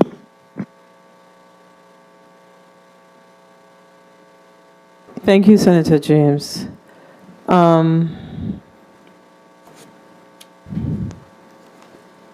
Senator Johnson, you're recognized for your 3 minutes. Good afternoon. Thank you very much, Madam Chair. Good afternoon to the testifier, and good afternoon to all the people of the U.S. Virgin Islands. Good morning. Good afternoon. How are you doing, ma'am? Good afternoon. I'm fine, thank you.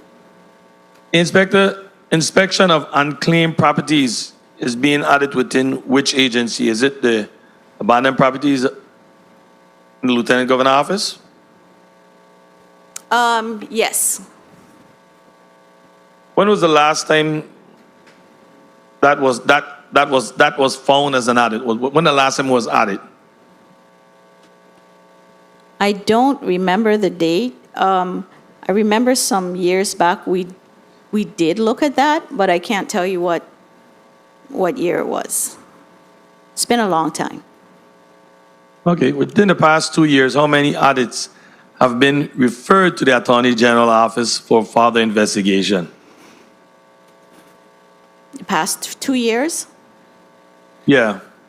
we haven't had any. I don't recall any audits that's been forwarded to the Attorney General's office for further investigation. Maybe the WAPA assignment with the VTOL, that was one. That's the most notable one that I can remember. Okay. And I want to follow up a bit on the question my colleague just asked about those employees that has that NA, and I'm trying to figure out, does that NA mean that they're not paying into the GRS? Because there's a couple, let's see how much of them it is this.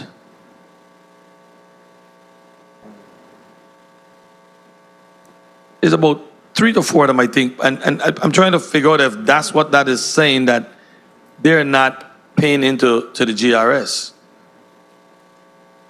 That's not what it's saying. It's saying that those positions are 1 minute. are vacant positions. If you, therefore, there's no need to pay into the retirement system. But people have been promoted into those positions since this information was submitted to this body or to post audit. All right. And finally, how many audits are in process for fiscal year 2023? 2023, we had 2 ongoing, and then we added 5 assignments with seconds. WAPA. I didn't hear you say that again. 2 ongoing and 5 assignments was just added with WAPA. We had an entrance conference with them on Monday. That's going to be the very interesting one. I think we all are looking out and listening. And again, I also wish you the best on your endeavor. You've been there long enough. I look to see good things from you, and keep everyone on a straight line. All right? Thank you very much. Thank you. Thank you, Senator Johnson. Did the Office of Management and Budget request of your office to send a breakdown of your prime categories?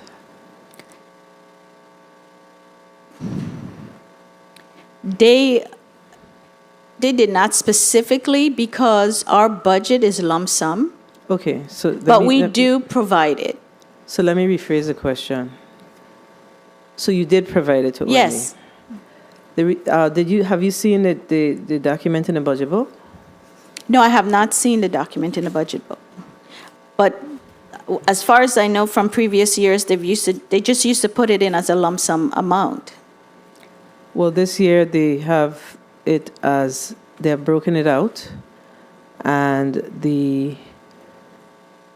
where's the post editor? Could you give this up for me, please?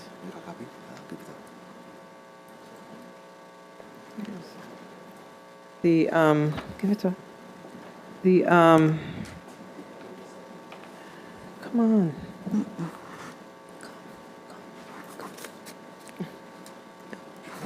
Okay, the personnel services category.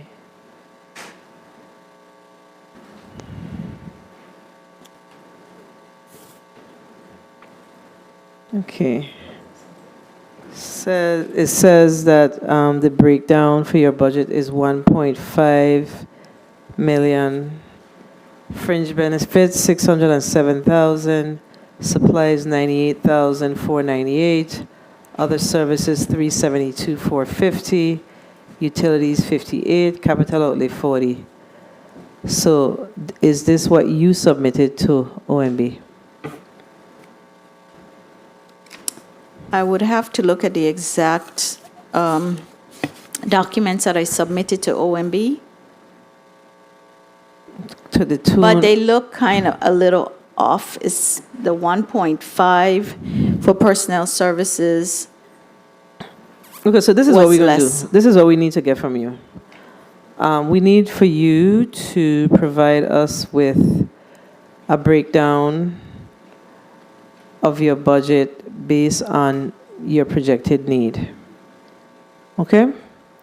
That way we will be able to understand exactly what's happening here, because there's a difference between, what is it, $300 and something thousand difference between last year and what's being proposed and what you presented in your testimony.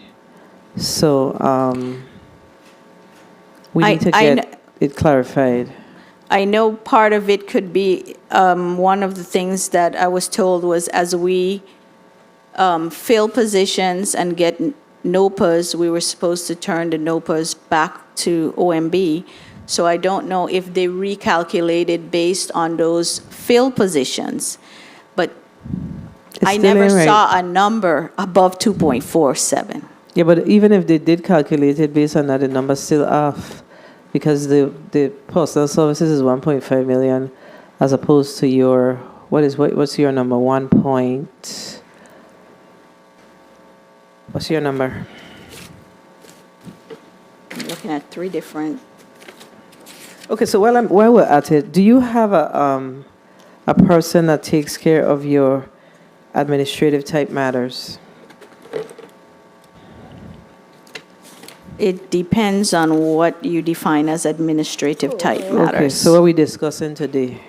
Like your budget, your purchase orders, your payroll, etc. Oh, sure. We have someone that takes care of that. But the budget has always been taken care of in terms of setting the budget by the Inspector General. But my personnel figure without was 1.467926. Wait. So you said that you do have someone internally who takes care of your administrative matters when it comes to personnel, purchase orders, etc. Yes. Payroll, etc. Yes. What is that person's title? Audit coordinating assistant. Okay. So, I would like to strongly recommend that, you have someone that really looks at the budget and have the basic alignment for the future. I don't know if it's that person or what it is, but I think it alleviates any challenges or any conflicts, like what you say in your will, any material concerns with regards to, the expenditures and the actual budget in your office. Can I Okay. respond, Senator? Mhm. Okay. So I was presented with 2.4. I had to set a budget based on that. At the time, I was hiring people, and it required funded at 100%. So I said, if we move forward with this 2.4, what sacrifices will have to be made at the lower end outside of personnel costs? I made the necessary adjustment for the 2.4. If that number had changed to 2.7 and returned, and I was notified of it, then I would have made the necessary adjustment to my testimony. No problem. Understood. Senator Capehart, you're recognized for your 3 minutes. Thank you, Madam Chair, and good afternoon to my colleagues. Good afternoon to the Inspector General Designee Thomas. We only have 3 minutes, so I'm going to try to do this quick. As the government's only auditing arm in the Virgin Islands, as it pertains to fraud, describe some of the challenges that you face operationally. And please don't use my whole 3 minutes, Gaga. No, Not I an won't. important question. The challenges we face is just not being able to meet the mandate. We're responsible for auditing all 3 branches of the government, including the semi-autonomous and autonomous agencies. We have not visited the judicial branch in maybe 20 years. We have not visited the legislature on other than administrative function as much as 11 years ago. So we've issued 76 reports, say from 1998 to current. 50 was on the executive branch. So most of our work is at the executive branch level. We do not have the manpower to take care of all our functions. The semi-autonomous agencies, we've done pretty well there, but there are some agencies that we have not even touched in 15 years.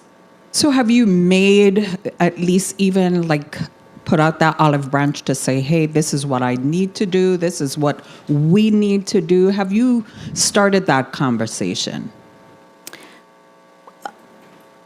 Not directly, because I have been spending the last year actually doing an internal audit of what we have been doing. And 1 minute. How we can improve our functions. So what I'm reporting to you now is something that I had my auditor come up with yesterday. Let's see where we're falling short.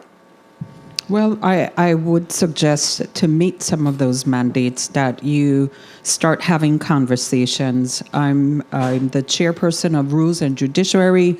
Please feel free to contact me as it pertains to having conversations with the legislature. 30 seconds. Definitely reach out to my colleagues. But one important question I must ask, and I'm not clear as to if does the Inspector General Office investigate and prosecute Medicaid providers as well as the Medicaid beneficiaries, healthcare facilities? Can you clarify, is it your office or the Attorney General's office? Attorney General. Okay, so you don't have Time. you don't have any interaction with these fighting fraud, waste, as it pertains to Mofuku. If we get a complaint and we start the complaint, we will do what we can. But I think Justice has a particular arm within the Department of Justice that handles at least some of those matters, if not all. Okay, thank you. Thank you, Madam Chair. All right, thank you, Senator Capehart.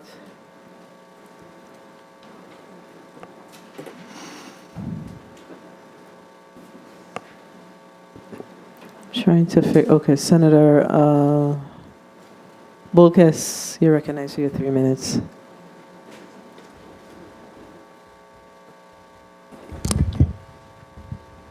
Thank you, Madam Chair. Good afternoon, Madam Chair. Good afternoon, colleagues. Good afternoon to the listening and viewing audience.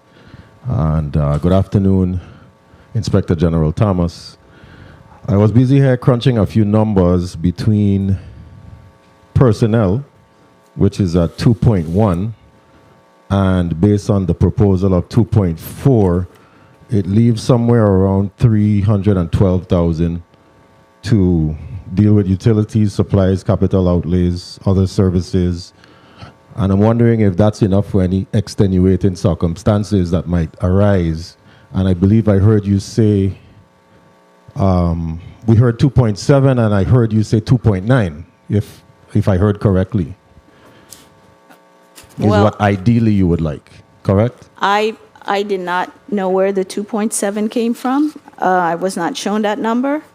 But when I was asked the question, I was responding to if I had a desired number, that's the number I would look at. Back in 2020, we had a budget of $3 million. In 2019, it was $2.9 million. Well, of course, we know what happened from 2020 to 2022. Yeah. We didn't have the opportunity to really utilize those funds, and they were reprogrammed, which I understand fully. But if I could get back to that number, that would be my desired. Yes, because I'm concerned how you can address your operations and increasing workload to fulfill your mission to conduct audits and inspections and investigations effectively, as well as prevent fraud, waste, and abuse in programs throughout the government. Your job or your entity has a very important role to play in the balance of government operations, one would say.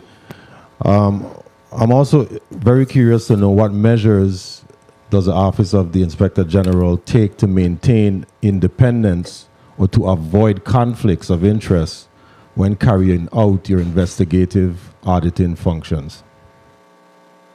Okay, the independence, when it comes to internally at the lowest level with our auditors, when we have an assignment, each auditor has to disclose. 30 seconds. Are they related to anybody that works in the area that we're intend to audit, or they have any conflict?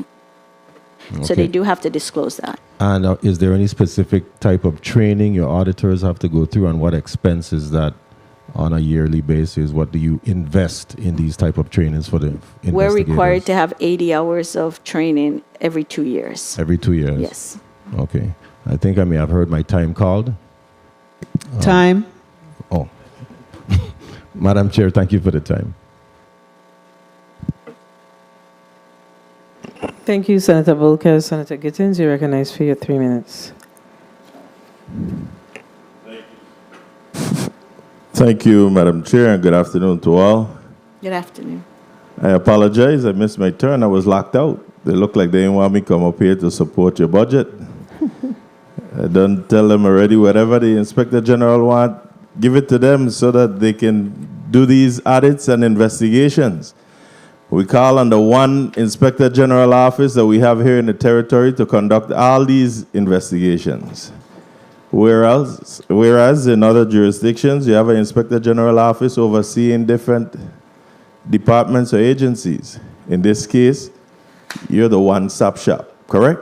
Yes. So we need to make sure that we fund you properly so that you can carry out the duties and responsibilities as efficiently and effective as possible. You agree? Agree. Okay. Well, you got sung loud and sung sure. Because they want to give you all the money I would like to give you. No? So I heard you responding saying you'll take the money. You got to be a little more aggressive.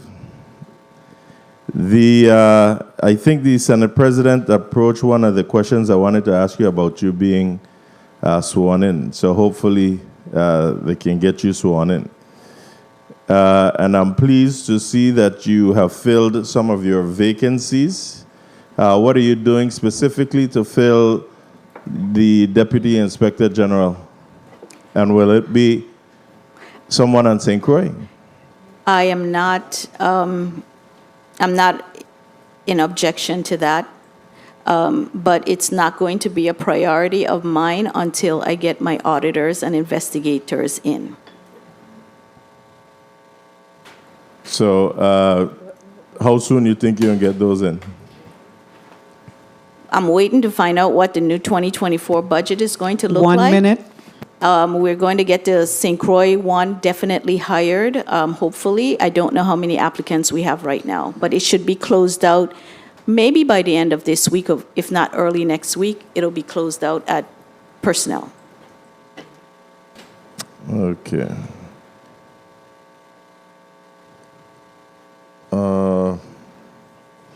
What is your timeline of communication with the Department of Justice?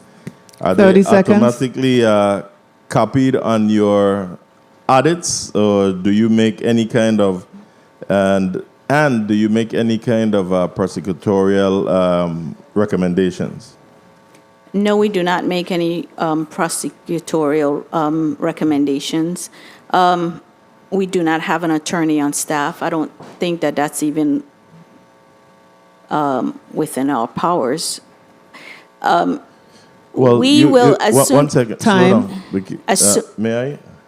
The fact that you stated you don't know if that's within your powers, you have a full vested investigator on staff with arrest powers, correct? Yes, but I thought you said to make the decision to prosecute. No. A You recommendation can't make to the decision to prosecute. The decision to prosecute belongs to the Department of Justice. I specifically asked about prosecutorial recommendations, meaning if you investigating something through your audits and you see something criminal, if you will forward it to the respective, whether it's the AG office or the U.S. Attorney's office. Correct, for further consideration. All right. Okay.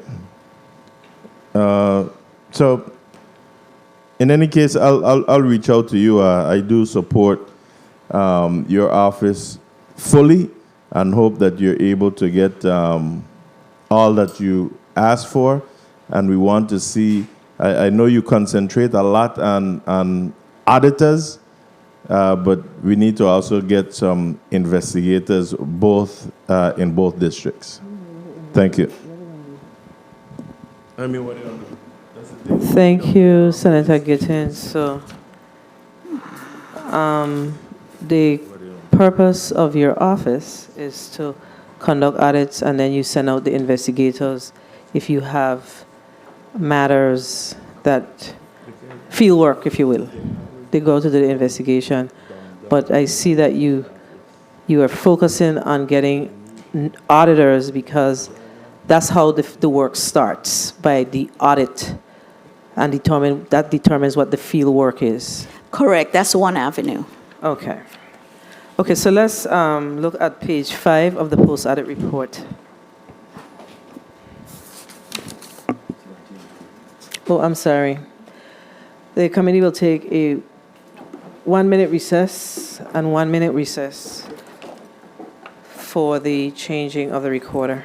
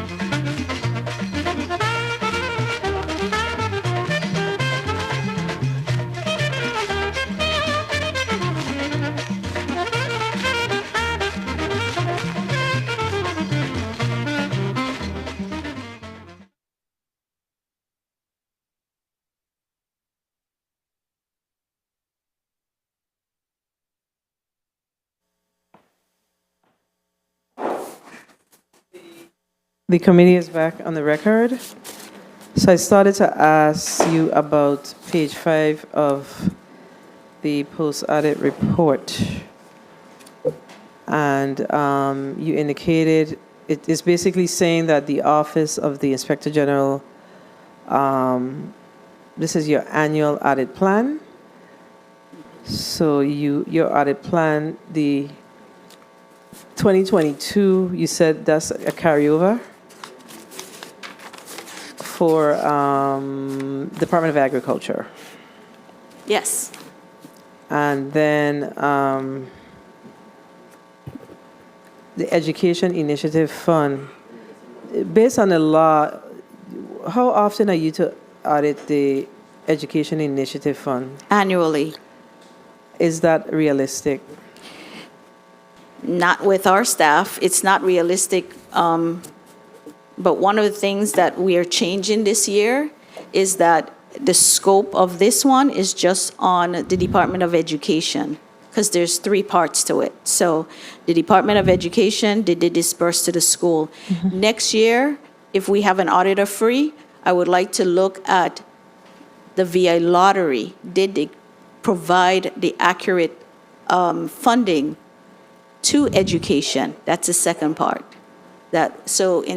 Last time we did it from 3 parts: the education, lottery, and the Department of Finance. It just took longer. So this time we're going to just split it up. We're going to do 1, 1, and 1. So maybe each year we could do a facet of that whole thing. Okay.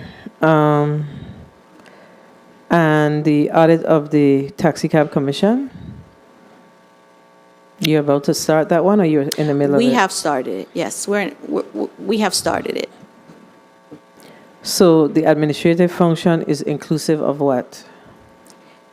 We're looking at almost everything. Okay. Issuing taxi license, checking to see any discrepancy between who took the test, passed the test, didn't pass the test, have licenses, not supposed to have licenses, almost everything. So you're also looking at the receivables and the posting at Yes. the Department of Finance? Yes. All right. And then you have 23, 24 assignment, the audit of the billing and collection process at WAPA. And you're saying that you need 400 staff days for that? Oh, that's about? Yes. And the contracting practices of WAPA, so is that for what, is it for a particular period, or is it where WAPA is today? It's for a particular period. I would have to go and look exactly the period for that. I do have the engagement letter. Okay, and then the inspection of unclaimed properties, what's that one? That's with the Lieutenant Governor's office, those funds that come from the bank. That's a request that was asked by Senator Heiliger last year. I think we got a request from her asking us to look at that. And then government-wide travel advances, that's for travel. Well, I'm not sure if how much travel advance funds are offered. We have to go into the Department of Finance, and it's related to per diem payments and any funds that are given to government employees to travel to conferences to see if they were adequately accounted for. And then government-wide collectors audit? Yeah, the collectors, what we're seeing right now is that they have like individual collectors that may have similar issues.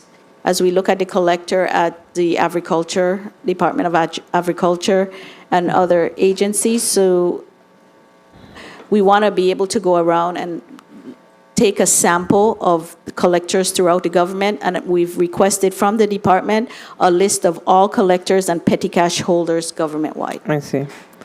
And then you have some unresourced assignments, non-executive branch use of credit card information. What does that mean? We cannot address those because we do not have any staff. Yeah, what is that though? Non-executive branch use? It's Are you talking about like semi-autonomous? Yes, the last time we did this audit, it was on the executive branch. And then the contracting practices of UVI Research and Technology Park, and audit of special programs for the Department of Agriculture, and government-wide impress fund and petty cash accounts.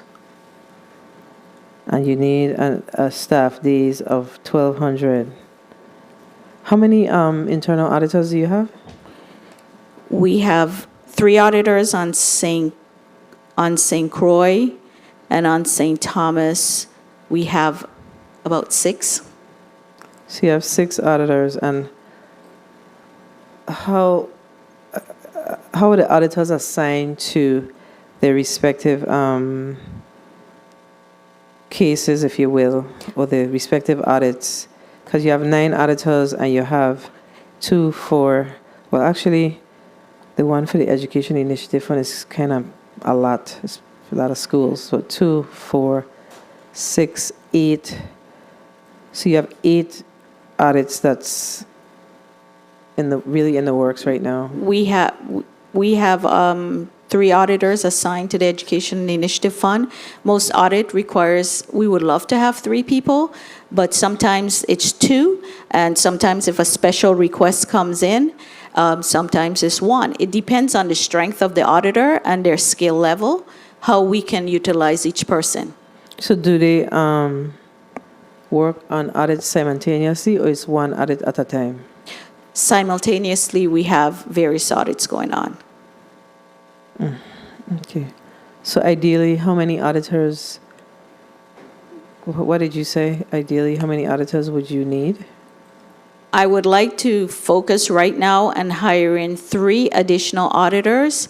I am also very mindful of the potential retirement of maybe a couple of people.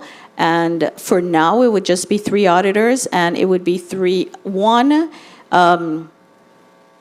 forensic auditor, and maybe 2 other individuals for administrative purposes. And as people choose to retire, then I may replace those with auditors later. Okay, and what's the process for adding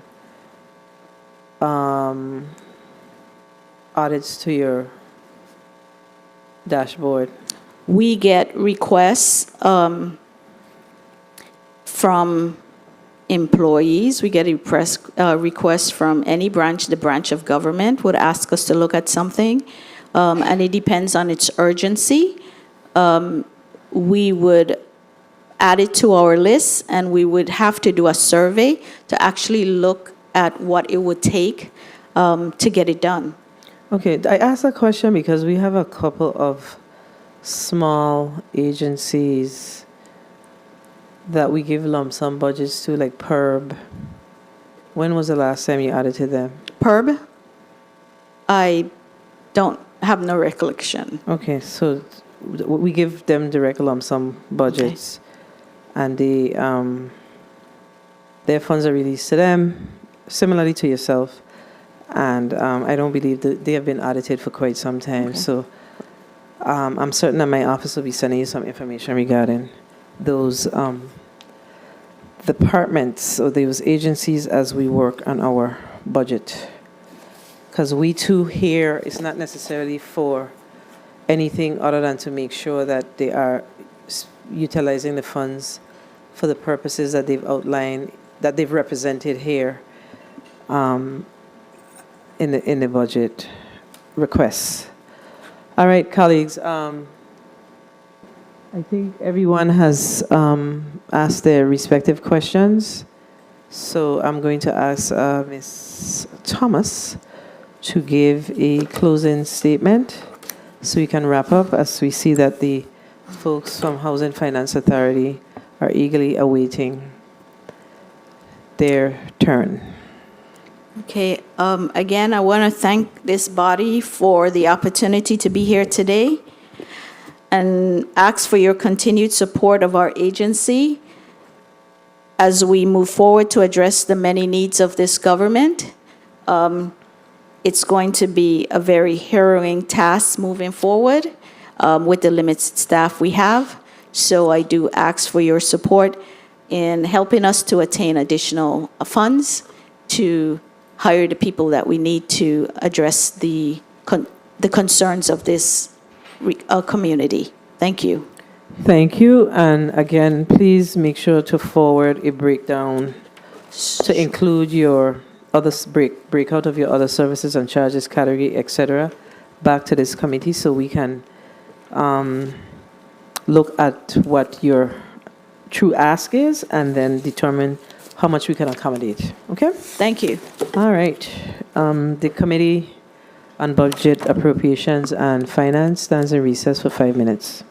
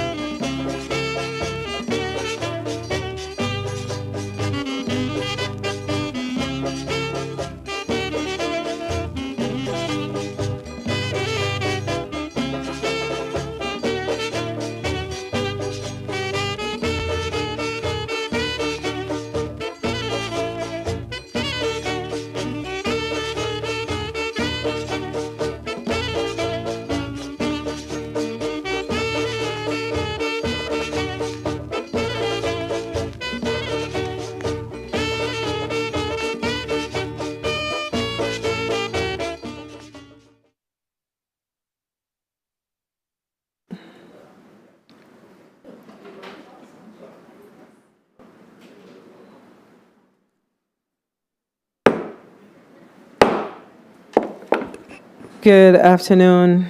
The Committee on Budget, Appropriations and Finance is back on the record. Madam Clerk, can we get the agenda item for block number 3? Block number 3, VI Housing Finance Authority, invited testifier, Ms. Dana Clendenin, Interim Executive Director, VI Housing Finance Authority. That concludes the reading of Block 3, Madam Chair. Thank you, Madam Clerk, and good afternoon to the Housing Finance Authority's family. Good afternoon. We've had some long days, so at the end of the day, so I'm feeling a little winded right now. But we're going to get through this. All right, I'm going to ask that the Interim Executive Director, Ms. Dana Clendenin, I'm going to ask you and your team to put your name and title on the record. Starting with you, Ms. Clendenin. Dana Clendenin, Interim Executive Director and Chief Disaster Recovery Officer. Dr. Stephanie Berry, Chief Operating Officer. Nicole Johnson, Manager of Rental Properties, St. Croix, St. Thomas. Monet Francis Gardner, ARP Grant Administrator. Rick Grant, Acting Director. Alana Laviniere, Director of Policy, Procedure, and Regulatory Service. Odari Thomas, Staff Engineer. Rick Grant, Acting Director for Human Resources. Ann Hanley, Director of Programs. Rupert Pell, Chief Engineer. Jamili Perez, Director of Housing. And I see that we have someone in St. Croix. Please put your name and title on the record. Good afternoon. My name is Janine Hector, and I'm the Director of Federal Programs. Okay, and I understand that your CFO is on Teams. Yes, ma'am. Madam CFO, Valdez Shelford, could you please put your name and title on the record? Good afternoon. Valdez Shelford, Chief Financial Officer. All right, good afternoon. All right, so I think we have everyone, so we're going to start. Ms. Clendenin, you may proceed with your testimony. Thank you. A warm Virgin Islands good afternoon, Senator Donna Fred Gregory, Budget, Appropriations, and Finance Committee Chair, members of the committee, other senators present, and the listening and viewing audience. I am Dana Clendenin, and I serve as the Interim Executive Director and Chief Disaster Recovery Officer of the Virgin Islands Housing Finance Authority. Today I appear before you accompanied by Dr. Stephanie Berry, Chief Operating Officer, Ms. Valdez Shelford, Chief Financial Officer, Ms. Ann Hanley, Director of Programs, Mr. Rick Grant, Acting Director of Human Resources, Ms. Jamili Perez, Director of Housing, Rupert Pell, Chief Engineer, Mr. Donnie Dorset, Economic Revitalization Senior Program Manager, Ms. Janine Hector, Director of Federal Programs, Ms. Frida Webster, Director of Home Ownership, Ms. Nicole Johnson, Rental Properties Manager, Ms. Monet Francis Gardner, Opera Grant Administrator, and Mr. Odari Thomas, Staff Engineer. At your request, we are here to provide an overview of the Virgin Islands Housing Finance Authority's 2024 budget request to support our operations. The Virgin Islands Housing Finance Authority overall fiscal year 2024 proposed operating budget is $27,485,509, which includes $2 million from the general fund, along with supplemental revenues anticipated from stamp tax collections, land and home sales, commercial leases, mortgages, and various federal reimbursements. For fiscal year 2023, the authority received $5 million in stamp tax revenues and projects another $5 million in fiscal year 2024. The law provides for VIHFA to use... Ms. Clendenin, I need you to slow down and speak into the mic.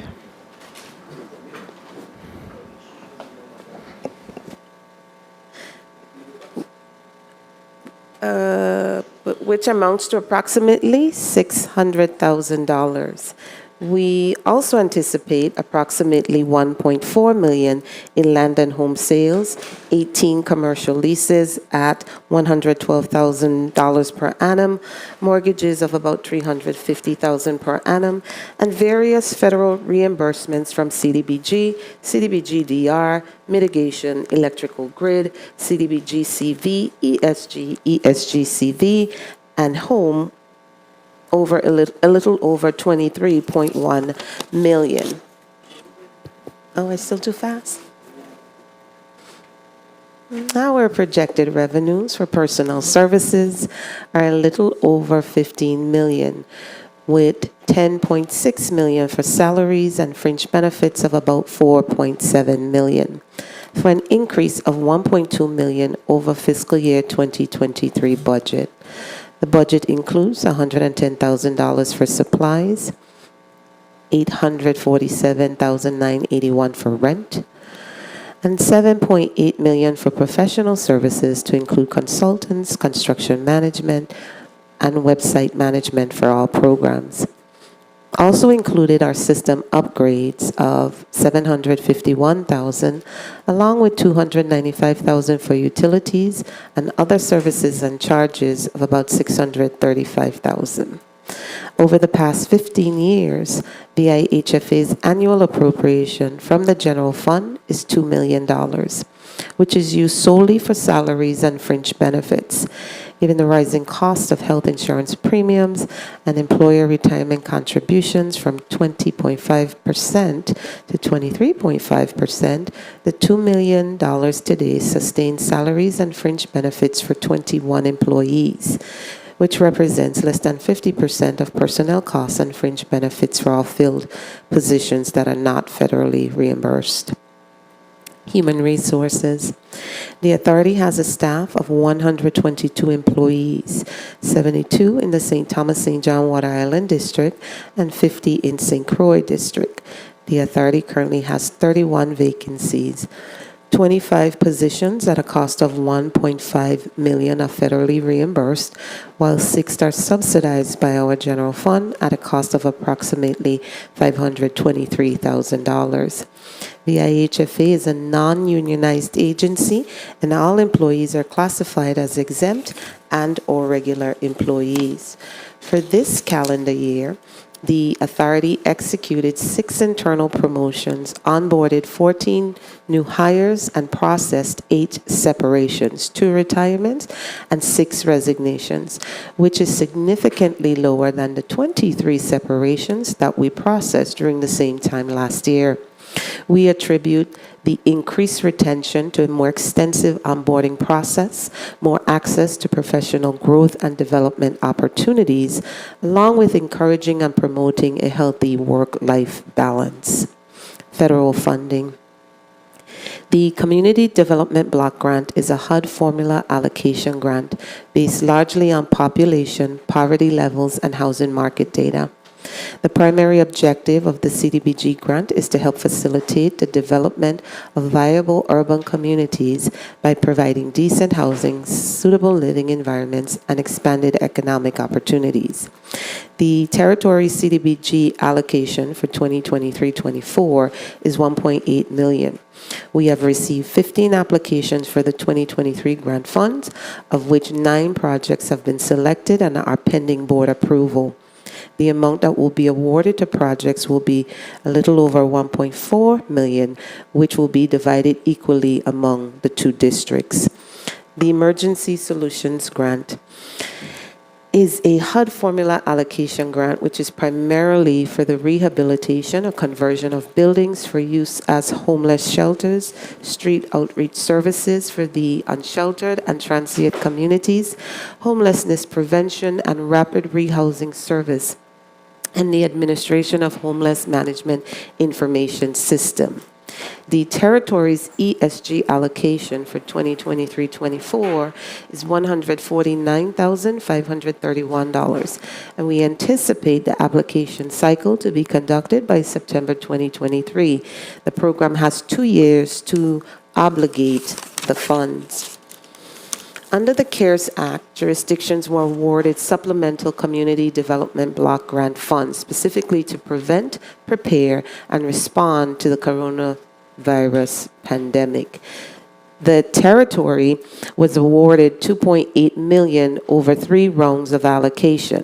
In response to a public campaign soliciting proposals, 19 applications totaling $4.24 million were received, and 10 were approved for funding for a total of $2.8 million, including Project Promise and Community First on St. Croix, Family Resource Center and Community Action Now on St. Thomas, along with St. John Rescue. CDBG CV drawdowns as of June 27, 2023, total $81,389.26. The deadline for use of the CDBG CV funds is September 2026. ESG CV funds may be used to prevent, prepare for, and respond to the coronavirus crisis, specifically for persons who are homeless or receiving homelessness assistance, or to expand homelessness assistance, homeless prevention activities to mitigate the impacts of COVID-19. Funding allocations for ESG CV program total $1.65 million. 6 organizations, Catholic Charities, St. Thomas St. John, Meeting the Needs of Our Community, Department of Human Services, St. Croix Mission Outreach, Women's Coalition of St. Croix, and Liberty Place, were funded for 9 projects implementing various activities ranging from emergency shelter operations and essential services, homelessness prevention, rapid rehousing, street outreach, and program administration expenses. It was truly a humbling experience to participate last week in the unveiling of a mobile hygiene unit with Catholic Charities, which is doing its part to provide critical services to the territory's unsheltered. This custom unit includes 2 independent showers, a separate laundry room with 3 stackable washer-dryer units, tables and shelving, onboard water tanks, and a generator. An impressive assembly that represents an important investment in the care and well-being of our unsheltered population.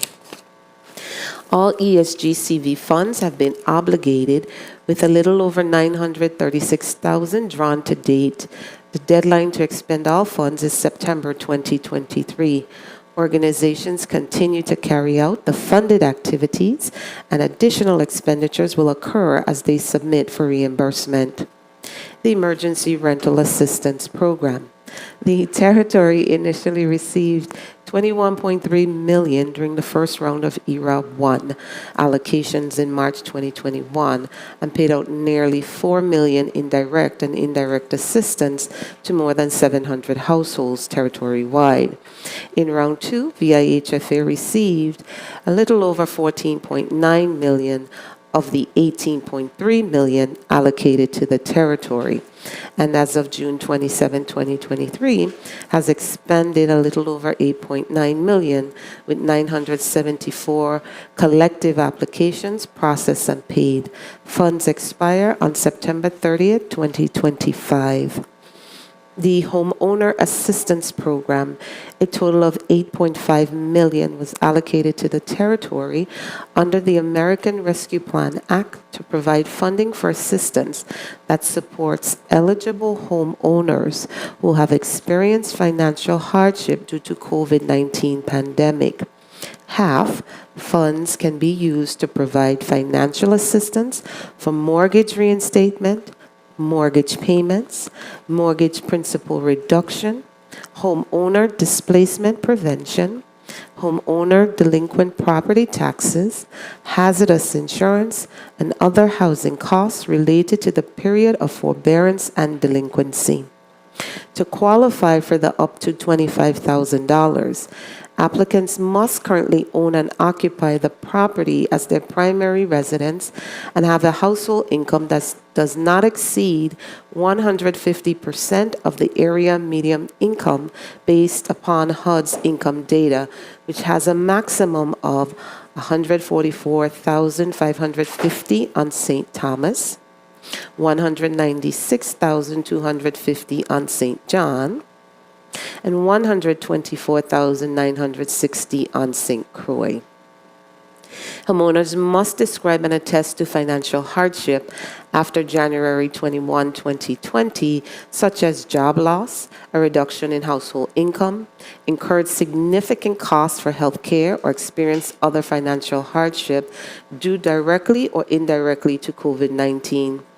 Eligible property types include single-family properties, condominium units, and 1 to 4 unit properties where one of the unit is is the applicant's primary home. Eligible mortgages types that may qualify for assistance include first and second mortgages. Interested residents who believe they meet the eligibility criteria may apply online. Simply visit vihfa.gov, select the Programs tab, and scroll to the section for Homeowner Assistance Fund. Be sure to click on the half online application at the bottom of the page and create a Zoom Grants account to begin submitting information. Residents may also call us at 888-597-7188 or email us at hafp@vihfa.gov for more information on eligibility and application assistance. As of July 10th, there are a total of 126 applications in the HAF application portal. 61 applications have been submitted for processing, 41 applications were deemed incomplete, and 24 applications are inactive or have been withdrawn. Of those 61 submitted, 31 applications are in eligibility review, 19 applications are pending data validation and certification conducted by the lender, 5 applications have been denied, and payments have been processed for 6 applications totaling $58,872.66. Grant funds expire September 30th, 2026. CDBG-DR and transition. We've made significant strides this fiscal year. We have successfully launched our neighborhood revitalization program, and we are currently vetting nearly 80 applications. We have executed a contract for the Ross mixed-use facility, creating an opportunity for 8 apartment-style homes. We ask you to stay tuned for details on the upcoming groundbreaking. Thanks to this body, we are also one step closer to funding the rebuild of Sister Emma's Cottage on St. Croix.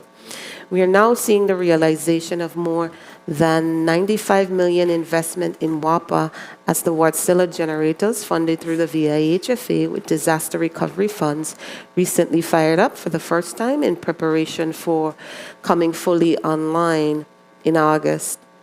We have brought on staff augmentation team for Envision, which has played a critical role in reevaluating homes needed for repair, creating architectural drawings, and pushing them through the permitting process and into construction. Contractors, if you are listening, we have a number of solicitations out for the program. Please visit our website at vihfa.gov to learn more.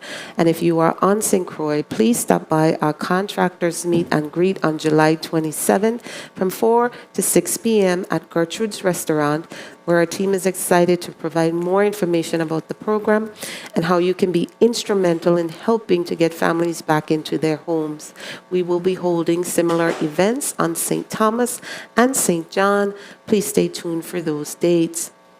Beginning the first quarter of 2024, we anticipate the construction of homes in Queen Louise and Estate Fortuna on St. Thomas, along with 7 single-family dwellings in our Morning Glory subdivision located in Mount Pleasant West on St. Croix. We continue to look for opportunities on the island of St. John. As this committee is aware, the Virgin Islands Public Finance Authority Office of Disaster Recovery is proposed to be a subrecipient of VIHFA, overseeing the management of the disaster recovery program. This arrangement is pending approval by HUD of our 4th substantial amendment, which was submitted on June 26, 2023. HUD has up to 45 days to respond. This transition is aimed at achieving the goal of centralizing disaster recovery operations, mirroring what we have found to be a common practice among other states and territories, including Guam and the Northern Mariana Islands. In this transition, the administration of the CDBGDR grant funds will remain with VIHFA, which includes but is not limited to compliance, environmental, policy, and finance. The territory received $1.08 billion in CDBGDR grant funds, and as of June 30th, the balance was $797.35 million. Program-related remaining funding is $764.7 million and $32.5 million for planning and administration. Of the remaining program funds, 80% is expected to be budgeted towards the transition. As of the end of June, this amount stood at about $611 million. All CDBGDR-related funds that will be budgeted for ODR are reimbursable funding and does not represent any advance funding. If the proposed transfer is approved, a total of 39 positions, filled and vacant, will be transferred to ODR. The approximate salaries and fringe benefits associated with these positions is $3.98 million. Grant funding expires in September 2026. Mitigation. The Virgin Islands Housing Finance Authority received its mitigation grant agreement on April 25, 2023.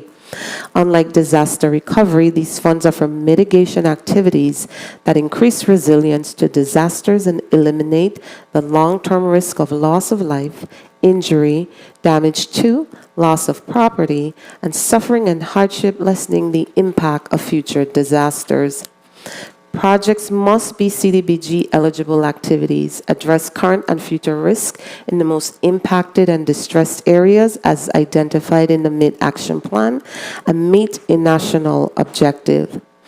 The 12-year grant allocation is $774,188,000, of which infrastructure and public facilities will receive about $418.2 million, housing $192.7 million, economic resilience and revitalization $76.7 million, while the remaining $86.5 million is set aside for public services, planning, and administration. To ensure that our CDBG MIT program is launched and administered effectively, the authority in late June underwent a training with HUD geared toward best practices for rolling out the mitigation grant. From this exercise, VIHFA is developing a strategic plan that outlines key milestones and activities for the rollout, along with defined policies and procedures for timely response and payment ahead of the anticipated launch in August of 2023. The administration of the mitigation grant will be executed by a dedicated team of individuals. I would be remiss if I did not take this opportunity to encourage the public to visit our website at vihfa.gov/careers if you are interested in joining us in administering this grant. We are currently advertising for a Director of Mitigation, Deputy Director of Housing, Deputy Director of Infrastructure and Public Services, and a Deputy Director of Economic Resilience and Revitalization.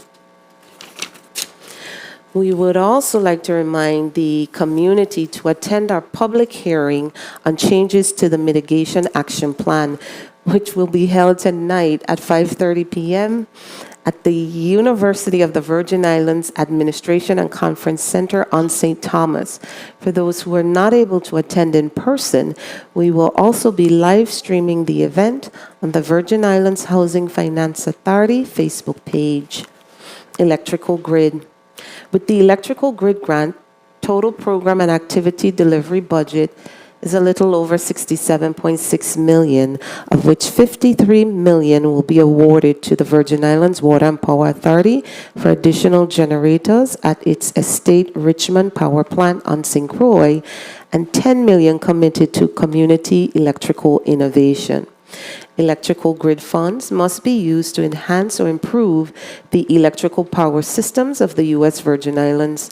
The grant also seeks to increase the resilience of the electrical power system to future disasters and to address the impacts of climate change. The activity must comply with CDBG national objective, address an unmet recovery need, given maximum feasibility, priority to activities that will benefit low to moderate income families. Funds expire in September 2029. The IHFA will be advertising for a Director of Energy Solutions who will be responsible for the administration of the electrical grid grant and all energy-related projects within the mitigation grant. Senators, this concludes my testimony, but before I close, I must thank the entire VIHFA team, which has worked tirelessly to improve operations by streamlining processes, overcoming challenges, and creating an environment of accountability where we all can look forward with hope to what we can continue to achieve in the year ahead. My gratitude to all. Senators, my staff and I are available to answer questions. Thank you, Ms. Clendenin. Colleagues, we're going to go to a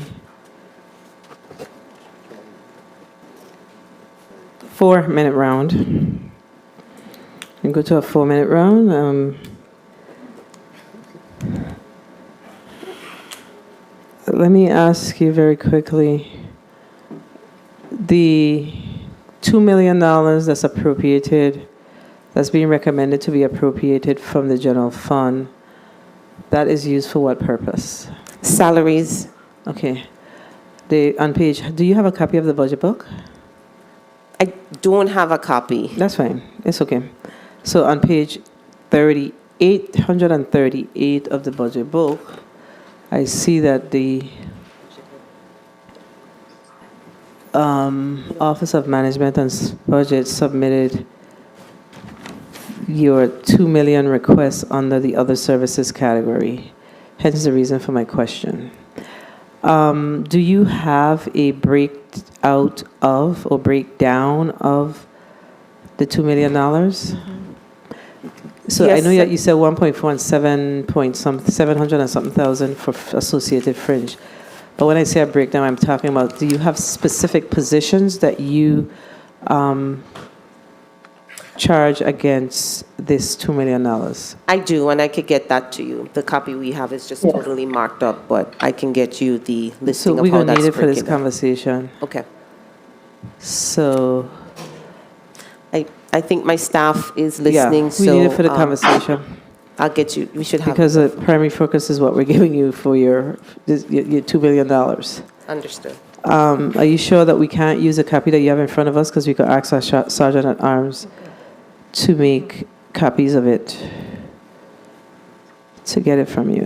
I'd rather not, Senator. I'll get you a copy right away. Okay, so I'm going to proceed with the meeting, but we need to get it as soon as possible so we could understand exactly how this $2 million is going to be used. And also, I would like to get a breakdown of the associated fringe benefits, because we know that some individuals have on the family plan and some are on the single plan. Okay? All right. Senator Blyden, you're recognized for your 4 minutes. Sending it now. Thank you, Madam Chair. Good afternoon. Interim Director Clendenin and your support and management team there with you, and thank you so much for your testimony. Good afternoon.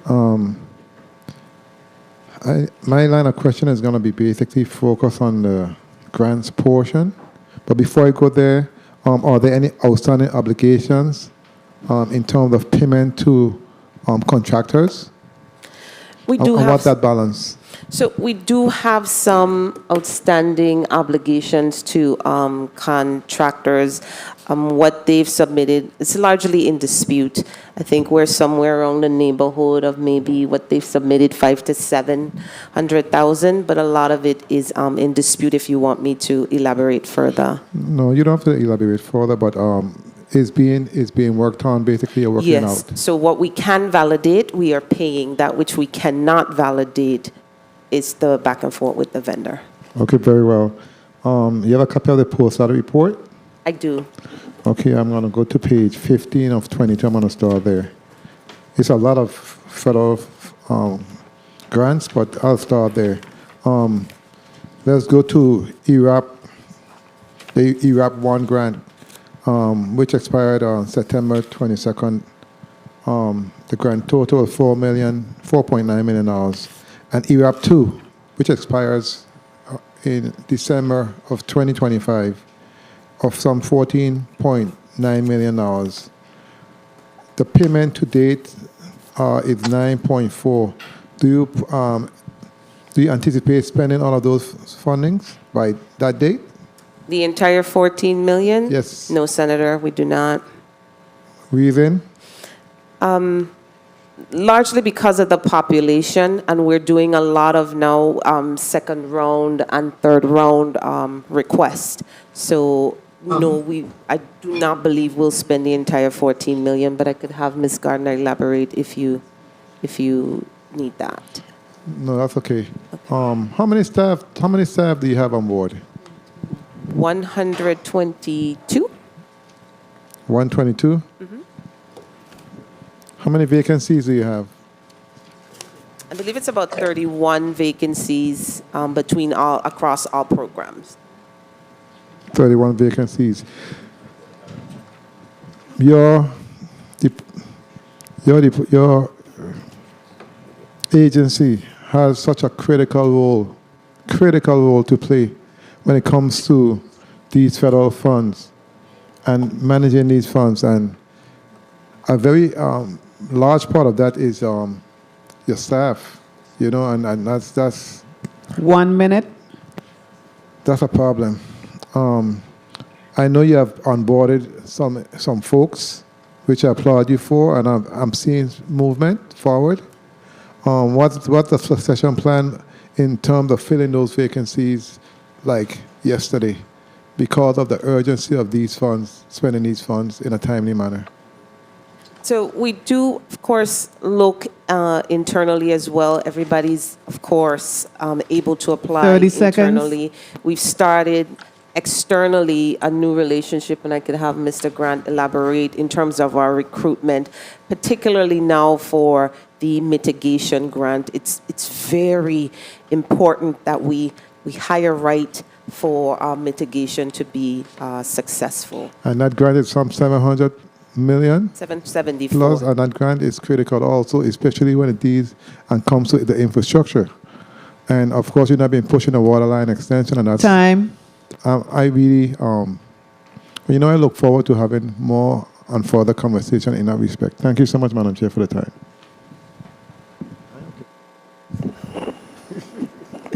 Thank you, Senator Bladed. Oh boy, no, that's not what it was. The previous speaker spoke about a federal grant that you have that's some, how much million was that? 14 plus million dollars. The ERAP.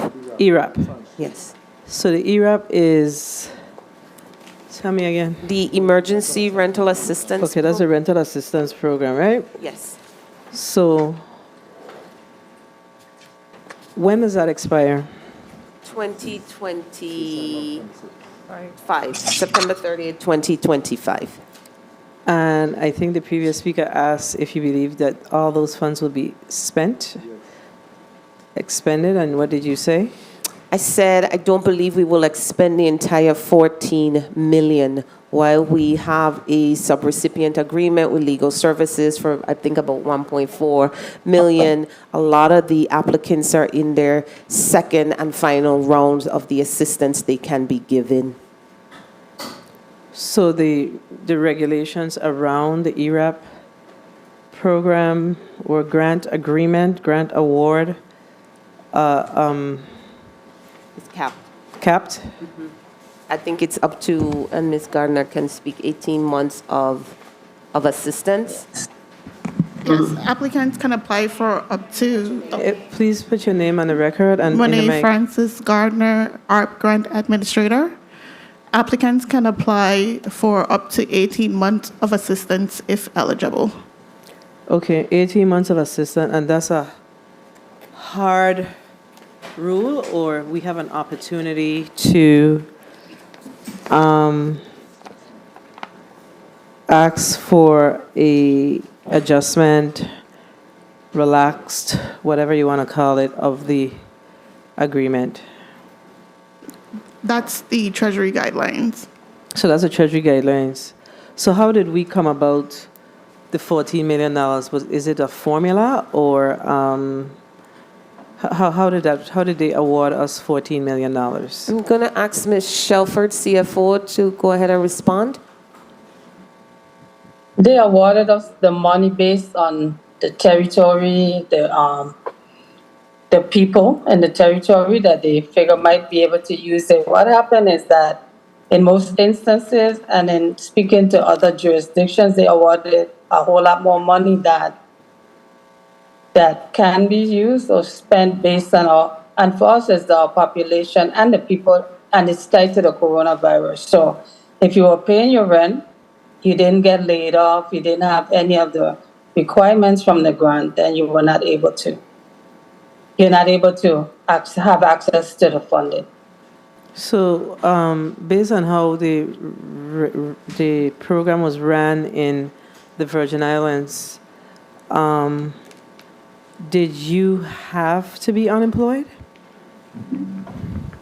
I'm sorry, did we have to? Did the recipient have to be unemployed? Unemployed. I believe they had to show some impact, so maybe not necessarily totally unemployed, but let's say there was a reduction in income.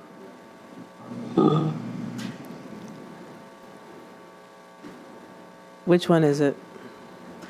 Unemployed or reduction in income? It's a little bit of if you're totally unemployed, you qualify. If you could show was a reduction in income, so maybe your hours were cut from 40 hours down to 20 hours. So when the federal government comes to audit this particular program, is it going to show that we actually gave monies to individuals who had full-time jobs, who worked for this government, who actually got paid? If they were not able to show any reduction in income, no. So if for example, if I went to apply for ERAP, I wouldn't qualify. There was no reduction for me. I wasn't unemployed. So you won't see that. Those applications would be denied. And who's the person here that runs that program? Ms. Shelford oversees it, and Ms. Monet Francis Gardner. So let me let Ms. Monet Francis answer the question that I just asked. About the unemployment? So when the program is audited, because once the federal government gives us this kind of money, at some point we will see some audits coming down the pipeline. We're not going to see a situation where individuals who held full-time jobs, who just refused to pay their rent on the rules of this program. No, we should not. No, it wouldn't. Okay. All right. Senator Blyden, you recognize your point of information. Thank you so much, Madam Chair. My understanding of the program, even if you're working and you're impacted as a result of COVID-19, if, say, for instance, me and my spouses were working and we got a reduction in pay because of hours, what have you, you qualify for the program automatically. And there are many other instances also, other reasons where you can qualify for the program. Thank you. So what are those other reasons? Based on? Okay, based on the Treasury guidelines, applicants would qualify if they experience any type of financial hardship during the COVID pandemic period. That would be either an increase in expenses or a reduction in income. All right. Okay. Thank you. Were you able to get the copy of the breakout, Director, CEO, Clinton? Okay. Okay, so I'm going to move on to the next senator. Senator Graff, you're recognized for your 4 minutes. Thank you, Madam Chair. Good afternoon, colleagues. Good afternoon, testifiers of viewing, listening, and present. I want to go straight to the Savant basketball project. We've been waiting for so many years to get finished. We finally have a contractor now. Do we have all the money to complete this assignment, and when? COO Berry will respond. Dr. Stephanie Berry, Chief Operating Officer. Yes, so far, our contractors have mobilized, and we are currently in progress. And if that's, I'm assuming that you're referring to the Savant Playground? The playground? Yes. Yeah. Yes, Senator. Okay, so you have funding to address the lights? Yes, we are. And as a matter of fact, our construction manager assigned to the project has also taken the lead in making sure that the lighting is the same as Sports Parks and Recs is using in other lighting communities, and that's the Moscow brand. Okay, and the basketball court will be redone? Yes. Okay, I just making sure. I've been waiting a long, long time. And it will be done this year?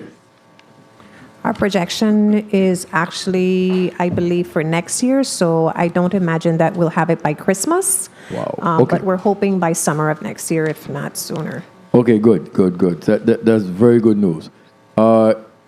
Director, good afternoon. I'm looking at the post-auditor's report. I'm comparing the 23 and the 24. The 23, you had 114 employees. You hired 8, so that's you have 122 now? Correct. Okay, so any wage increases in between this last year, 23 budget and 24? No. Rick Grant, Acting Human Resources Director, no wage increases, Senator. And any due to come in the 24 budget? I defer to IED. Not at this moment, Senator. Okay, I just want to make sure we have all the money for that. The fringe benefits. So based on the post-auditor's report, page 7 of 22 for 24, you have a 10,000,006 and the fringe at 4,000,007. I estimate that at roughly 44% across the board. What percentages you use for your fringe? So, Rick Grant, our total percent fringe is 45.15%. 45, is it? 0.15, yes. Okay, right. That's 1 minute. Average. Okay, that's good. Now, I know the facility that you're in here and saying in Frenchtown area. It looks good and everything. How is it in regards to capital outlay, work environment for your employees? You have funding covered for that? So, with the Frenchtown office, there are some modifications we are making. And yes, 30 seconds. The modifications we're making, I think a lot of it is FEMA related as well. So we're covered.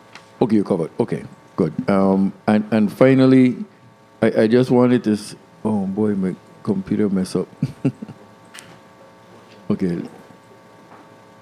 No, okay, so with the eight hires that you got for 23 to 24, you still need 31 in 24? Or they subtracted from the 31? Time. Yes, Senator. You still need a 31? Yeah, we still need a 31, okay. yes. All right, thank you. Thank you for that. Thank you, Madam Chair. Point of information. Thank you, Senator DeGraff. Senator Johnson, you're recognized for your point of information.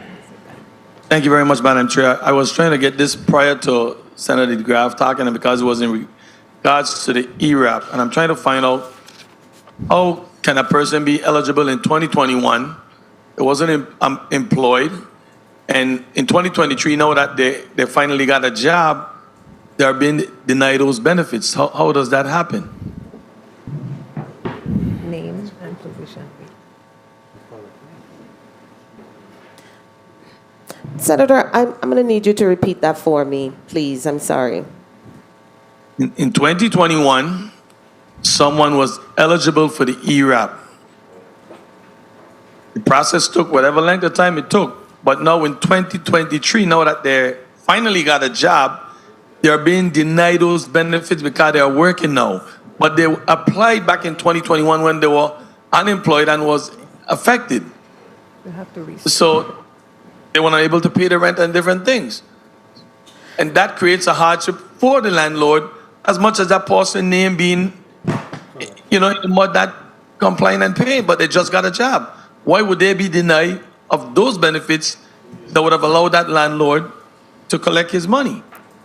Senator, I'm not sure of that specific case. However, I'm happy to talk offline, perhaps to get that name so that we could do some research into it.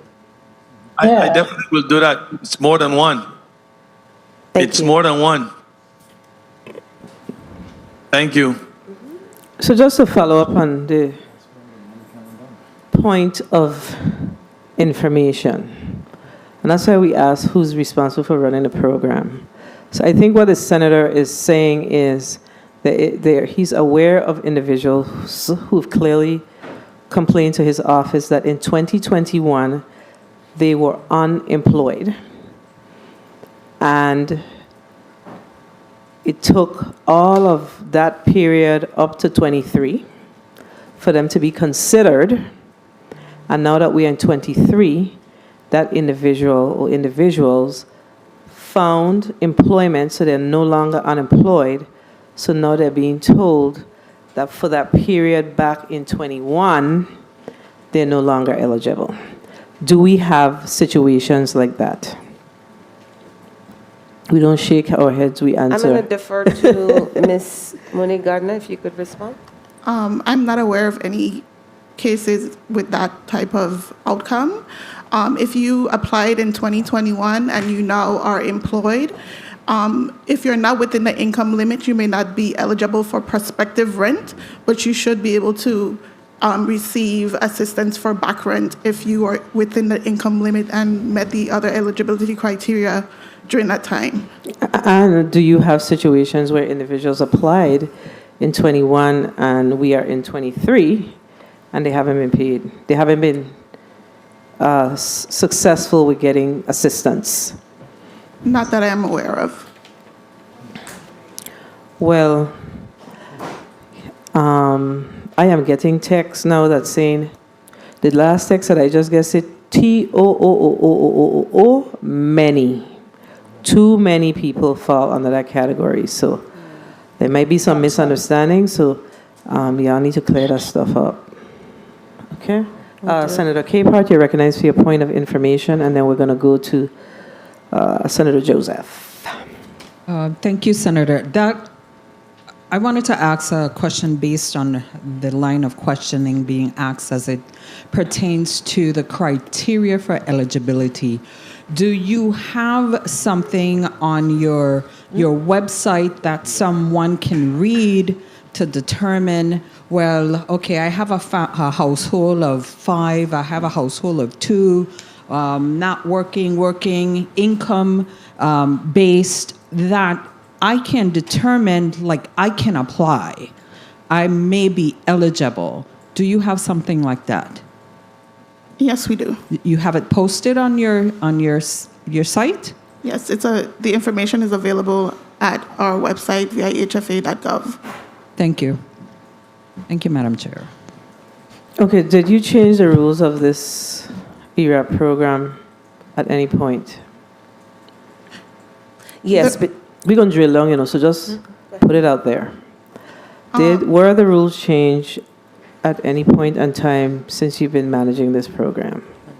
So with ERAP 1, there were different guidelines based on Treasury that Treasury provided, and ERAP 2, it became a little bit more flexible, but so in reference to ERAP 1, you had to have hardship directly or indirectly related to COVID. With ERAP 2, you just have to have financial hardship during the COVID period. Okay, so Is there a cutoff period between the two, what do you call it, ERAP 1 and ERAP 2, meaning a specific period? Yes, ERAP 1 has already concluded that it expired September 30th, 2022. So perhaps that may be what's causing the confusion. Yes, and in ERAP 1, you only were allowed 15 months of assistance. In ERAP 2, you're now allowed 18 months of assistance. Yeah. And okay, so ERAP 1 expired in September of 2022. Yes. Okay, so perhaps that's where the issue is falling, because now that it's expired, can you retroactively go back within ERAP 1 to make payments? Yes. You can. Once the event took Well, all place in cases that will period? be charged to ERAP 2 at this point. Any pending cases will be expended from ERAP 2. So tell me again, what are the requirements of ERAP 2? What's the significant difference between both, 1 and 2? ERAP 1, you had to have financial hardship that was directly or indirectly related to the COVID-19 pandemic. With ERAP 2, you just have to prove that you had financial hardship during the COVID period. What the difference is? So one is, so you could just be having financial hardship that's not related to COVID during the COVID period, and you would be eligible if you something meet like my WAPA bill was $200 and now it's like $795, like that. So it's creating a financial hardship for me because now Yes. I gotta come up with a difference between $200. I have to come up with $500, which is impacting my rent. increased expenses. Yes. I see. So are people clear on that? Are the folks in our community clear on what some of that really means? Because I think people, I don't know, it just seems to me like it's just around, I can't pay my rent. But I can pay my rent. I can't pay my rent because my utility expenses are through the roof. That kind of conversation? Yeah, we cover both rental assistance and utility assistance. We do have utility assistance as well. Okay. All right. Okay.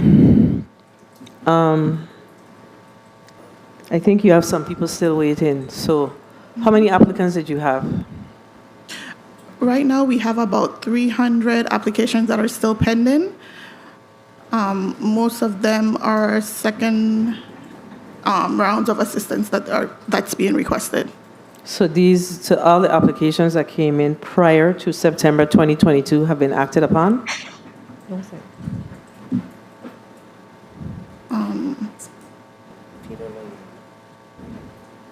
I'm not sure. I'll have to. So how are you monitoring to determine whether or not the applications are being closed?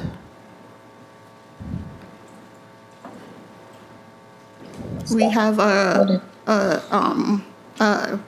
electronic portal where applications are submitted, and our reviewers go through the portal to select applications to process.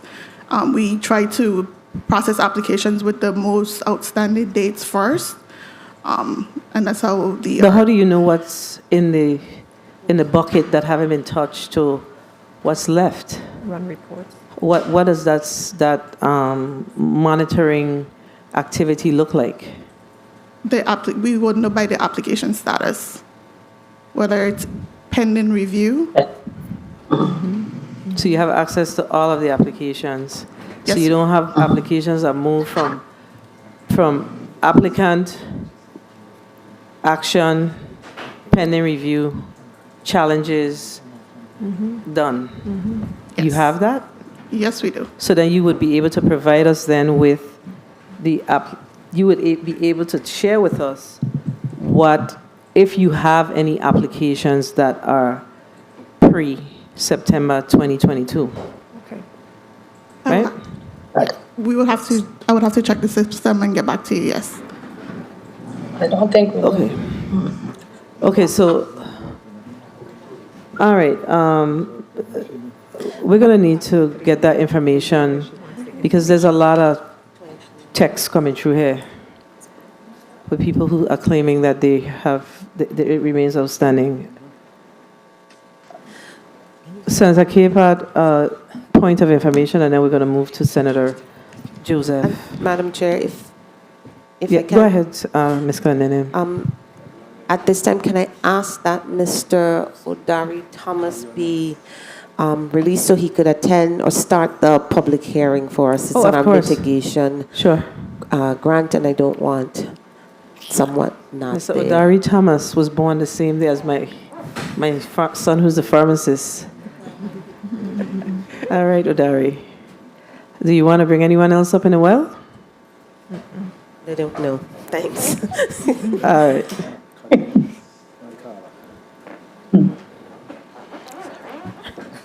You can go ahead, Senator Capehart.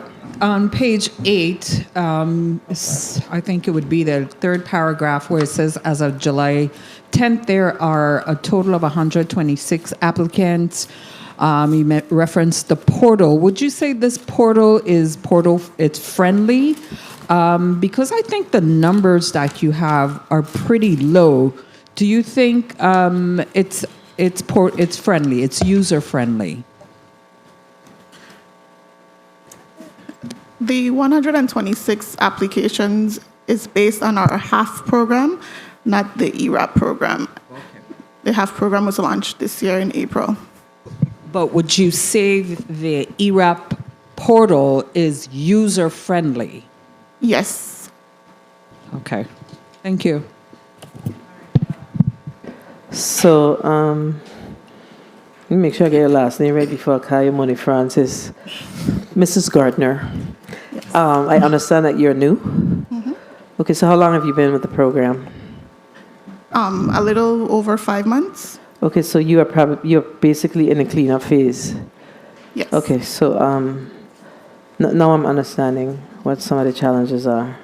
So if you could get that information, because I think it'll help you as well, because what gets monitored gets done. So you need to have some idea as to. So if you were not there, Miss Francis, I asked a question about individuals working, etc. And if we're not going to see any challenges with the audit, don't put your head on the block because you were not there. Okay? All right. Okay, so Senator Carrion, you're recognized for your 4 minutes. Senator Carrion, my apologies. Yeah, it's Carrion. I call it out of order. Thank you. Good afternoon to the team this afternoon. Executive Director, how long have you been as an interim? 1 year, 3 months. Any conversations with, like, you're going to continue as an interim for how long? Have you heard anything? I am not sure, Senator. All right. That's a bit too long for me. In regards to the ERAP program, I'm hearing a lot of conversations my colleagues have been having. What about, I'm concerned about advertising and promoting. Do you have a website? You said it's friendly. What other means are you doing to provide information to the community? Ms. Gardner, I guess, or? Sure, I'll just jump in. We do have a communications team that we are working on. Just to be real, I guess transparent or clear, we have sort of shifted our focus to the HAF, which is the Homeowner Assistance Fund, just because it took us a while to get that kickoff. So you'll see a lot of advertising for that as we have a lot of homeowners right now needing that assistance. Very well. Tell me a little bit about the revenue collected. You collect revenues, correct? We do, and I will let CFO Shelford address those questions. If you have another question. Yes, CFO. What was 2022, and what are we looking for 2023? 1 second. And then tell me your projections for 2024. So I have an idea while you look for that. With regards to, I'm seeing here in the post-audit report, I also have some questions for FY23. I would like actuals for your supplies for FY23. Last one I'm seeing here, expended so far is dating April 30th. Do we have any more up-to-date figures? Yes. You wanted to know about our projections in terms of our receipts? Yeah, in terms of revenues, what was your actuals for 2022? Okay. Where are you now in 2023, and what are you projecting for 2024? Quickly, that my time is running. Okay, I get you. So in 2021, what we have collected so far? For 2023, yeah, what you collected so far? 23. 1 minute. 21 million. Okay. Can you? $21,667,739. All right, and what you're projecting for 2024? And that's revenue. In That's terms revenue of- through. That's releases. Yes. It's Excuse me. What category is that revenue collection? 30 seconds. One of the things I'm telling you, the revenue that we collected, though, some of it is going back to prior years. So we have appropriations of 1,500. We got stamp tax of 600,000 of 1,500,000 for appropriations. Okay, well, I'm going to ask 23 you so as far. to provide that information through the chair, so that we Okay. could have it on hand. And what are your actions for supplies? Time. Okay, you want to know how much we did for ours? Our actual for supplies is 20,294. And I'm sorry, it's actually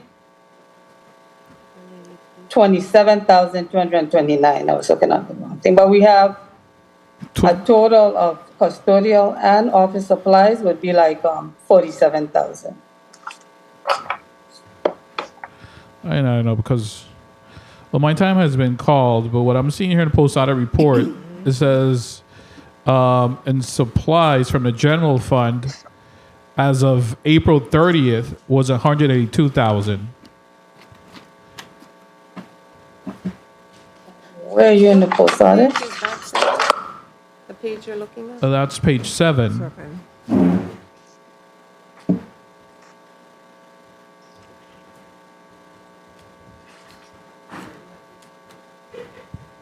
I'm trying to get answers. I'm asking more questions. And supplies, I don't.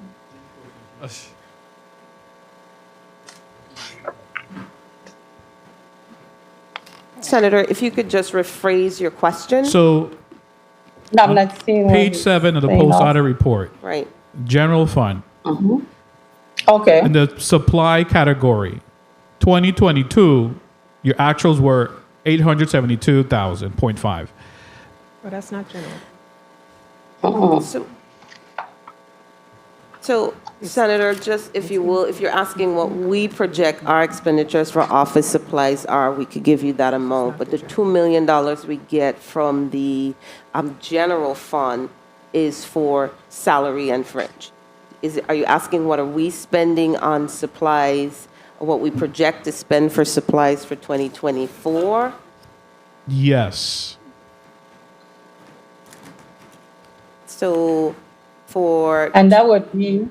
So for, right, for, I think, Ms. Shelford, for office supplies, you have about 110,000 for office supplies. Yes. And then operating supplies. And custodial is 60, so that makes it 170. 70. All right, thank you. Thank you, Madam Chair. Thank you, Senator Carry on.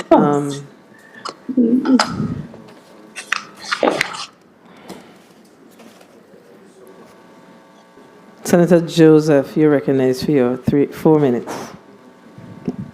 Thank you kindly, Madam Chair. A pleasant good afternoon to everyone, and a pleasant good afternoon to the team at the Virgin Islands Housing Finance Authority. It is indeed a pleasure to have you here with us. We do have some very burning questions to ask you. I want to just pick up where Senator Carrion left off. And I noted on that same page, I'm on page 7, that it looks as though the proposed for the $2 million from the GF, the general fund, $1,293 is allocated for personnel, and then you have $700,007 appropriated for the benefits, and I think that would round it up to the $2 million. Correct? Yes. Okay, so you don't have any monies that you're going to utilize for budget categories, utilities, other services, supplies, and capital outlay that is going to be used to absorb the general funds. Not from general fund. Okay. So we just want to make sure we're clearing that out. Everything for the general fund, for the $2 million that you're here to defend, right, is going to be for personnel and fringe benefits. What we do need to know is which employees and at what pay rate is being used to absorb that.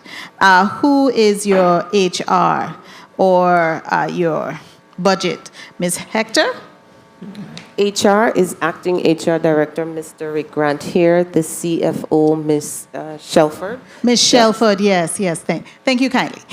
So Ms. Shelford, you could tell us who are going to be paid from that $2 million at what level?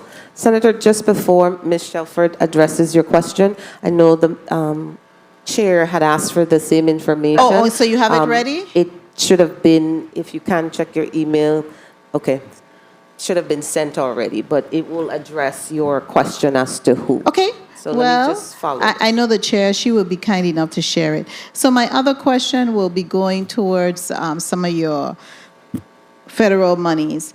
Kindly indicate for me, with your all of the grants that you've received, I didn't see anything in your comments regarding your indirect cost. And I don't see it here with a lot of the funding sources that you have. What is do you have, first of all, a cost allocation plan that is approved by your cognizant agency? Yes, we do. Okay. And what is your indirect cost rate? 36.9%. And is that for every grant, or is it just for a certain grant that you have?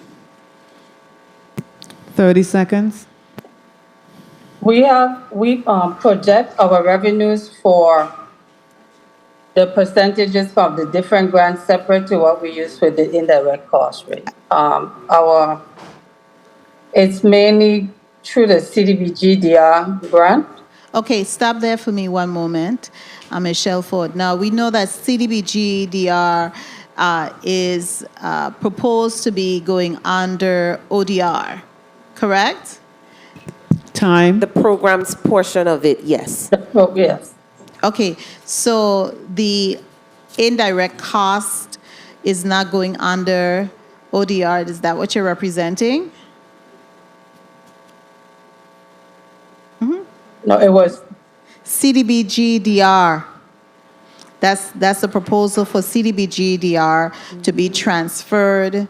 And you mentioned it, and there's a merging of that, and ODR did indicate that. So it's only the program cost, are you saying, and not the indirect cost that go along with this grant? Right now, Senator, in our discussions, right. I Go was ahead. going to say the same thing. Go ahead, Shelford.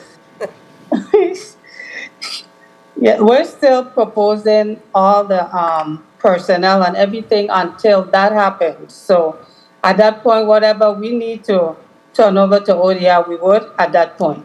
Right now, we're still operating as that we have all the personnel and everything based on not having a Okay, and I was decision yet. right, and so I was asking the question whether the indirect costs will also be sent or transferred to ODR. No, the indirect costs wouldn't. I believe, and I apologize, my finance person that handles this is out ill.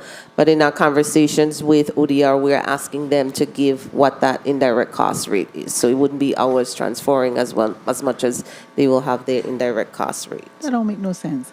Anyhow, Yes. Madam Chair, if you bear with me, I just have one final probing question. We are looking at getting some of these funding and the indirect costs. Do you have your indirect costs? I noticed on, let me see this page. Oh, here we go. VI Housing Finance Bank Accounts. I like to see a lot of money. I have a lot of money right there, right? And so I wanted to ask you, do you keep a separate account for your indirect cost? We have it, we know where we have an account in our accounting system that shows how much we collect and how much it is. But you don't keep a separate bank account for it? No, we do not. Okay, because I guess you're not required. Madam Chair, thank you so much for the leniency. Thank you, Senator Joseph. So, did you report that the indirect cost rate is 36%? What a percentage? 36.9%. 36.9%. And we have it in our budget also as a revenue. Okay, I'm clear. The indirect cost is what? 36.9%? Yes. Okay, good. And the indirect cost is earned once you draw down on the federal funds, correct? Yes. In FY 2023, how much indirect cost money have you drawn thus far, and how much money do you anticipate drawing in total? So two things. Okay. So far, we have drawn 2.9 million. 2.9 million, and your anticipation? Yeah. Also, and we went over a little bit, our projected budget was for 2.8. Okay, we're going to ask that again. You've drawn 2.9 thus far, and y'all on a October 1 to September 30th fiscal year. So we got what we Yes, in July? but- We got 2 months, right? Yeah. So, But one of the things that you have to keep in mind is we're being reimbursed during that fiscal year for some prior year reimbursements. okay, no problem. But so you have prior year reimbursements. Yes. So in fiscal year 2023, you anticipated draws, indirect costs of earnings of how much? 2.8. And that 2.8 is based on activity that occurred, that is to occur within the fiscal year. Correct? Yes. However, you are now at 2.9. Yes. So it means that you have indirect costs that was earned in previous fiscal years that you're now collecting. Yes. So based on the previous years that you did not collect, how much more do you anticipate collecting based on them previous years in FY 2023? So the good thing is we should be caught up by the end of this fiscal year. Okay. But caught up with what does that look like though? What is that dollar amount? Because if you already collected 2.8, and we have 2 more months to go, that's mean you have another, I don't know how much you collect per month or what those projects were that you drew down on that you did not receive indirect cost funding for the previous years. So do you have that dollar amount? If not, you could just share it with us. I don't have it specifically. We do save monthly 700,000. 700,000? Yeah, So which that's- would be coming back off of what we send out in terms of the payroll reimbursements. So that's about $4.2 million that you're anticipating for FY 2023, if you have another 2 months to go. About, give or take, I'm not sure, it might be more because I'm certain that you have not covered all of FY 2020, all of July of 23, right?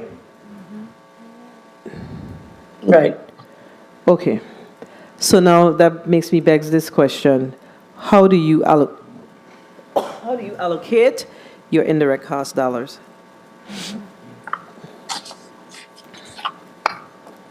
Before you go, so do you get to keep all of your indirect cost funds, or do you share it with other government entities who are providing service, if they are?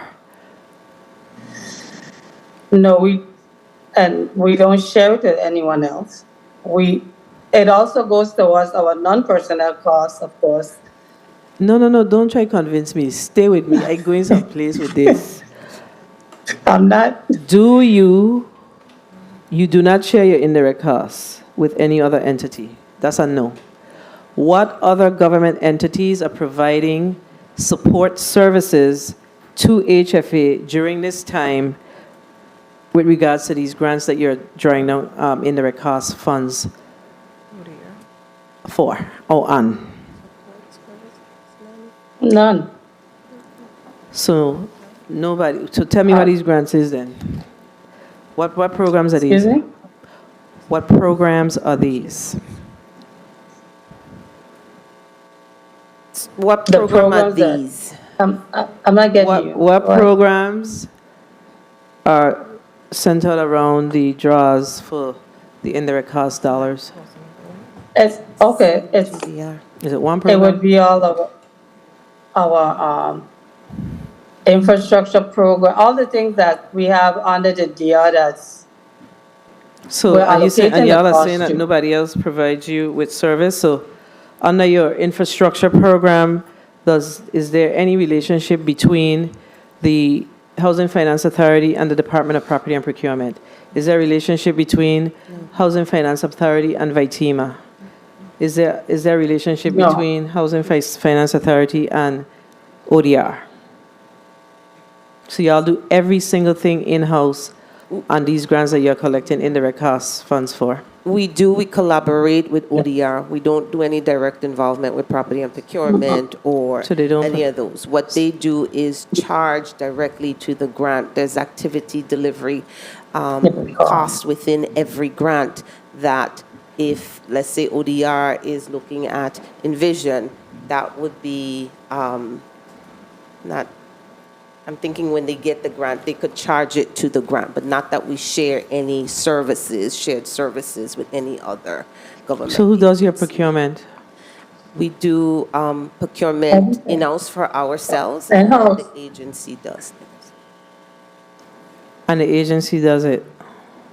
for them. So if the WAPA would do their own procurement, if they're doing a project.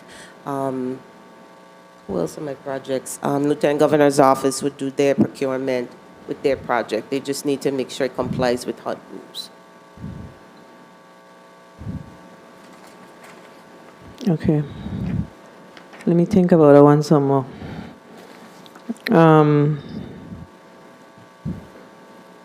I can't see who's on St. Croix.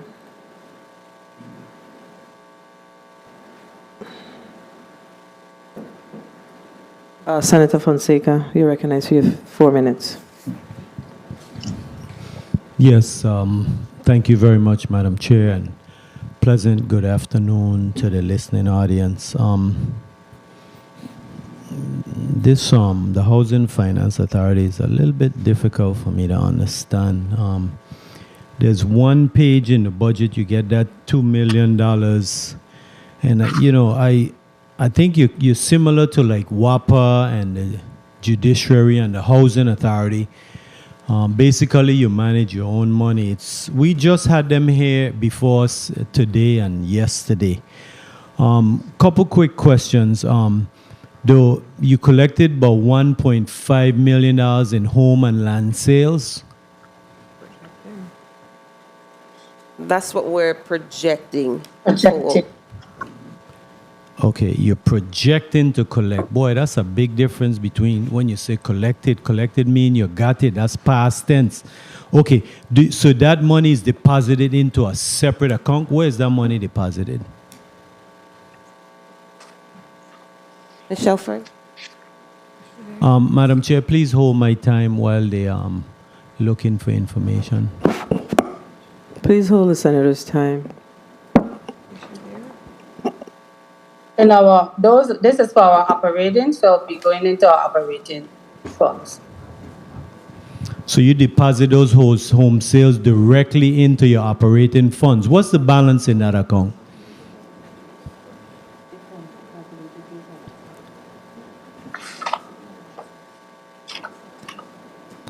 Madam Chair, please hold my time while they're looking for information.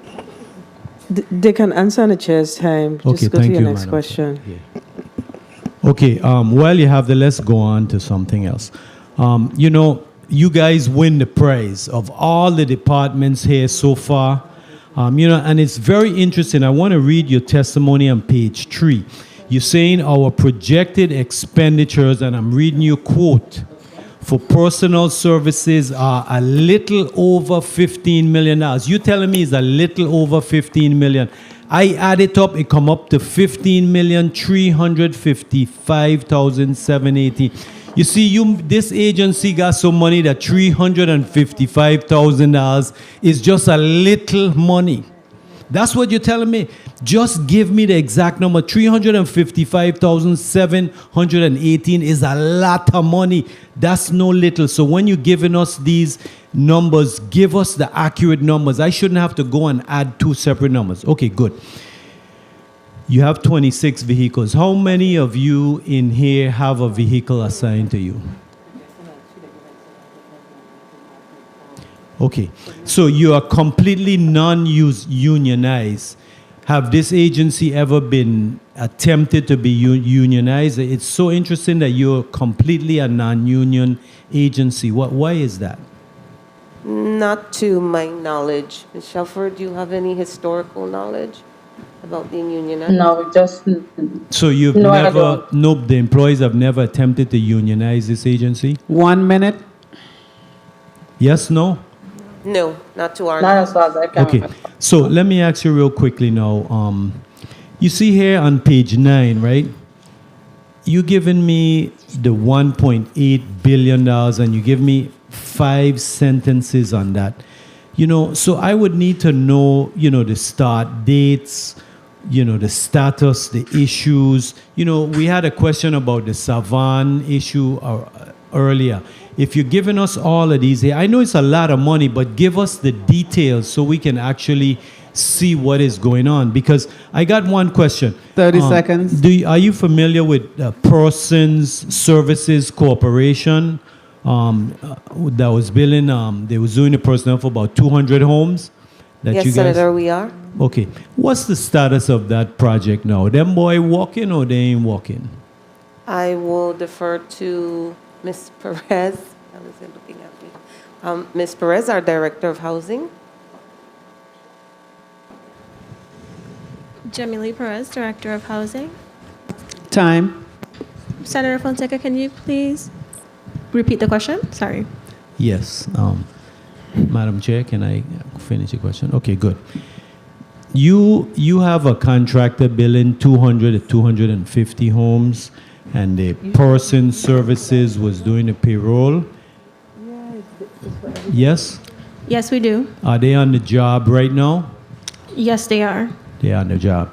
So you don't owe them any money? Do you owe that contractor any money? We were in negotiations and we have paid them some funding.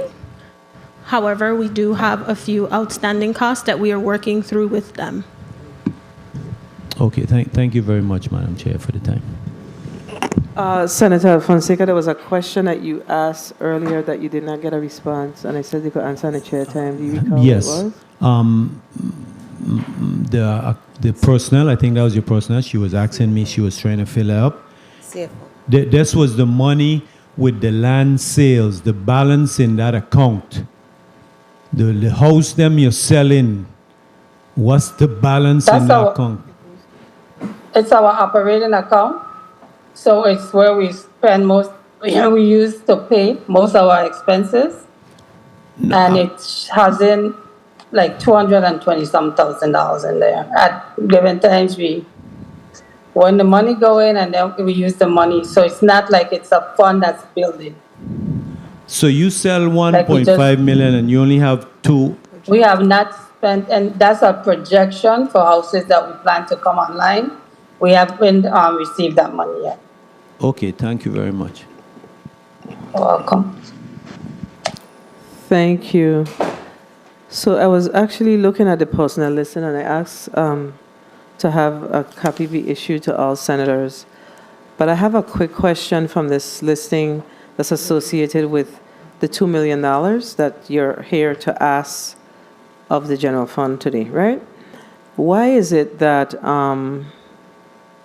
the American Rescue Plan Administrator salary, why are we paying that out of our general fund? Ms. Shelford, do you want to respond?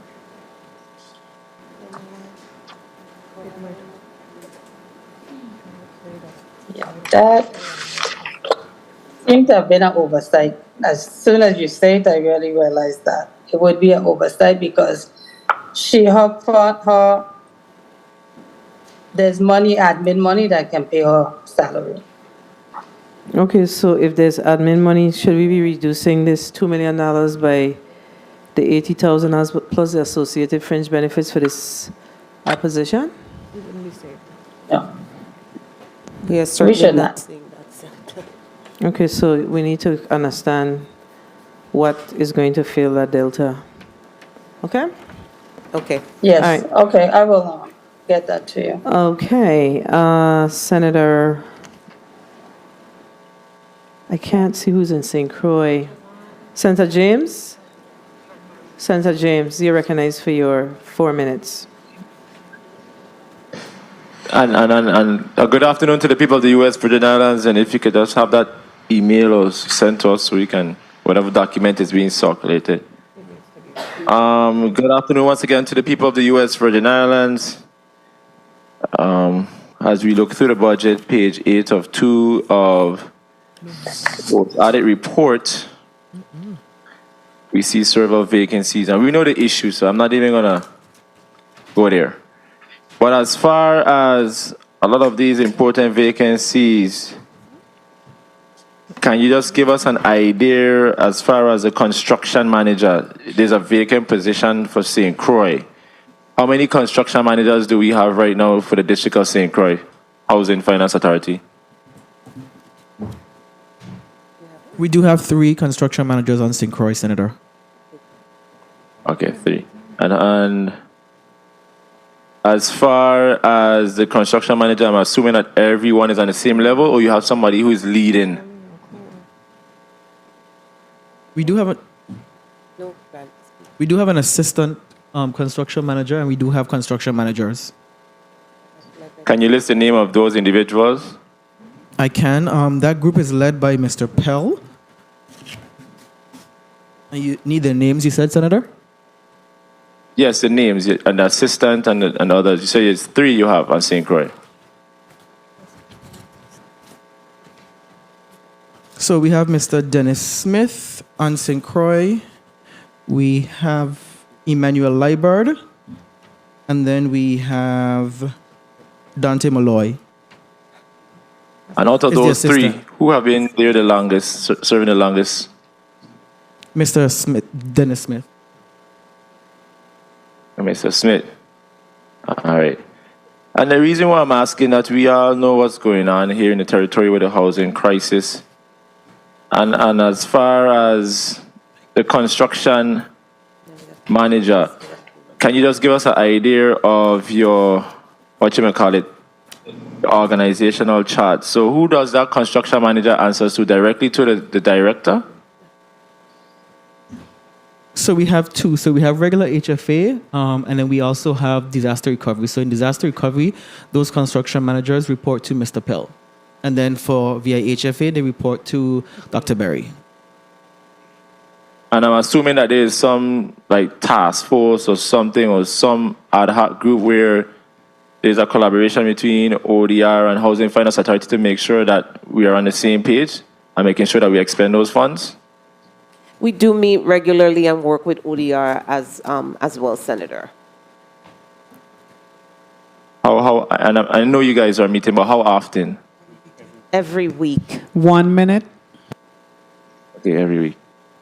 And as far as the other vacancies that we have here, you have, where it is, the financial analyst. That's a new position. Yes, it is, Senator. Do you have anybody on board for that position as yet? On board, I think we have 2 applicants. 30 seconds. We have been reviewing and have been forwarded to the finance director for review. So no, we don't have anybody on board, but we do have 2 persons in the pipeline that have applied. Okay, and that's for the St. Thomas St. John district. Do we have any for the St. Croix district, or is just for the St. Thomas St. John district? Just for the St. Thomas St. John district, but they service both districts. Okay, just want some clarity. Madam Chair, if I can just wrap up. I think I just hear time. I'm happy to know that you're utilizing the money from the CARES Act to help with homelessness in the territory, reaching out to the various organizations like St. Croix Mission Outreach, Street Outreach, Catholic Charities, Liberty Place Shelter. But my question is, with that $1.6 million from the CARES Act to go towards these causes, can you just explain to me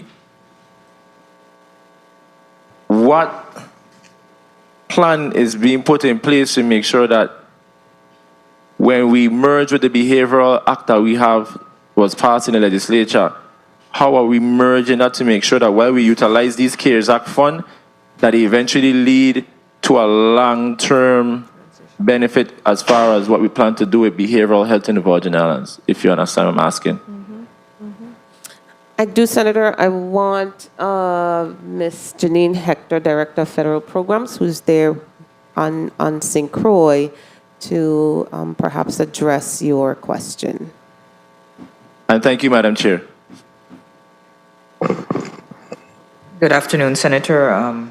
Not quite familiar with the Behavioral Act that you referenced, but with respect to the CARES Act funding under the ESG program, known as ESGCV, the funding there essentially was to address the needs of homeless persons or at-risk persons, particularly preventing, preparing for, and responding to the coronavirus pandemic and the aftermath, as it were.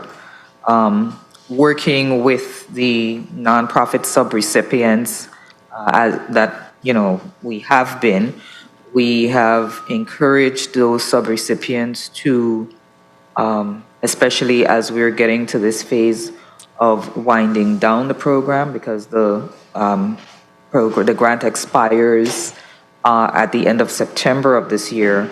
We have encouraged the subrecipients to, within the parameters of what is eligible, of course, to utilize those funds as much as possible to invest in activities, etc., that can carry on beyond the life of the grant. During her testimony, for example, IED Clendenin made reference to last week's unveiling of the shower and laundry truck that was purchased by Catholic Charities in St. Thomas with grant funds. And that is something, obviously, that is going to have a life well beyond the end of the grant term, and that will continue to serve the needs of homeless persons in the St. Thomas and St. John district for the foreseeable future. I don't want to abuse my time. Thank you, Madam Chair, for the time. I will share the behavioral act with you to make sure that we are having that collaboration and some vision moving down the road. Thank you, Madam Chair. Much appreciated. Thank you, Senator James Sr. Senator Joseph, you're recognized for your point of information. Thank you so much, Madam Chair. With the documentation that was provided with the personnel listing, I had an inquiry because I'm not seeing the IED listed here. Are you charged, your salary IED charged to a grant? So, as acting interim executive director, I also do chief disaster recovery work. So when I do that work, it's charged to the grant. Okay, so this just shows of the 2 million. We still have other positions that's not necessarily tied to a grant, but is tied to this $2 million. Yes, and so because of that answer, Madam Chair, through the chair, I would like to request the copy of the approved cost allocation plan. Through the chair. Thank Cost you. allocation plan for? That was approved by the cognizant agency and how they allocate. Which program? I think they should have only one. How many you have? You should only have one for your agency. One. Okay, one. Okay, so. Thank you.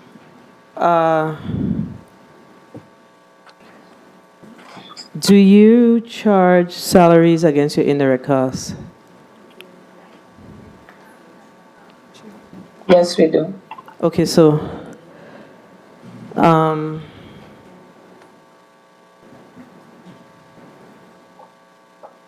think the question is more so around, so if we have a direct executive, what's the title? CEO? What is it? Executive director or CEO? Executive director. So if the executive director position is traditionally charged where? Ms. Justice?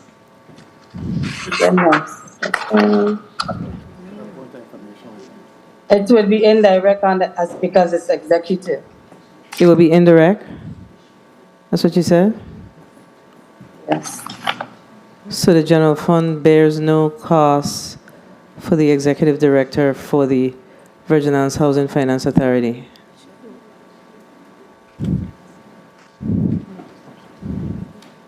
No? No. It's just where you're placing your expenses. It's indirect. cut and dry. Okay. I missed that. What did you say? No, I'm just saying, where is that expense? What account is that particular position expensed against? That's basically the ask, based on a previous speaker. Just because we have the personnel listing for the associated $2 million. So we just need clarification on what that looks like. While you're looking for that, let me ask you, your federal grants, the Emergency Solutions Grant, ESG, was that, the amount is $164,825. What fiscal year is that for? And have those funds been administered to the sub-grantees already? Ms. Sector will be able to help. Yes, I will respond. We have the 164,825 as the FY 2022 allocation. Has not been awarded yet to subrecipients, and the primary reason for that is that the ESG CV funds, the broad use of those funds essentially the subrecipients have been operating, utilizing the ESGCV funds. And because of the proximity of the expiration of the ESGCV grant, we have been pushing the subrecipients to spend under the ESGCV dollars so that we don't face a recapture of monies there from being unspent. The FY 2022 ESG, the regular ESG dollars, we have up to 2 years to commit those funds. So once we get past September 30th of this year and our push with ESG CV, then we will return our focus to the regular ESG funds. So the ESG funds that's before us today, the 164, when do those funds expire? The 2022 funds will expire, well, the commitment deadline will be, we signed a grant agreement in, let's see, I think in October of 2022. So approximately October of 2024, those grants would, those monies would have to be committed by sub-recipients. Meaning that you would have to have, so you have a obligation period and then an expenditure period? Yes, ma'am.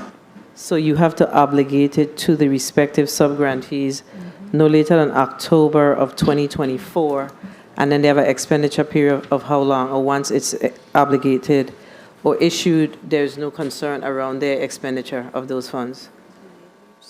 No, typically the expenditure should, once the funds have been committed, the expenditure should occur within a year. There's kind of some leniency or wiggle room with that because of the way that HUD calculates, compliance around that. So sometimes programs look at, how much do you have unspent versus your total awards to date. So, but we would anticipate that, because the ESG funding is so small, typically I'm confident that once we've committed them, they should be spent relatively quickly. So you have 2 years to obligate and 1 year to liquidate? That's what you're saying? Essentially, yes. Okay, so then is that the same thing for the, what's this program? This might be under the wrong category. It says, yeah, this is not it. This says community development, community development block grant, 1.8 million. You're under the CBDG dollars. You're under the same year of 22. Yes, but the CDBG expenditure compliance is determined differently than ESG. So for HUD's purposes, CDBG, they look at something called CDBG timeliness. Every year, around August the 2nd, essentially they look at a measure, they look at how much remains in the CDBG line of credit for the territory, and they compare that to 2 times the most recent grant amount, and then they call that an expenditure threshold, and that's how they measure that. So it's a little different in that regard, and so CDBG funds typically have a longer shelf life because it uses a formula more so than just us looking at a static date. So outside of the shelf life, the St. John Boys and Girls Club after school program of St. John, do they need this $20,000 now? Or they have funding that they're still drawing down on that you provided in the previous year?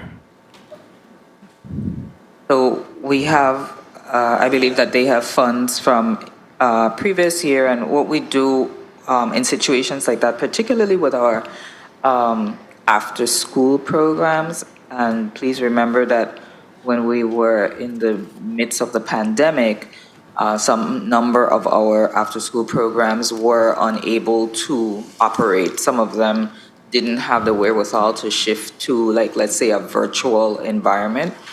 And so with that, some of them have funds that they have not expended.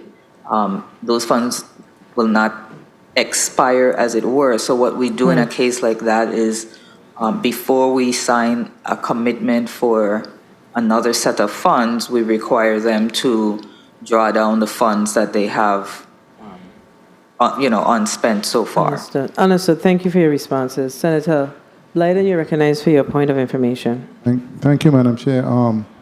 Does the how many sub-grantees does the ESG program has on its portfolio? 1, 2, 3, 4, 5. 5? 6. The reason why Were you addressing me, Senator? I'm sorry. The ESG-CV program has 6 recipients carrying out 9 programs. Because the reason why I ask the question, because does the ESG program still provide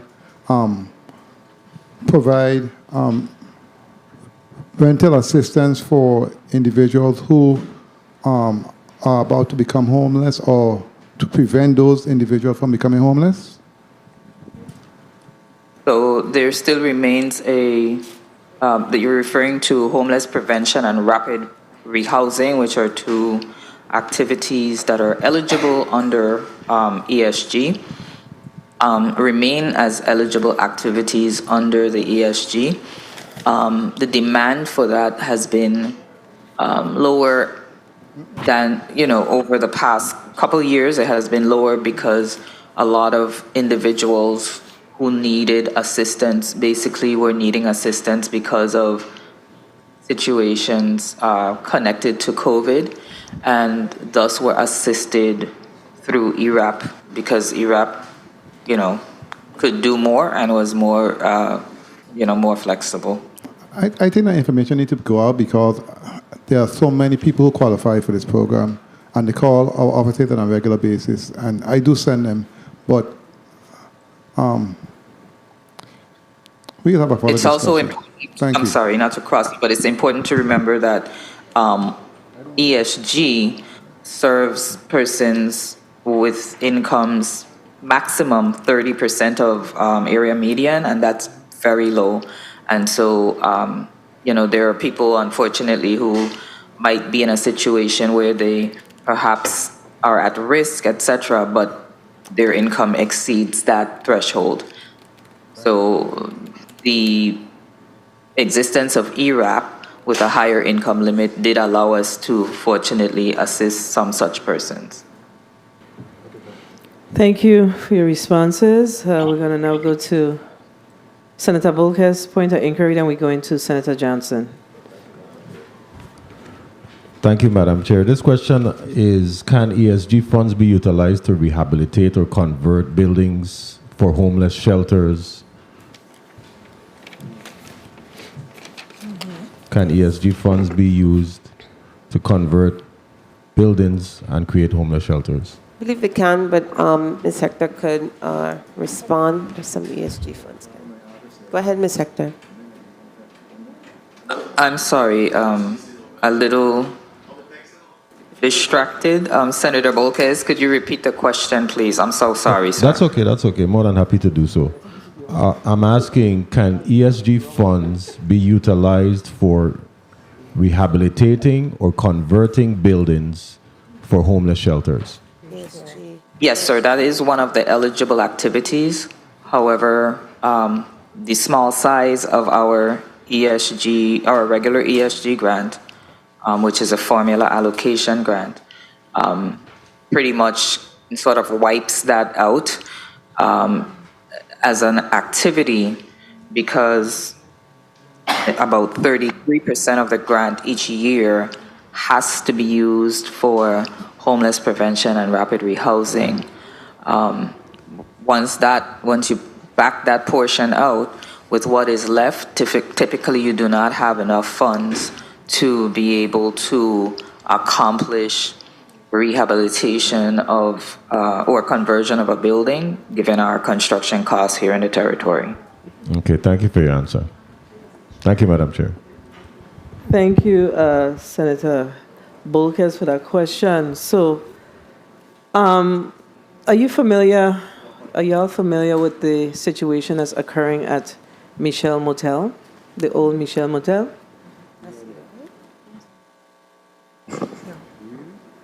I am on St. Croix, but I'm reasonably familiar with what Michelle Motel is. Yes, ma'am. Yeah, I suggest that you take a visit there because we have all of these federal funds that we are waiting for the next iteration to utilize.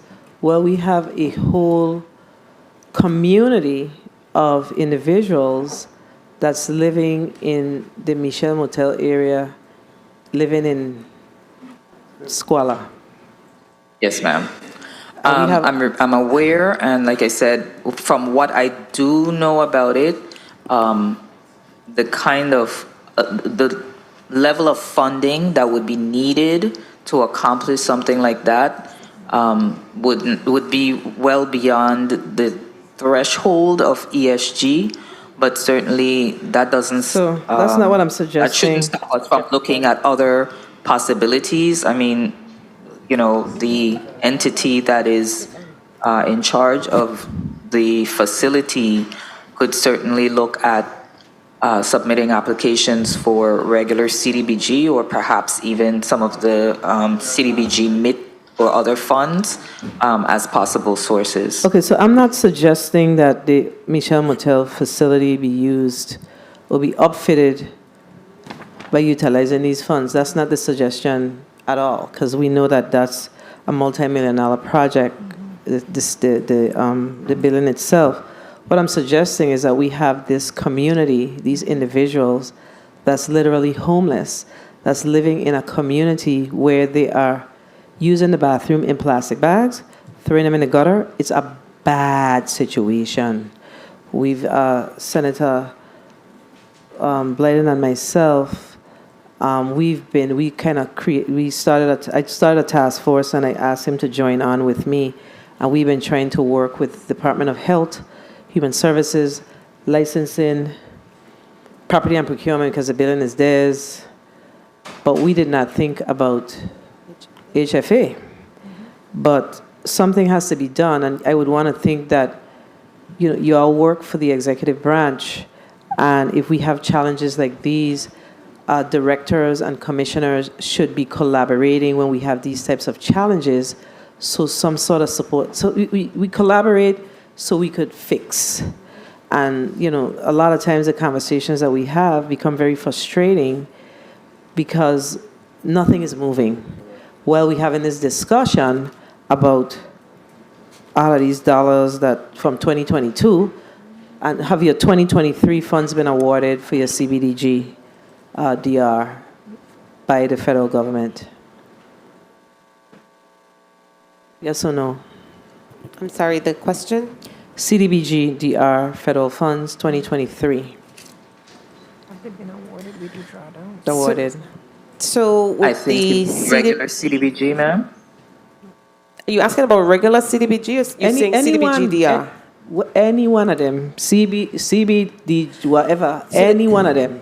So the CDBG DR, the funds we were getting them, of course, in these 5 phases, and it's really reimbursable. So those funds have been committed to us. For regular CDBG, Ms. Hector could respond to that in terms of that allocation. But okay, wait, before she responds, so the DR, is there a 23 tranche?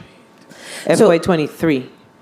It's not in fiscal years or calendar years, it's by program. So DR would have under it, it has been said, or we know in this community, 3 tranches, right? 200 and I think it's 24,774,000, and then you have the mitigation allocation, which we just signed that grant, and then we have the E-grade allocation, and we just signed that grant agreement as well.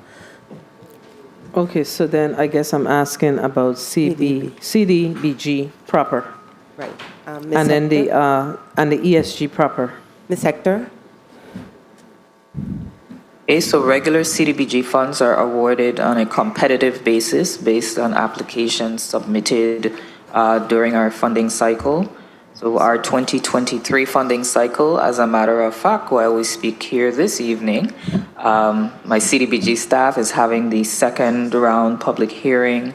That's a requirement before we submit the projects that have been recommended for funding. So, like I said, projects are recommended for funding based on applications that are submitted in the solicitation process and ranked and evaluated and then recommended for funding.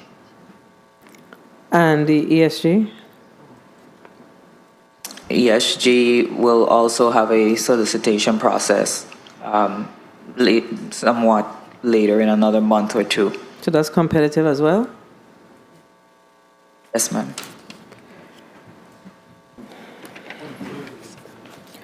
All right, I'm going to go to the next senator. Senator Johnson, you're recognized for your 4 minutes.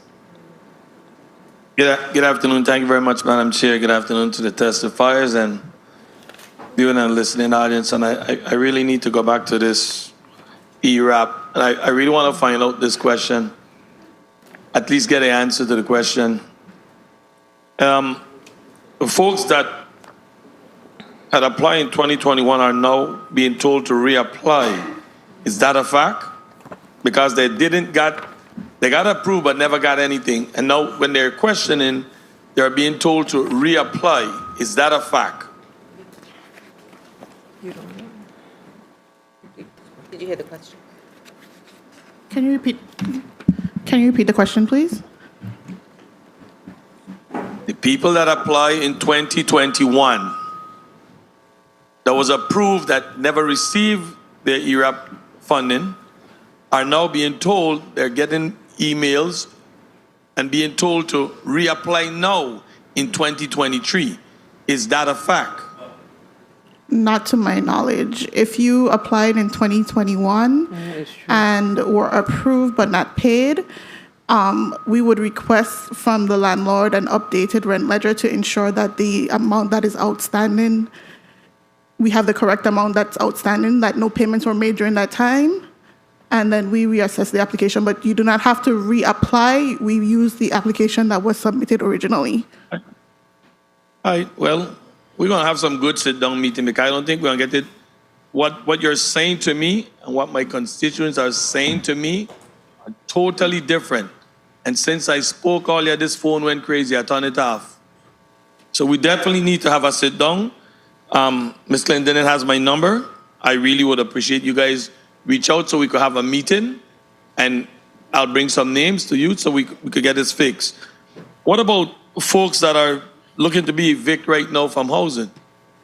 Are you guys aware that some people that haven't paid because they didn't get their ERAP money are looking to be evicted at this time?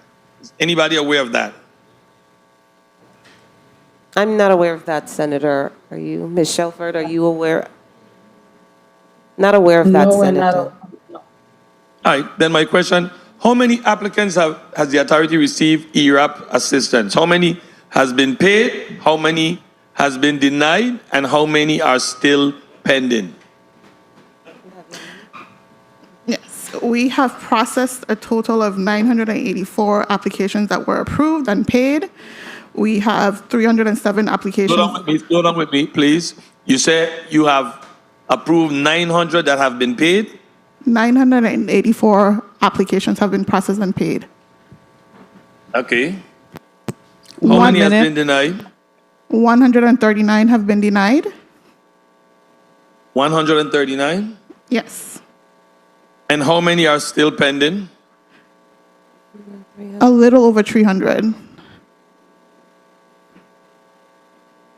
All right. Well, I like your numbers, and I hope that they're accurate because we've been getting some calls in regards to this, and it's sad when you hear that. Very sad to see that folks are looking to be 30 seconds. evicted. I'll have those names along with the rest names when I do get this meeting. And I'm at your guys' time. Whatever time you select, I will be there to have this discussion. In the post-audit report on the lease, are all the lease up to date in their rent? If not, which ones are in arrears?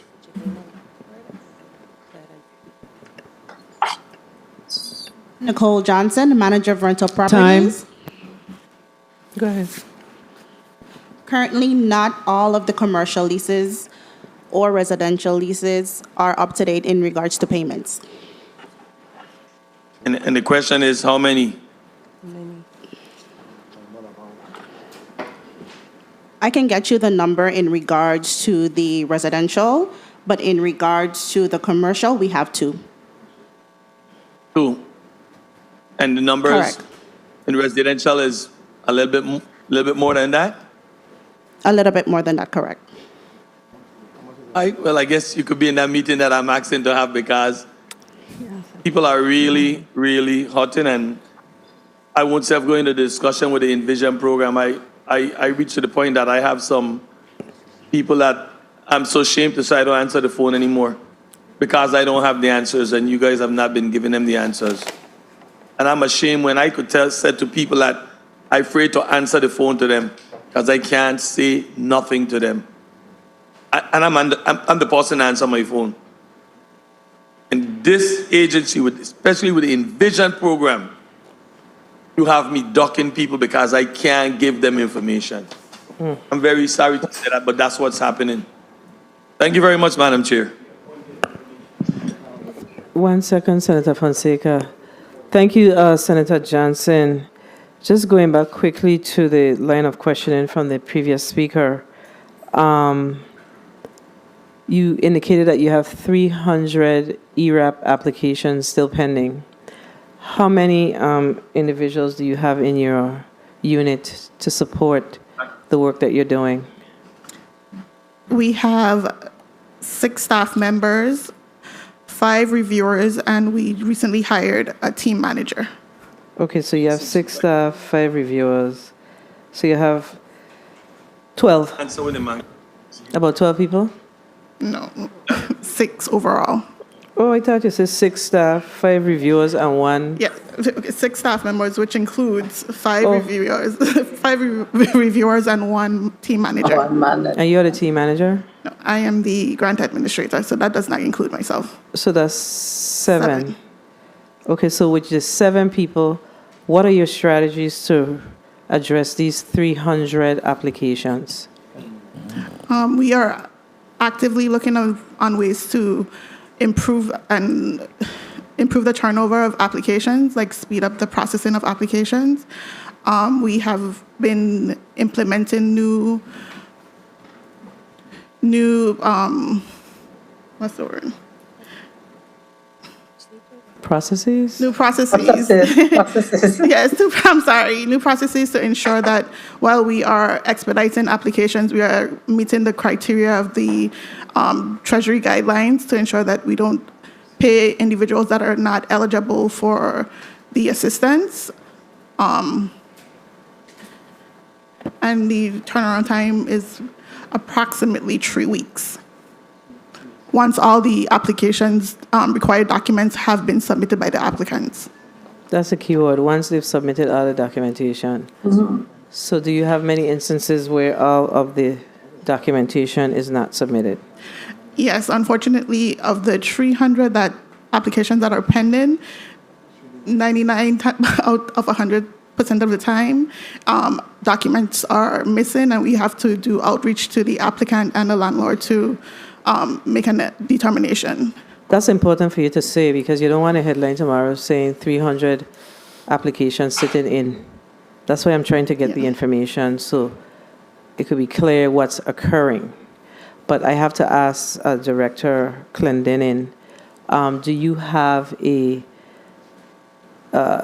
when we have programs like these that you're experiencing challenges with, you do have a lead, but do you have a leadership team or think tank within your organization that's working to come up with the ideas to improve this situation, to improve the effectiveness, rather, of the programs? So we're doing that for some of our programs. So with like mitigation is coming on board. We have a group dedicated to make sure that's rolled out correctly.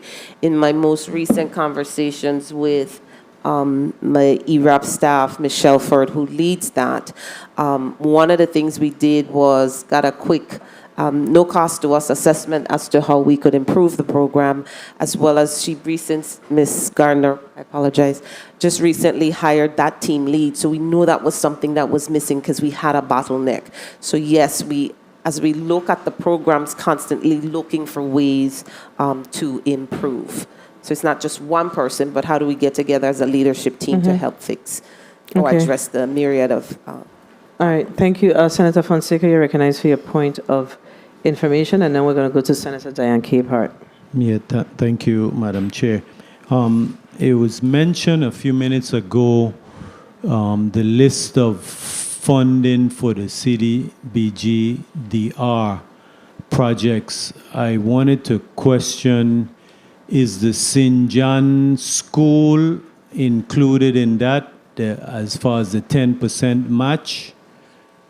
Because I understand that the 10% was going to come from CDBDGR funding. Is that one of them? So that would be part of the match program. So yes, it would come from the 10% would be that match under CDBG-DR. So is your testimony that the 10% is included and that would be covered? It's our testimony that 10%, the match, that's what we're required to do. Thank you very much, Madam Chair.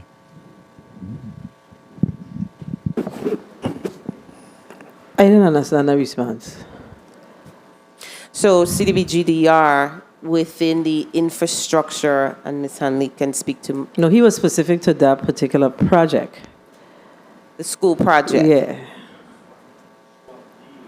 No, not the swap deal. The school. The funding, the swap deal have nothing to do with funding. The school. That's the question.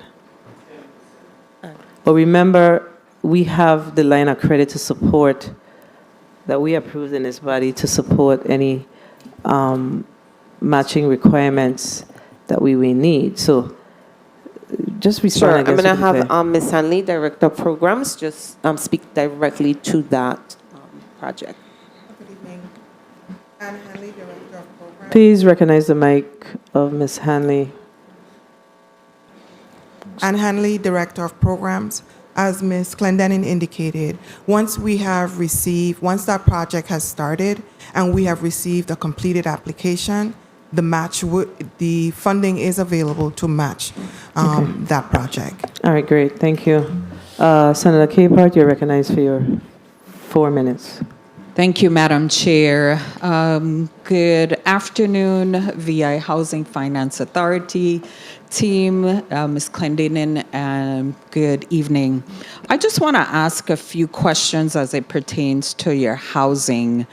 The Envision program is under Housing Finance Authority, correct? Yes. I don't know if a page dropped out, but did you provide a description or an overview of the Envision program in your testimony today? Not in detail, no, ma'am. Why not? We wanted to keep the testimony to the budget. I'm happy to give you any details or provide a project status update to you. But there's operational cost, everything as it pertains to that Envision program? That's paid from the grant, yes. I'm just saying, I thought that would be in this testimony today, because I think it's very important for us to find out what's the update on that, as you are asking for monies for VI Housing Finance Authority. But I'll go into asking about, as I said, housing. Considering the local banks can be quite conservative, what are the plans to ensure a strong, equitable housing finance system for the residents of this territory? And if you could tell me what banks are partnering with the authority. Sure, I will pose the question to COO Dr. Stephanie. Barry, the banks right now partnering with us would be Banco Popular, really, for the construction loan, since a lot of our program is construction as well as merchants bank. But I will yield to Dr. Barry. Dr. Barry? Can you please recognize Dr. Barry's mic, please? Good evening, everyone. Dr. Stephanie Berry, COO. ID Clendenin is correct with regards to the two banks that are currently offering construction loans. She said, I'm sorry, Banco Popular, but I didn't hear the next one. Merchants. Merchants? Is that on St. Thomas? Okay. Does the authority work with any off-island banks for providing services also for the residents? Not at this time. No off-island banks? Okay. How many tenants has the authority assisted thus far? 1 minute. Using the emergency rental assistance program? Ms. Garner? Can you repeat the question, please? How many tenants has the authority assisted thus far using the emergency rental assistance program? We've assisted over 700 tenants.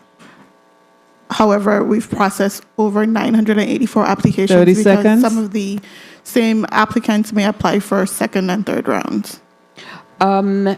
Ms. Clendenin, do you have oversight over Prophet Hills in St. Croix? Yes, that's you. Yes, under the direct supervision of What Dr. is the resolution for those residents that didn't have water the whole of last week?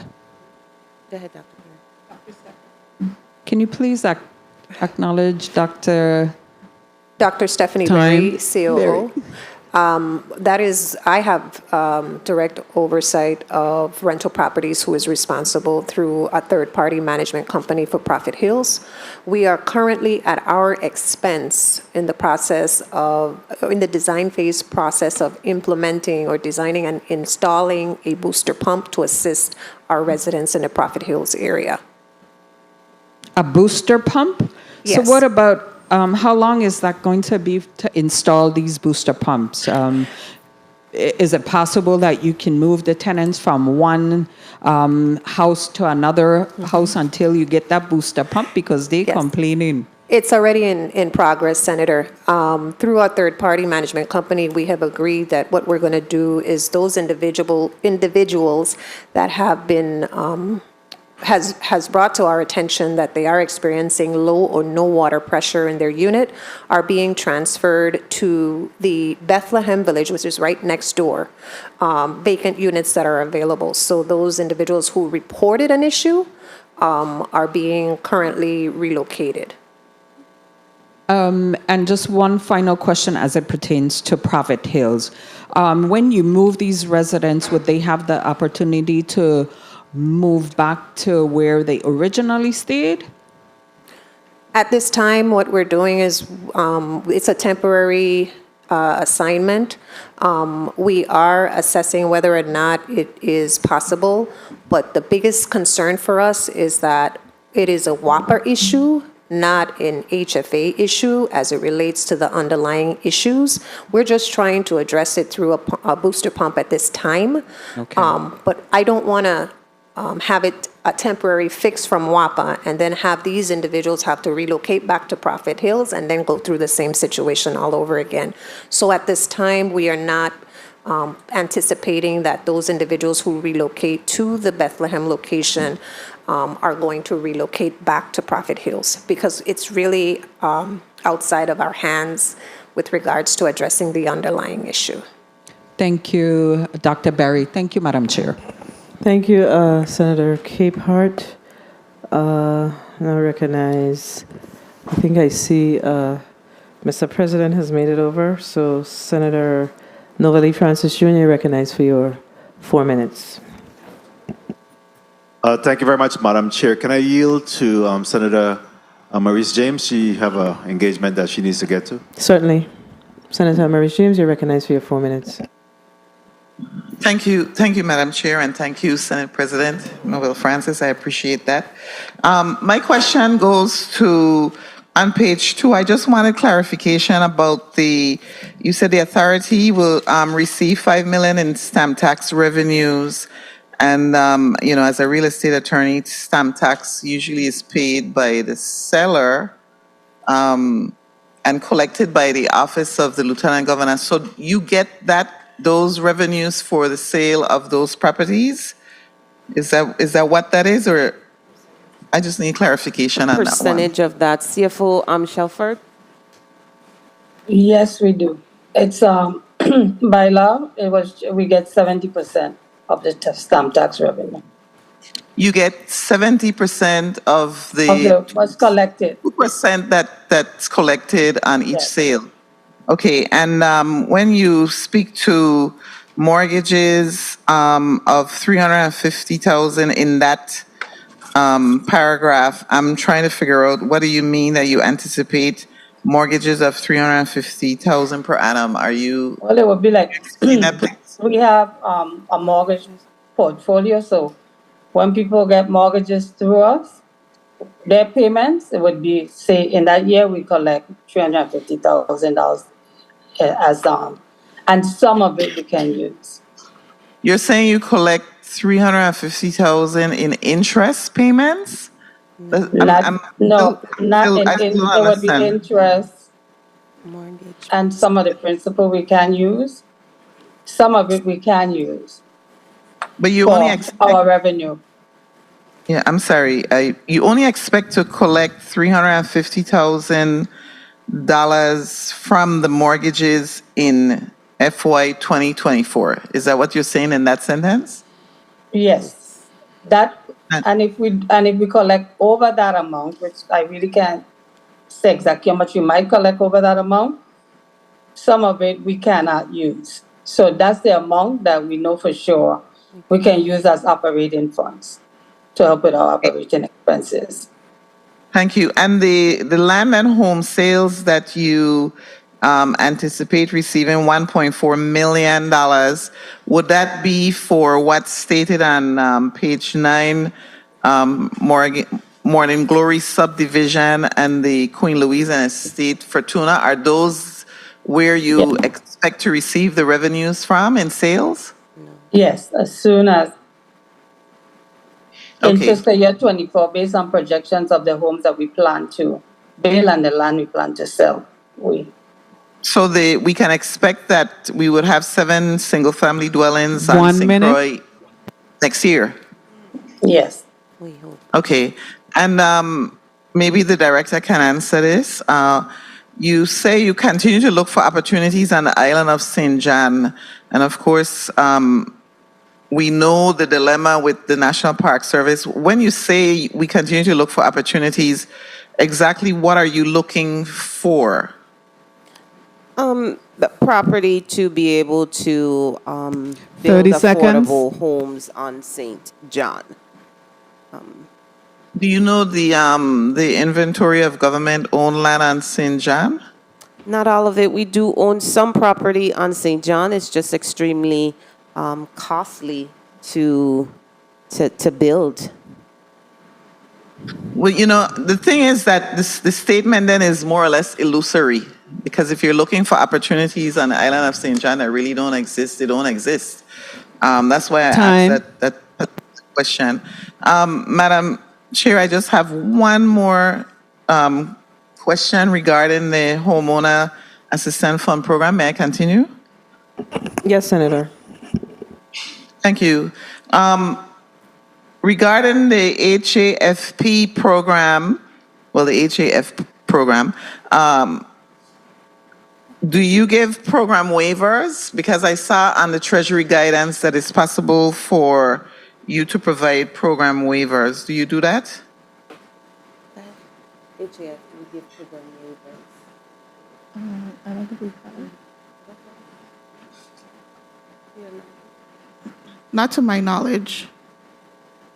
You don't provide. And also regarding the case management company that you contracted for to assist you with this, if they're paid based on the amount of applications that are processed, are they paid based on the number of applications that are processed? That's the way the question should be phrased. The contracted company is based on the amount of case managers that they have on staff to review applications, whether they're denied or processed and approved. The amount of hours. But they're okay. So they're based on 126 applications that went through your portal. Yes. Do you anticipate spending? You've only spent 58,000, and it's 8.5 million. Is this a grant that probably you will be returning the majority of the funds? I do not believe so. With the maximum amount that can be of assistance that can be received being 25,000, we will only be able to assist up to 300, a little over 300 applicants, and we have only launched a program for 2 months, and we have already received 126 applications. Thank you, Madam Chair, and thank you, Senator Francis. I appreciate it. Thank you. Have a good evening, everyone.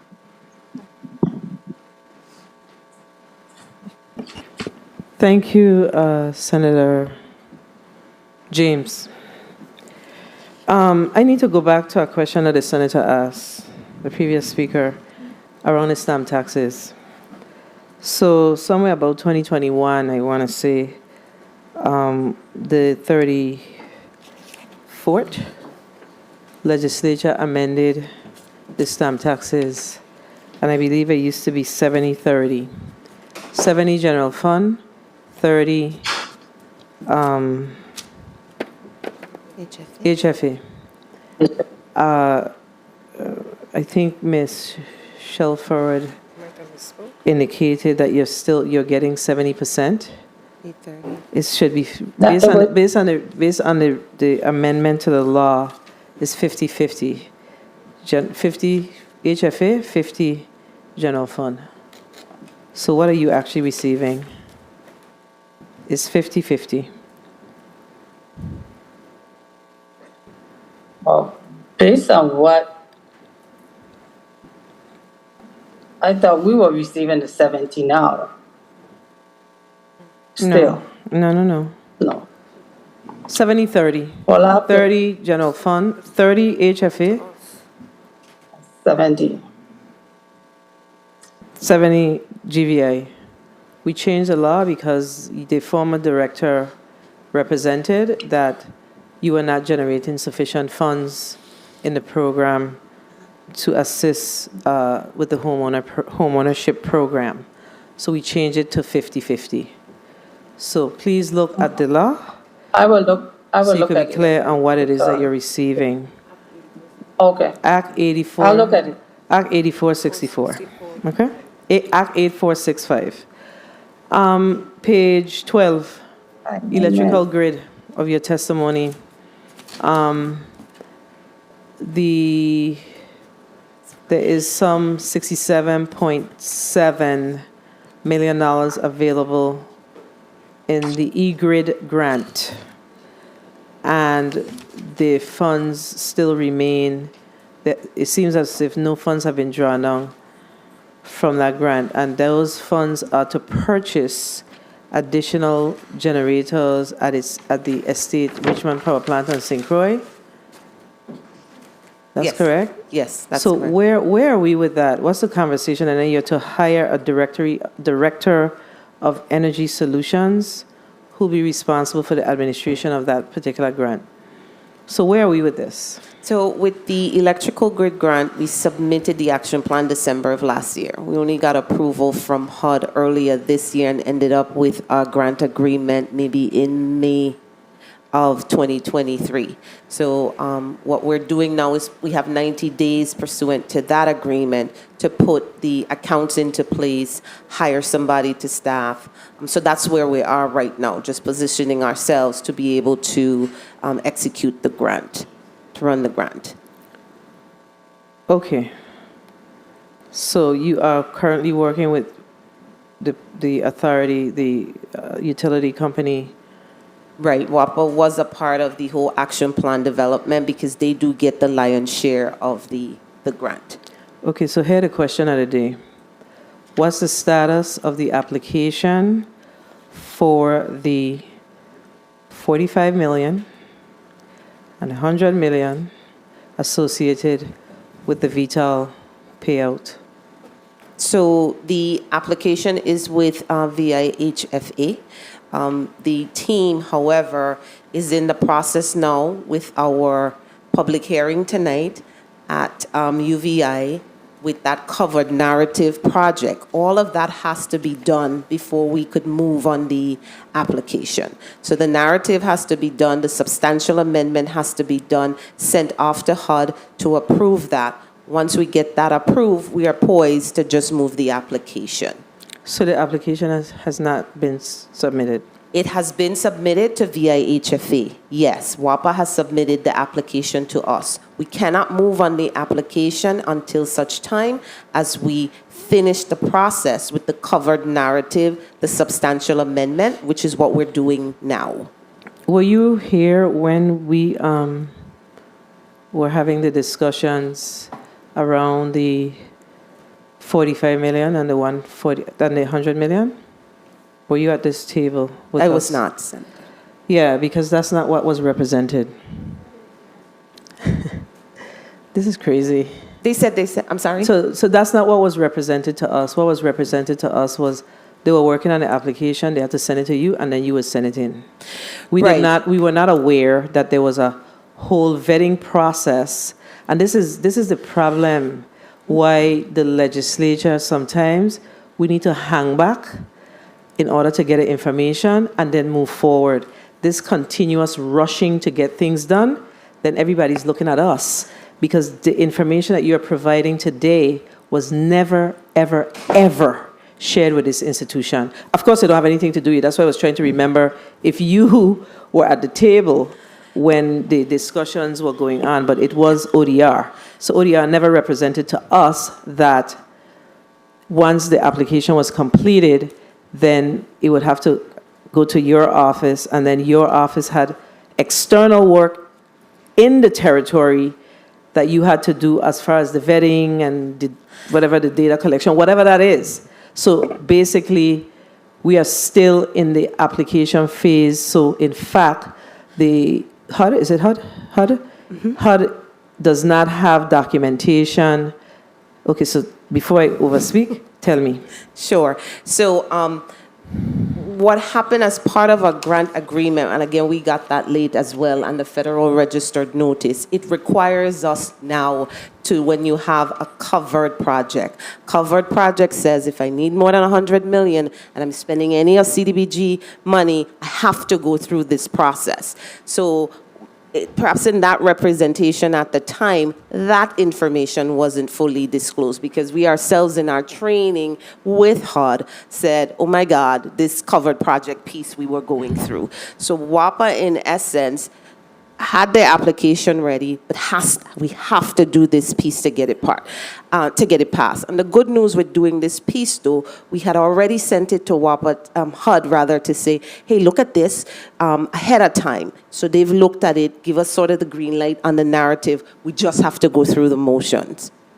And when do you plan to complete your process here on the ground? So we have to have the public hearing for 30 days. That'll take us towards the end of the month. The TCT, part of the grant agreement, again, a technical coordination team made up of all federal stakeholders from energy departments, et cetera, has to review it. We've already sent it to them. Our community, I'm looking at Alana, our community citizens participation, they have to review it too. We've already sent it to them so that at the end of the month, we're able to send that off to HUD just to get the green light, go ahead. And so, when do you anticipate the approval of? Anywhere in another 45 to 60 days. It could be earlier because what we've done is sent the information ahead of time so we get a quicker approval. So we talking about the entire 145, or we talking about one alone? We're looking for the 145, the entire amount. So, okay, so the 45 that was loaned hasn't been paid back then? Okay, yes, no, I take that back. That came from the line of credit from the bank. Never mind. Never mind. That's not accurate thought process on my behalf. The 45 came from the line of credit. Okay. Senator. Okay, colleagues, I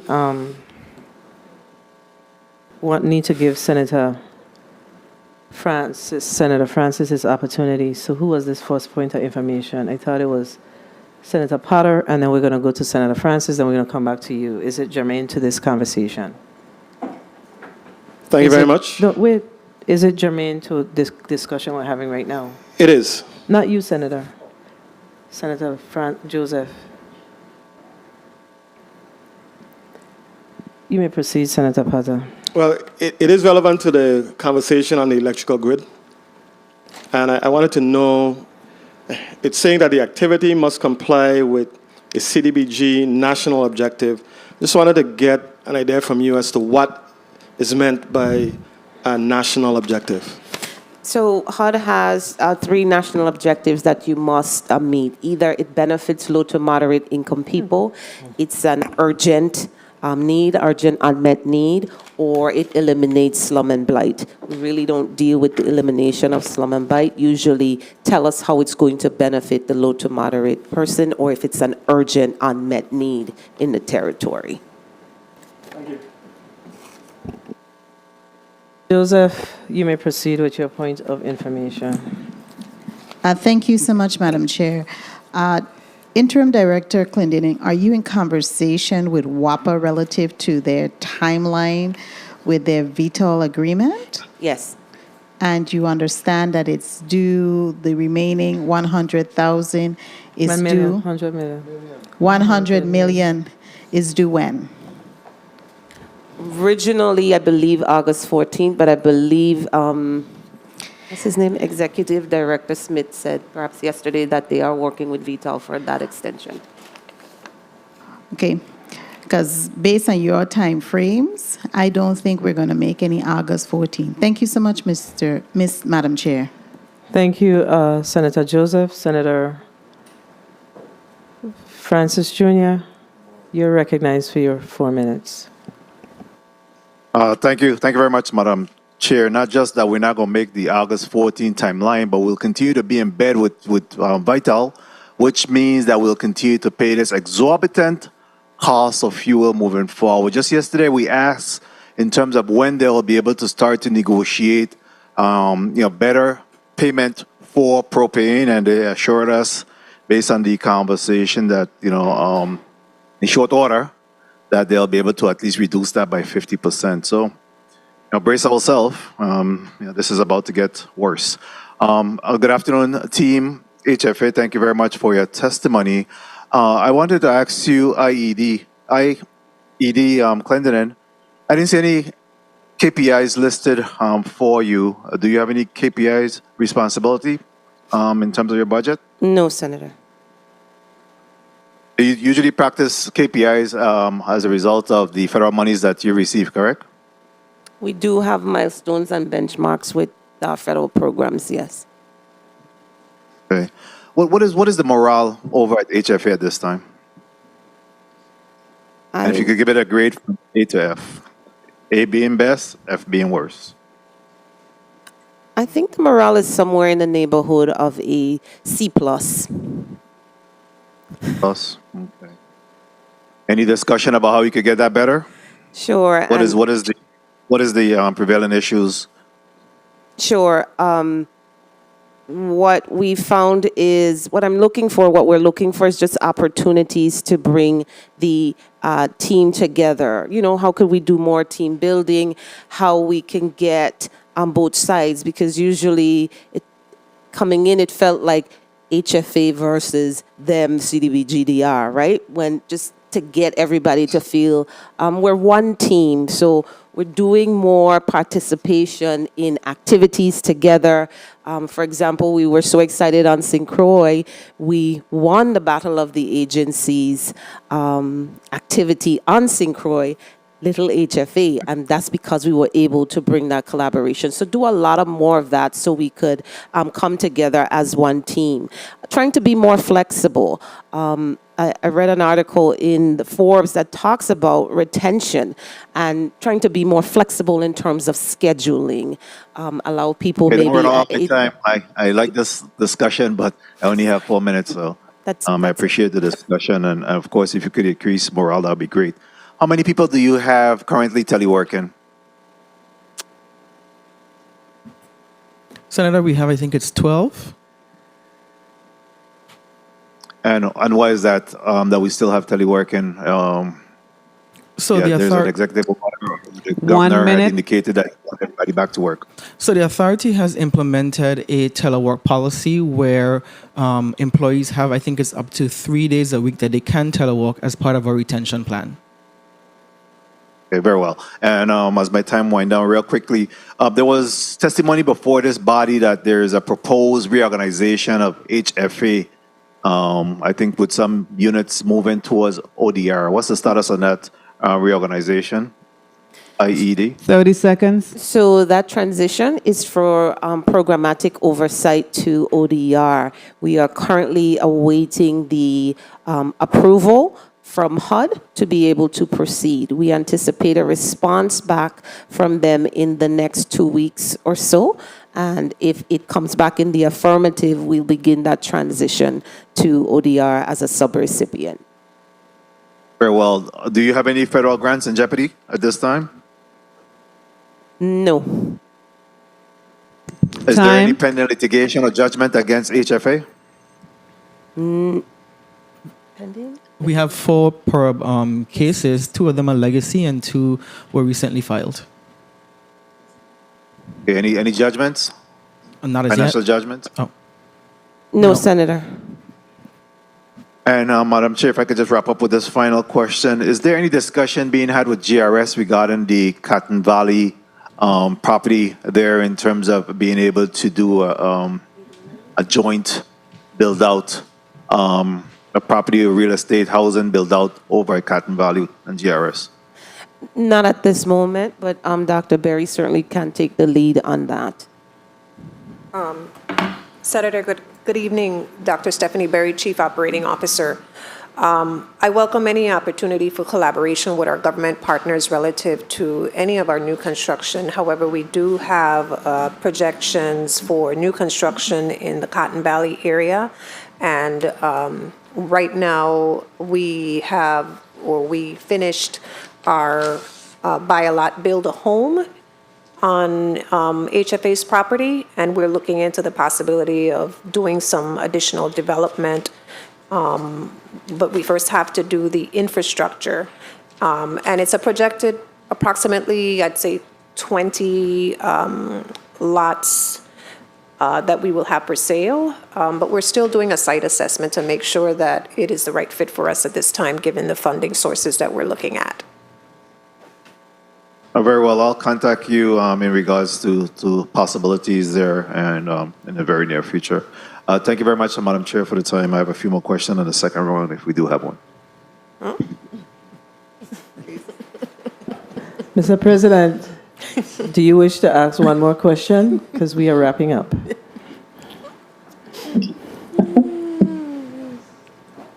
Opportunity, just real quickly, I would have loved for us to be able to get expansion in the discussion that we're moved one step closer to the funding of the rebuild of the Sister Emma Cottage on St. Croix. What does that mean, or where are we with that? Put your name on the record. Anna Hanley, Director of Programs. Sister Emma was before this body and sought approval. Approval was given. As it stands, Sister Emma has completed their 30% designs, and we will be able to issue them a notice to proceed so that they can finish their full design and move forward towards construction.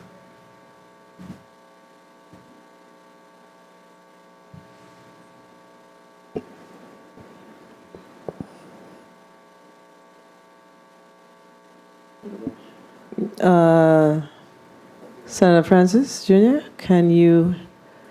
are you satisfied with the response?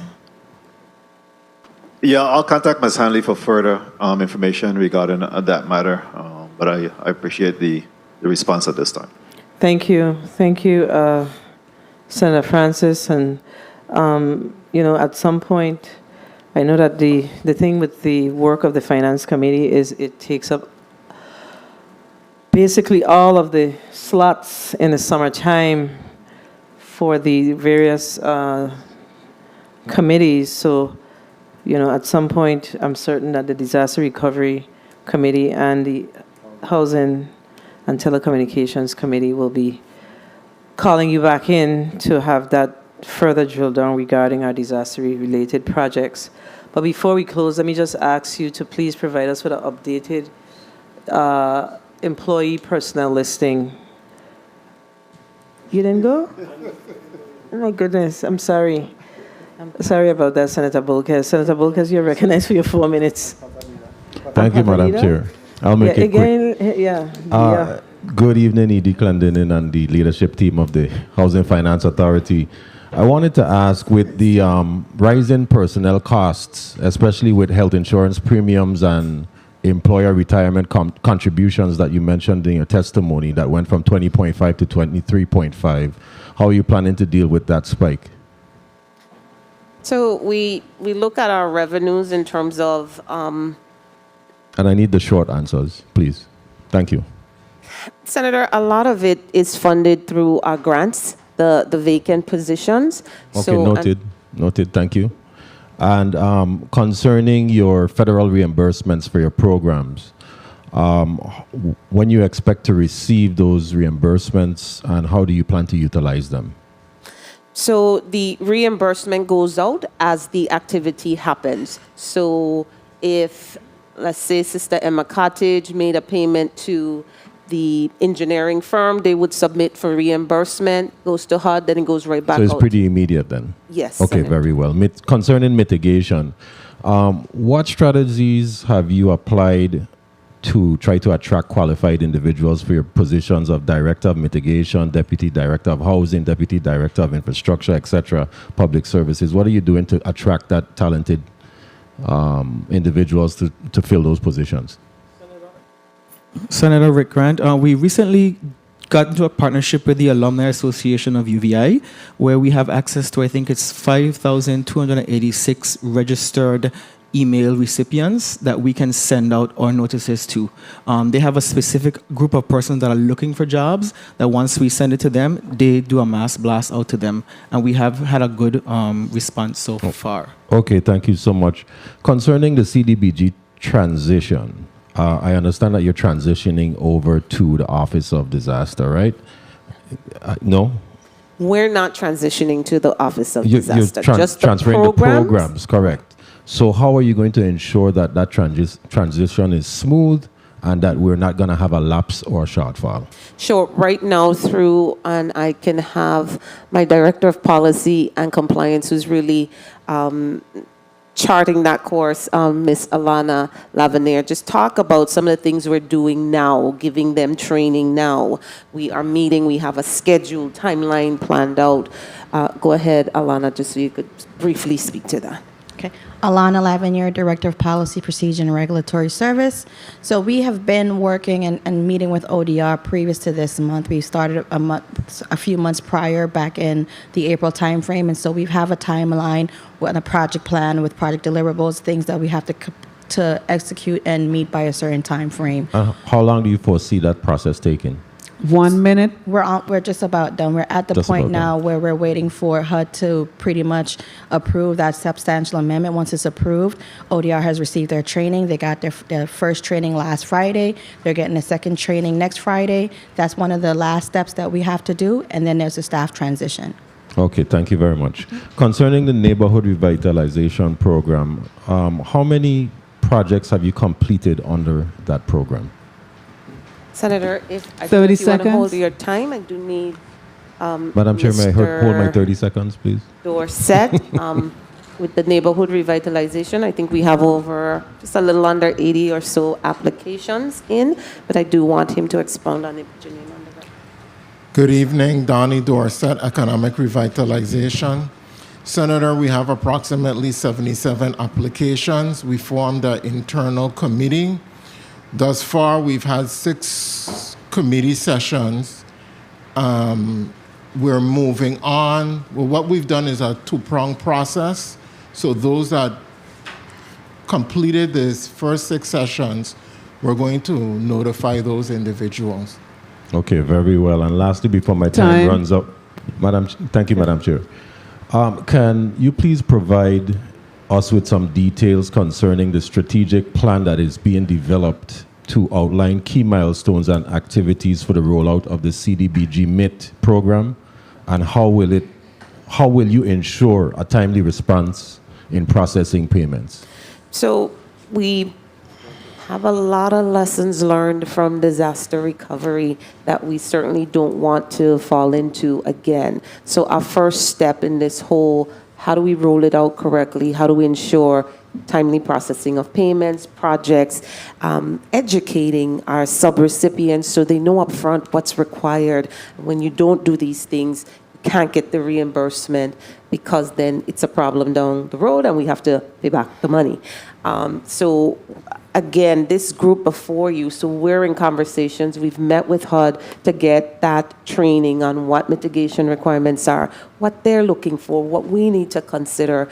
And what we're doing right after that is meeting to map that out. What are those milestones, so that when we roll it out to the public and other government agencies, they are well educated ahead of time. And I think that really helps the whole process, as we have learned from recovery. And I think that concept needs to go straight across all the programs as well. Madam Chair, thank you so much for your leniency and the time. Thank you, Senator Bolkes Jr. Senator Francis, you have a point of information. You may proceed. Thank you. Thank you very much, Madam Chair. Quickly, I just wanted to ask Ms. IED Clendenin to just give us an update, or Ms. Michelle Ford, in regards to the First-Time Homebuyers Program, First-Time Homebuyers Act, that this body had recently upped the ante and provided some additional funding for. Senator COO Dr. Stephanie Berry will respond.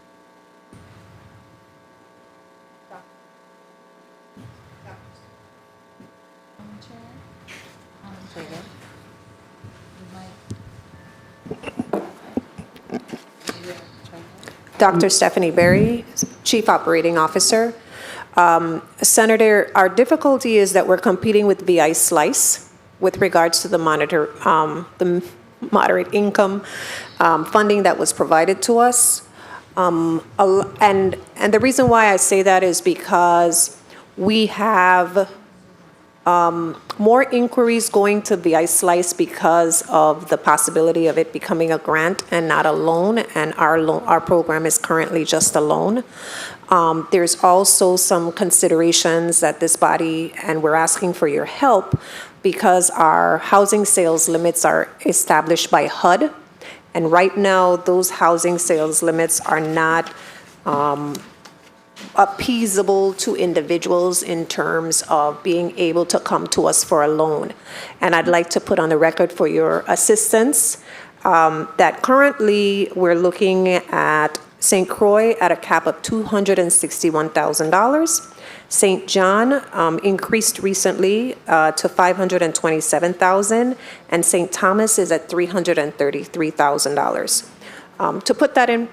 To put that in perspective, and these are just the formulas established based in part on the housing sales within each of the islands. To put that in perspective, when you're looking at a square footage cost of, let's say, anywhere from $220 to $260 per square foot on St. Croix, or here on St. Thomas, where it's probably around $300 to $350 per square foot, there is no way that we can lend someone the amount of money that they would need to do 100% construction. So at the appropriate time through the IED, we look forward to an opportunity to discuss with you ways that you can assist us in lobbying HUD, and of course with Congresswoman Stacey Plaskett, to assist us so that we can level the playing field in terms of what we truly mean to be affordable housing here in this territory. Very well. I look forward to that discussion. But your first analogy with the competition with the SLICE program is that we're appealing to do two different pool of individuals here. One is, of course, low-income first-time home buyers, and then the second one then allow for at least the middle income, those that fell through the gap of being able to be available from the first-time home buyers or the low income. But we'll have a deeper discussion in regards to how we could really level the playing field. Thank you. So let me ask, just to follow up on the Senate President's question. So the first-time homebuyers program, I believe that we appropriated some $4 million in that program. Correct. $4 million? Correct. How much of the $4 million have we spent down thus far? None, Senator. Do we have applications? No, we do not, Senator. So we have no applications. You are. I think what you're representing is we don't have applications because of the VI Slice program. No, Senator. So why we don't have applications? We don't have applications because of the cost of construction being as high as it is, and we have a cap on how much money we can lend to these individuals. I know where you're going. If I may clarify. It's my understanding when I came on board not too long ago that the whole purpose of having the monies appropriated to us was for the intent of getting through, removing some of those hurdles that individuals are experiencing. And while we recognize that, we have ramped up our attempts to coax people into wanting to go into this. And for various reasons, they're just not interested. And of course, that is driven by the fact that the cost of construction, changes in economic situation, et cetera. What I have done since I've come on board is that our staff is really starting to hone back in to get people to understand that this money is available and seeing how we can work through the process to be able to lend the money for individuals with first-time home buyer opportunities. But it's extremely difficult when we are to a certain extent tied to HUD limits. And we can have a deeper conversation on that. Because we really need to focus on the legislative mandates locally, as well as the HUD regulations that we're guided by. So the HUD limits that the caps that we are under with regards to the HUD limits, they are established how? Do they look the same across the board, across the contiguous? How is the limits established for the U.S. Virgin Islands? Is it an application process? Like what happens with our our Medicaid program? How is that established? It's my understanding that the HUD formula is based on the sales of homes in each island. Of course, that's a deeper conversation that we have to have, and we're prepared to have that conversation because it's something that has to have a congressional action taken relative to recognizing us as, let's say, a small state. I'll give you a quick example, if I may, Madam Chair. The limits in Hawaii for existing and new home ranges are anywhere from $378,000 to $632,000. When compared to what I just told you, that is nothing. That is excellent for them, but it's not equitable to here in the Virgin Islands. And our initial recommendation for consideration, and of course, we have to go through IED, Clendenin, and have an internal discussion to see how we're going to work it, because it has to be done on several levels, is that we should mirror something similar to Hawaii, because we can offer the similarities in terms of the location, the fact that it's an island, the construction costs, all those other things that come into play. So have we approached our delegate to have any discussions with regards to this concern from the executive branch? I mean, not necessarily you direct to, your office direct to her, but from the executive, chief executive to the delegate. Has there been any discussions to Ms. Clendenin with regards to this particular issue? Because it is a challenge, and while we have these programs and we tout them and they brief well, and it sounds like we have all this going on, if these programs cannot really do anything for our people because of these federal caps, then we really don't have no programs. So what are we saying? So we just got those program limits, so we're fleshing it out internally, so we have a comprehensive plan that we can take it higher to the governor. So the limits were lower before then? Yes. So then it's the same thing. You say you just get them, but the limits were lower. So what's that? So the new limits, I believe you were hoping for better, but we just got these new limits. So now we can flesh it out with Dr. Berry and her team, Ms. Webster, there, so that we can take it. What's the impetus for the limits? Do we write a letter? Do they annually give you new limits every 5 years? What is the impetus for the limits? It's an annual notification, usually around this time of the year from HUD.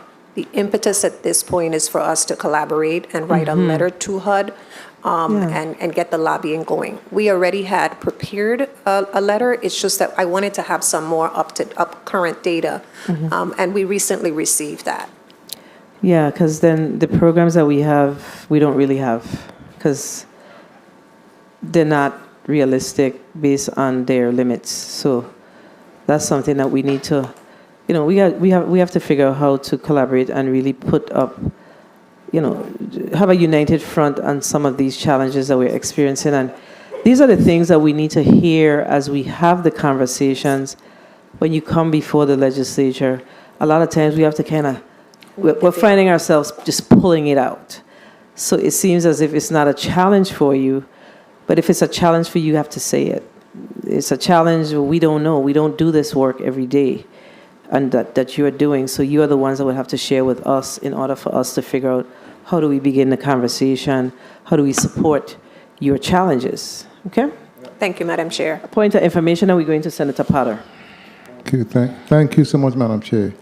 The specific reason for that first-time home buyers program was because so much people were left out of the process because of federal regulation and rules, and that's why we created a program. So you can do your own rules and regulation in respect to the program. It do not have to be structured like a federal program. So I disagree with that statement. You guys need to promulgate rules and regulation in respect to the program. That's the main reason why we did that program, because so much people are being affected, and being left out of the loop because of income limits and so on and so forth. So it's up to the authority to do its due diligence to make the program work for our people. Okay. And that's the reason why we did that program. Thank you. Thank you.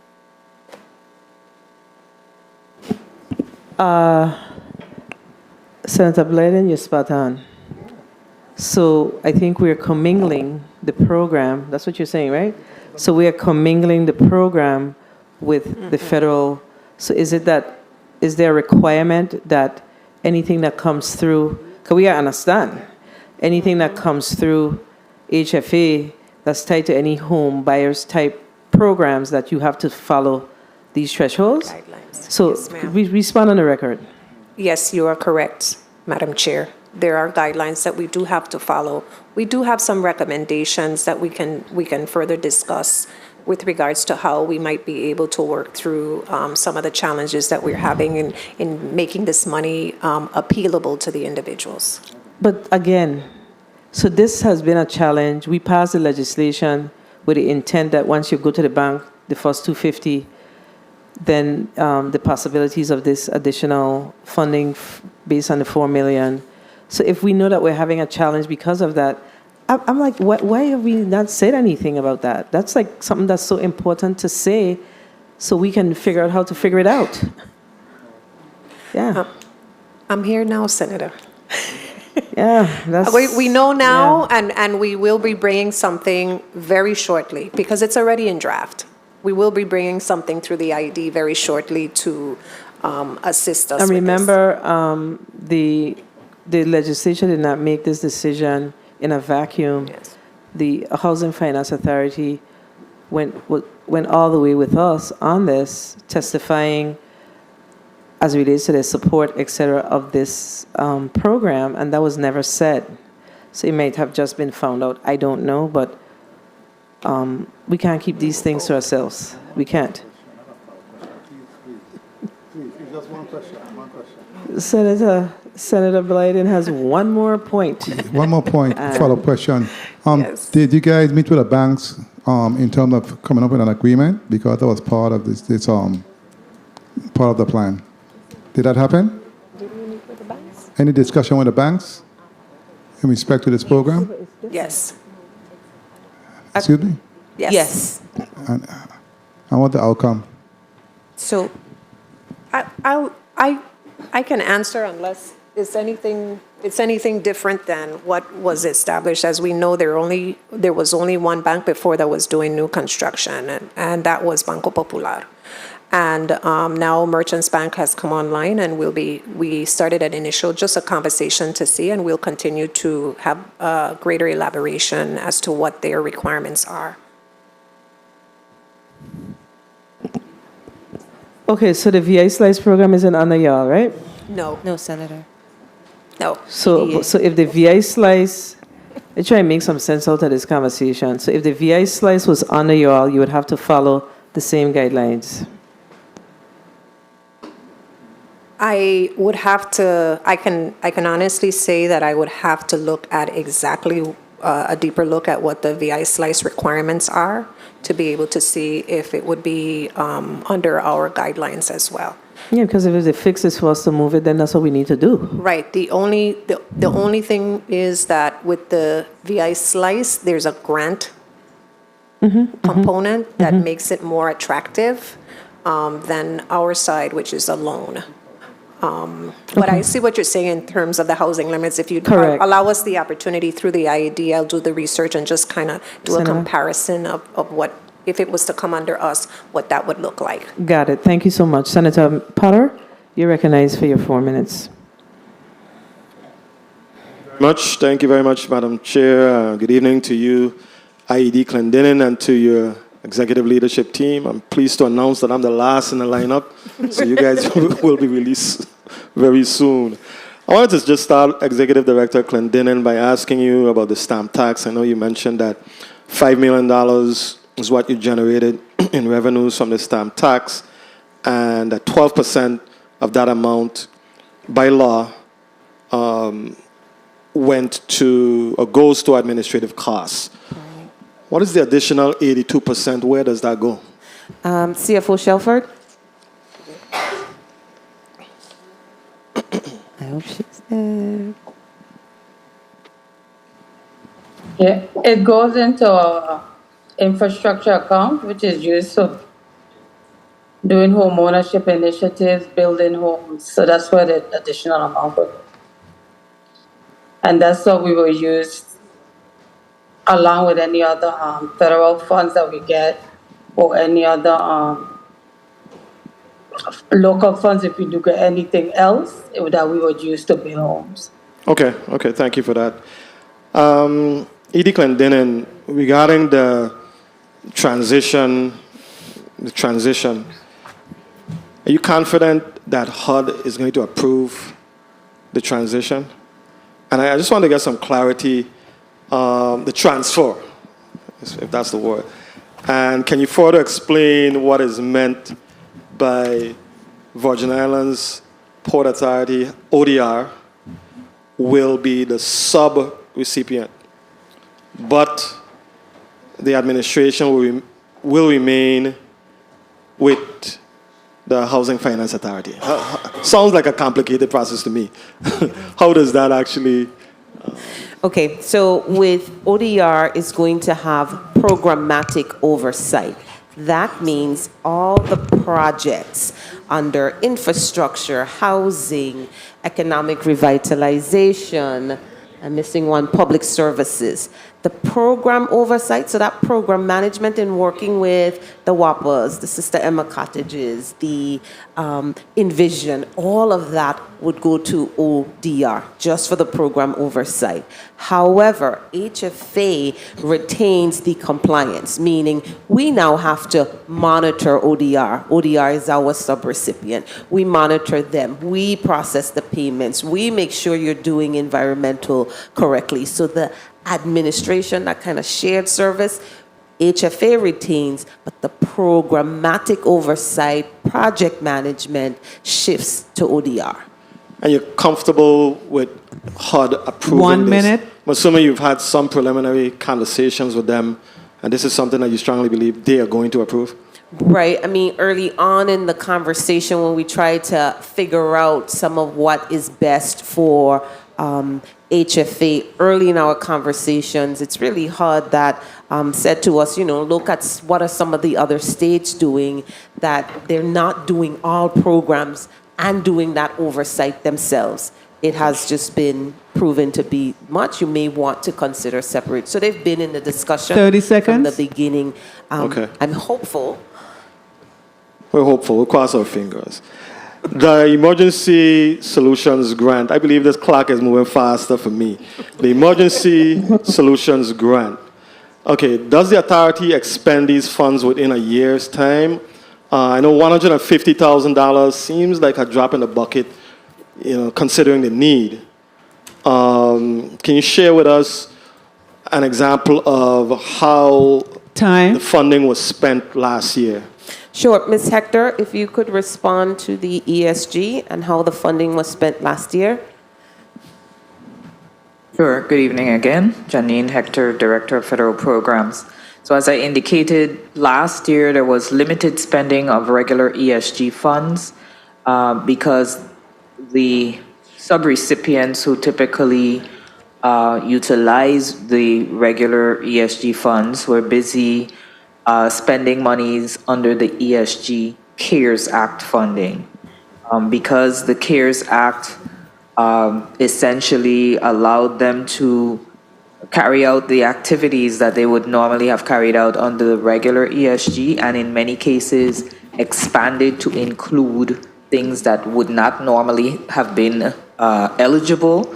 That's where their spending took place. But to speak to the regular ESG, normally with the grant being as small as it is, your question was whether that money gets eaten up or spent within a year.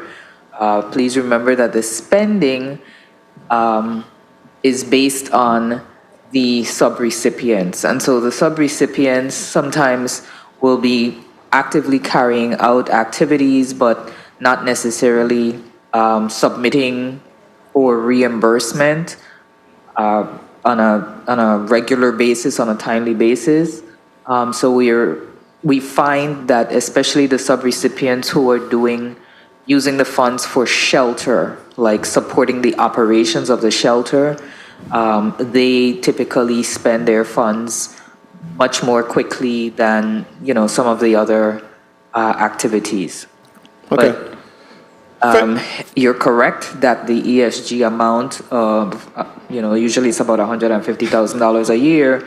It certainly does seem like a drop in the bucket when we think about our need in the territory relative to addressing homelessness. Thank you very much for your response. Just one final question, if I may, Madam Chair, regarding the HAFP program, the Homeowners Assistance Fund program.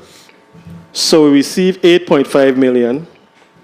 HFA received 126 applications, and each applicant can get up to $25,000, right? Mm-hmm. So that's a total expenditure of 3.15 million. Okay? At the rate we're going, we haven't accounted for 50% of that funding. Is there a way for us to increase the minimum amount that each applicant can receive?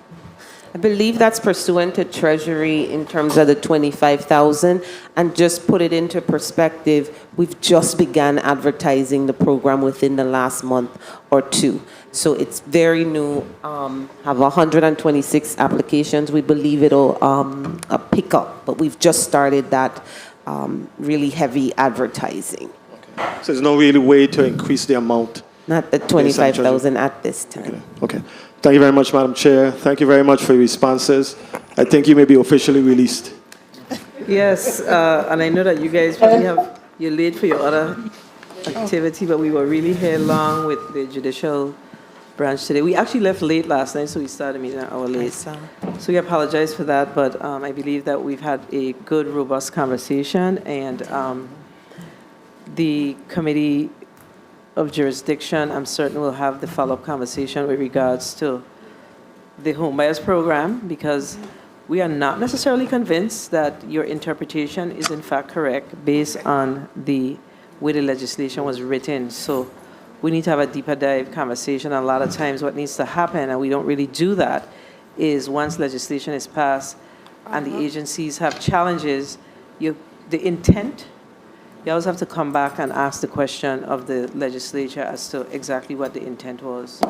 So we could get that clarified, so we could get the program moving or do what's necessary to get it moving, one way or the other. All right, colleagues, it looks like Senator Carrion got a burning question over there.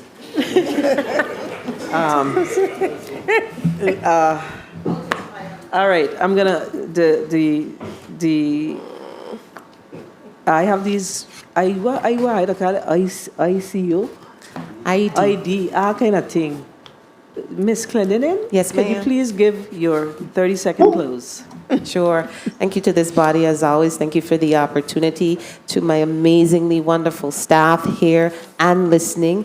As always, I am very, very grateful for what you do every single day. Thank you again.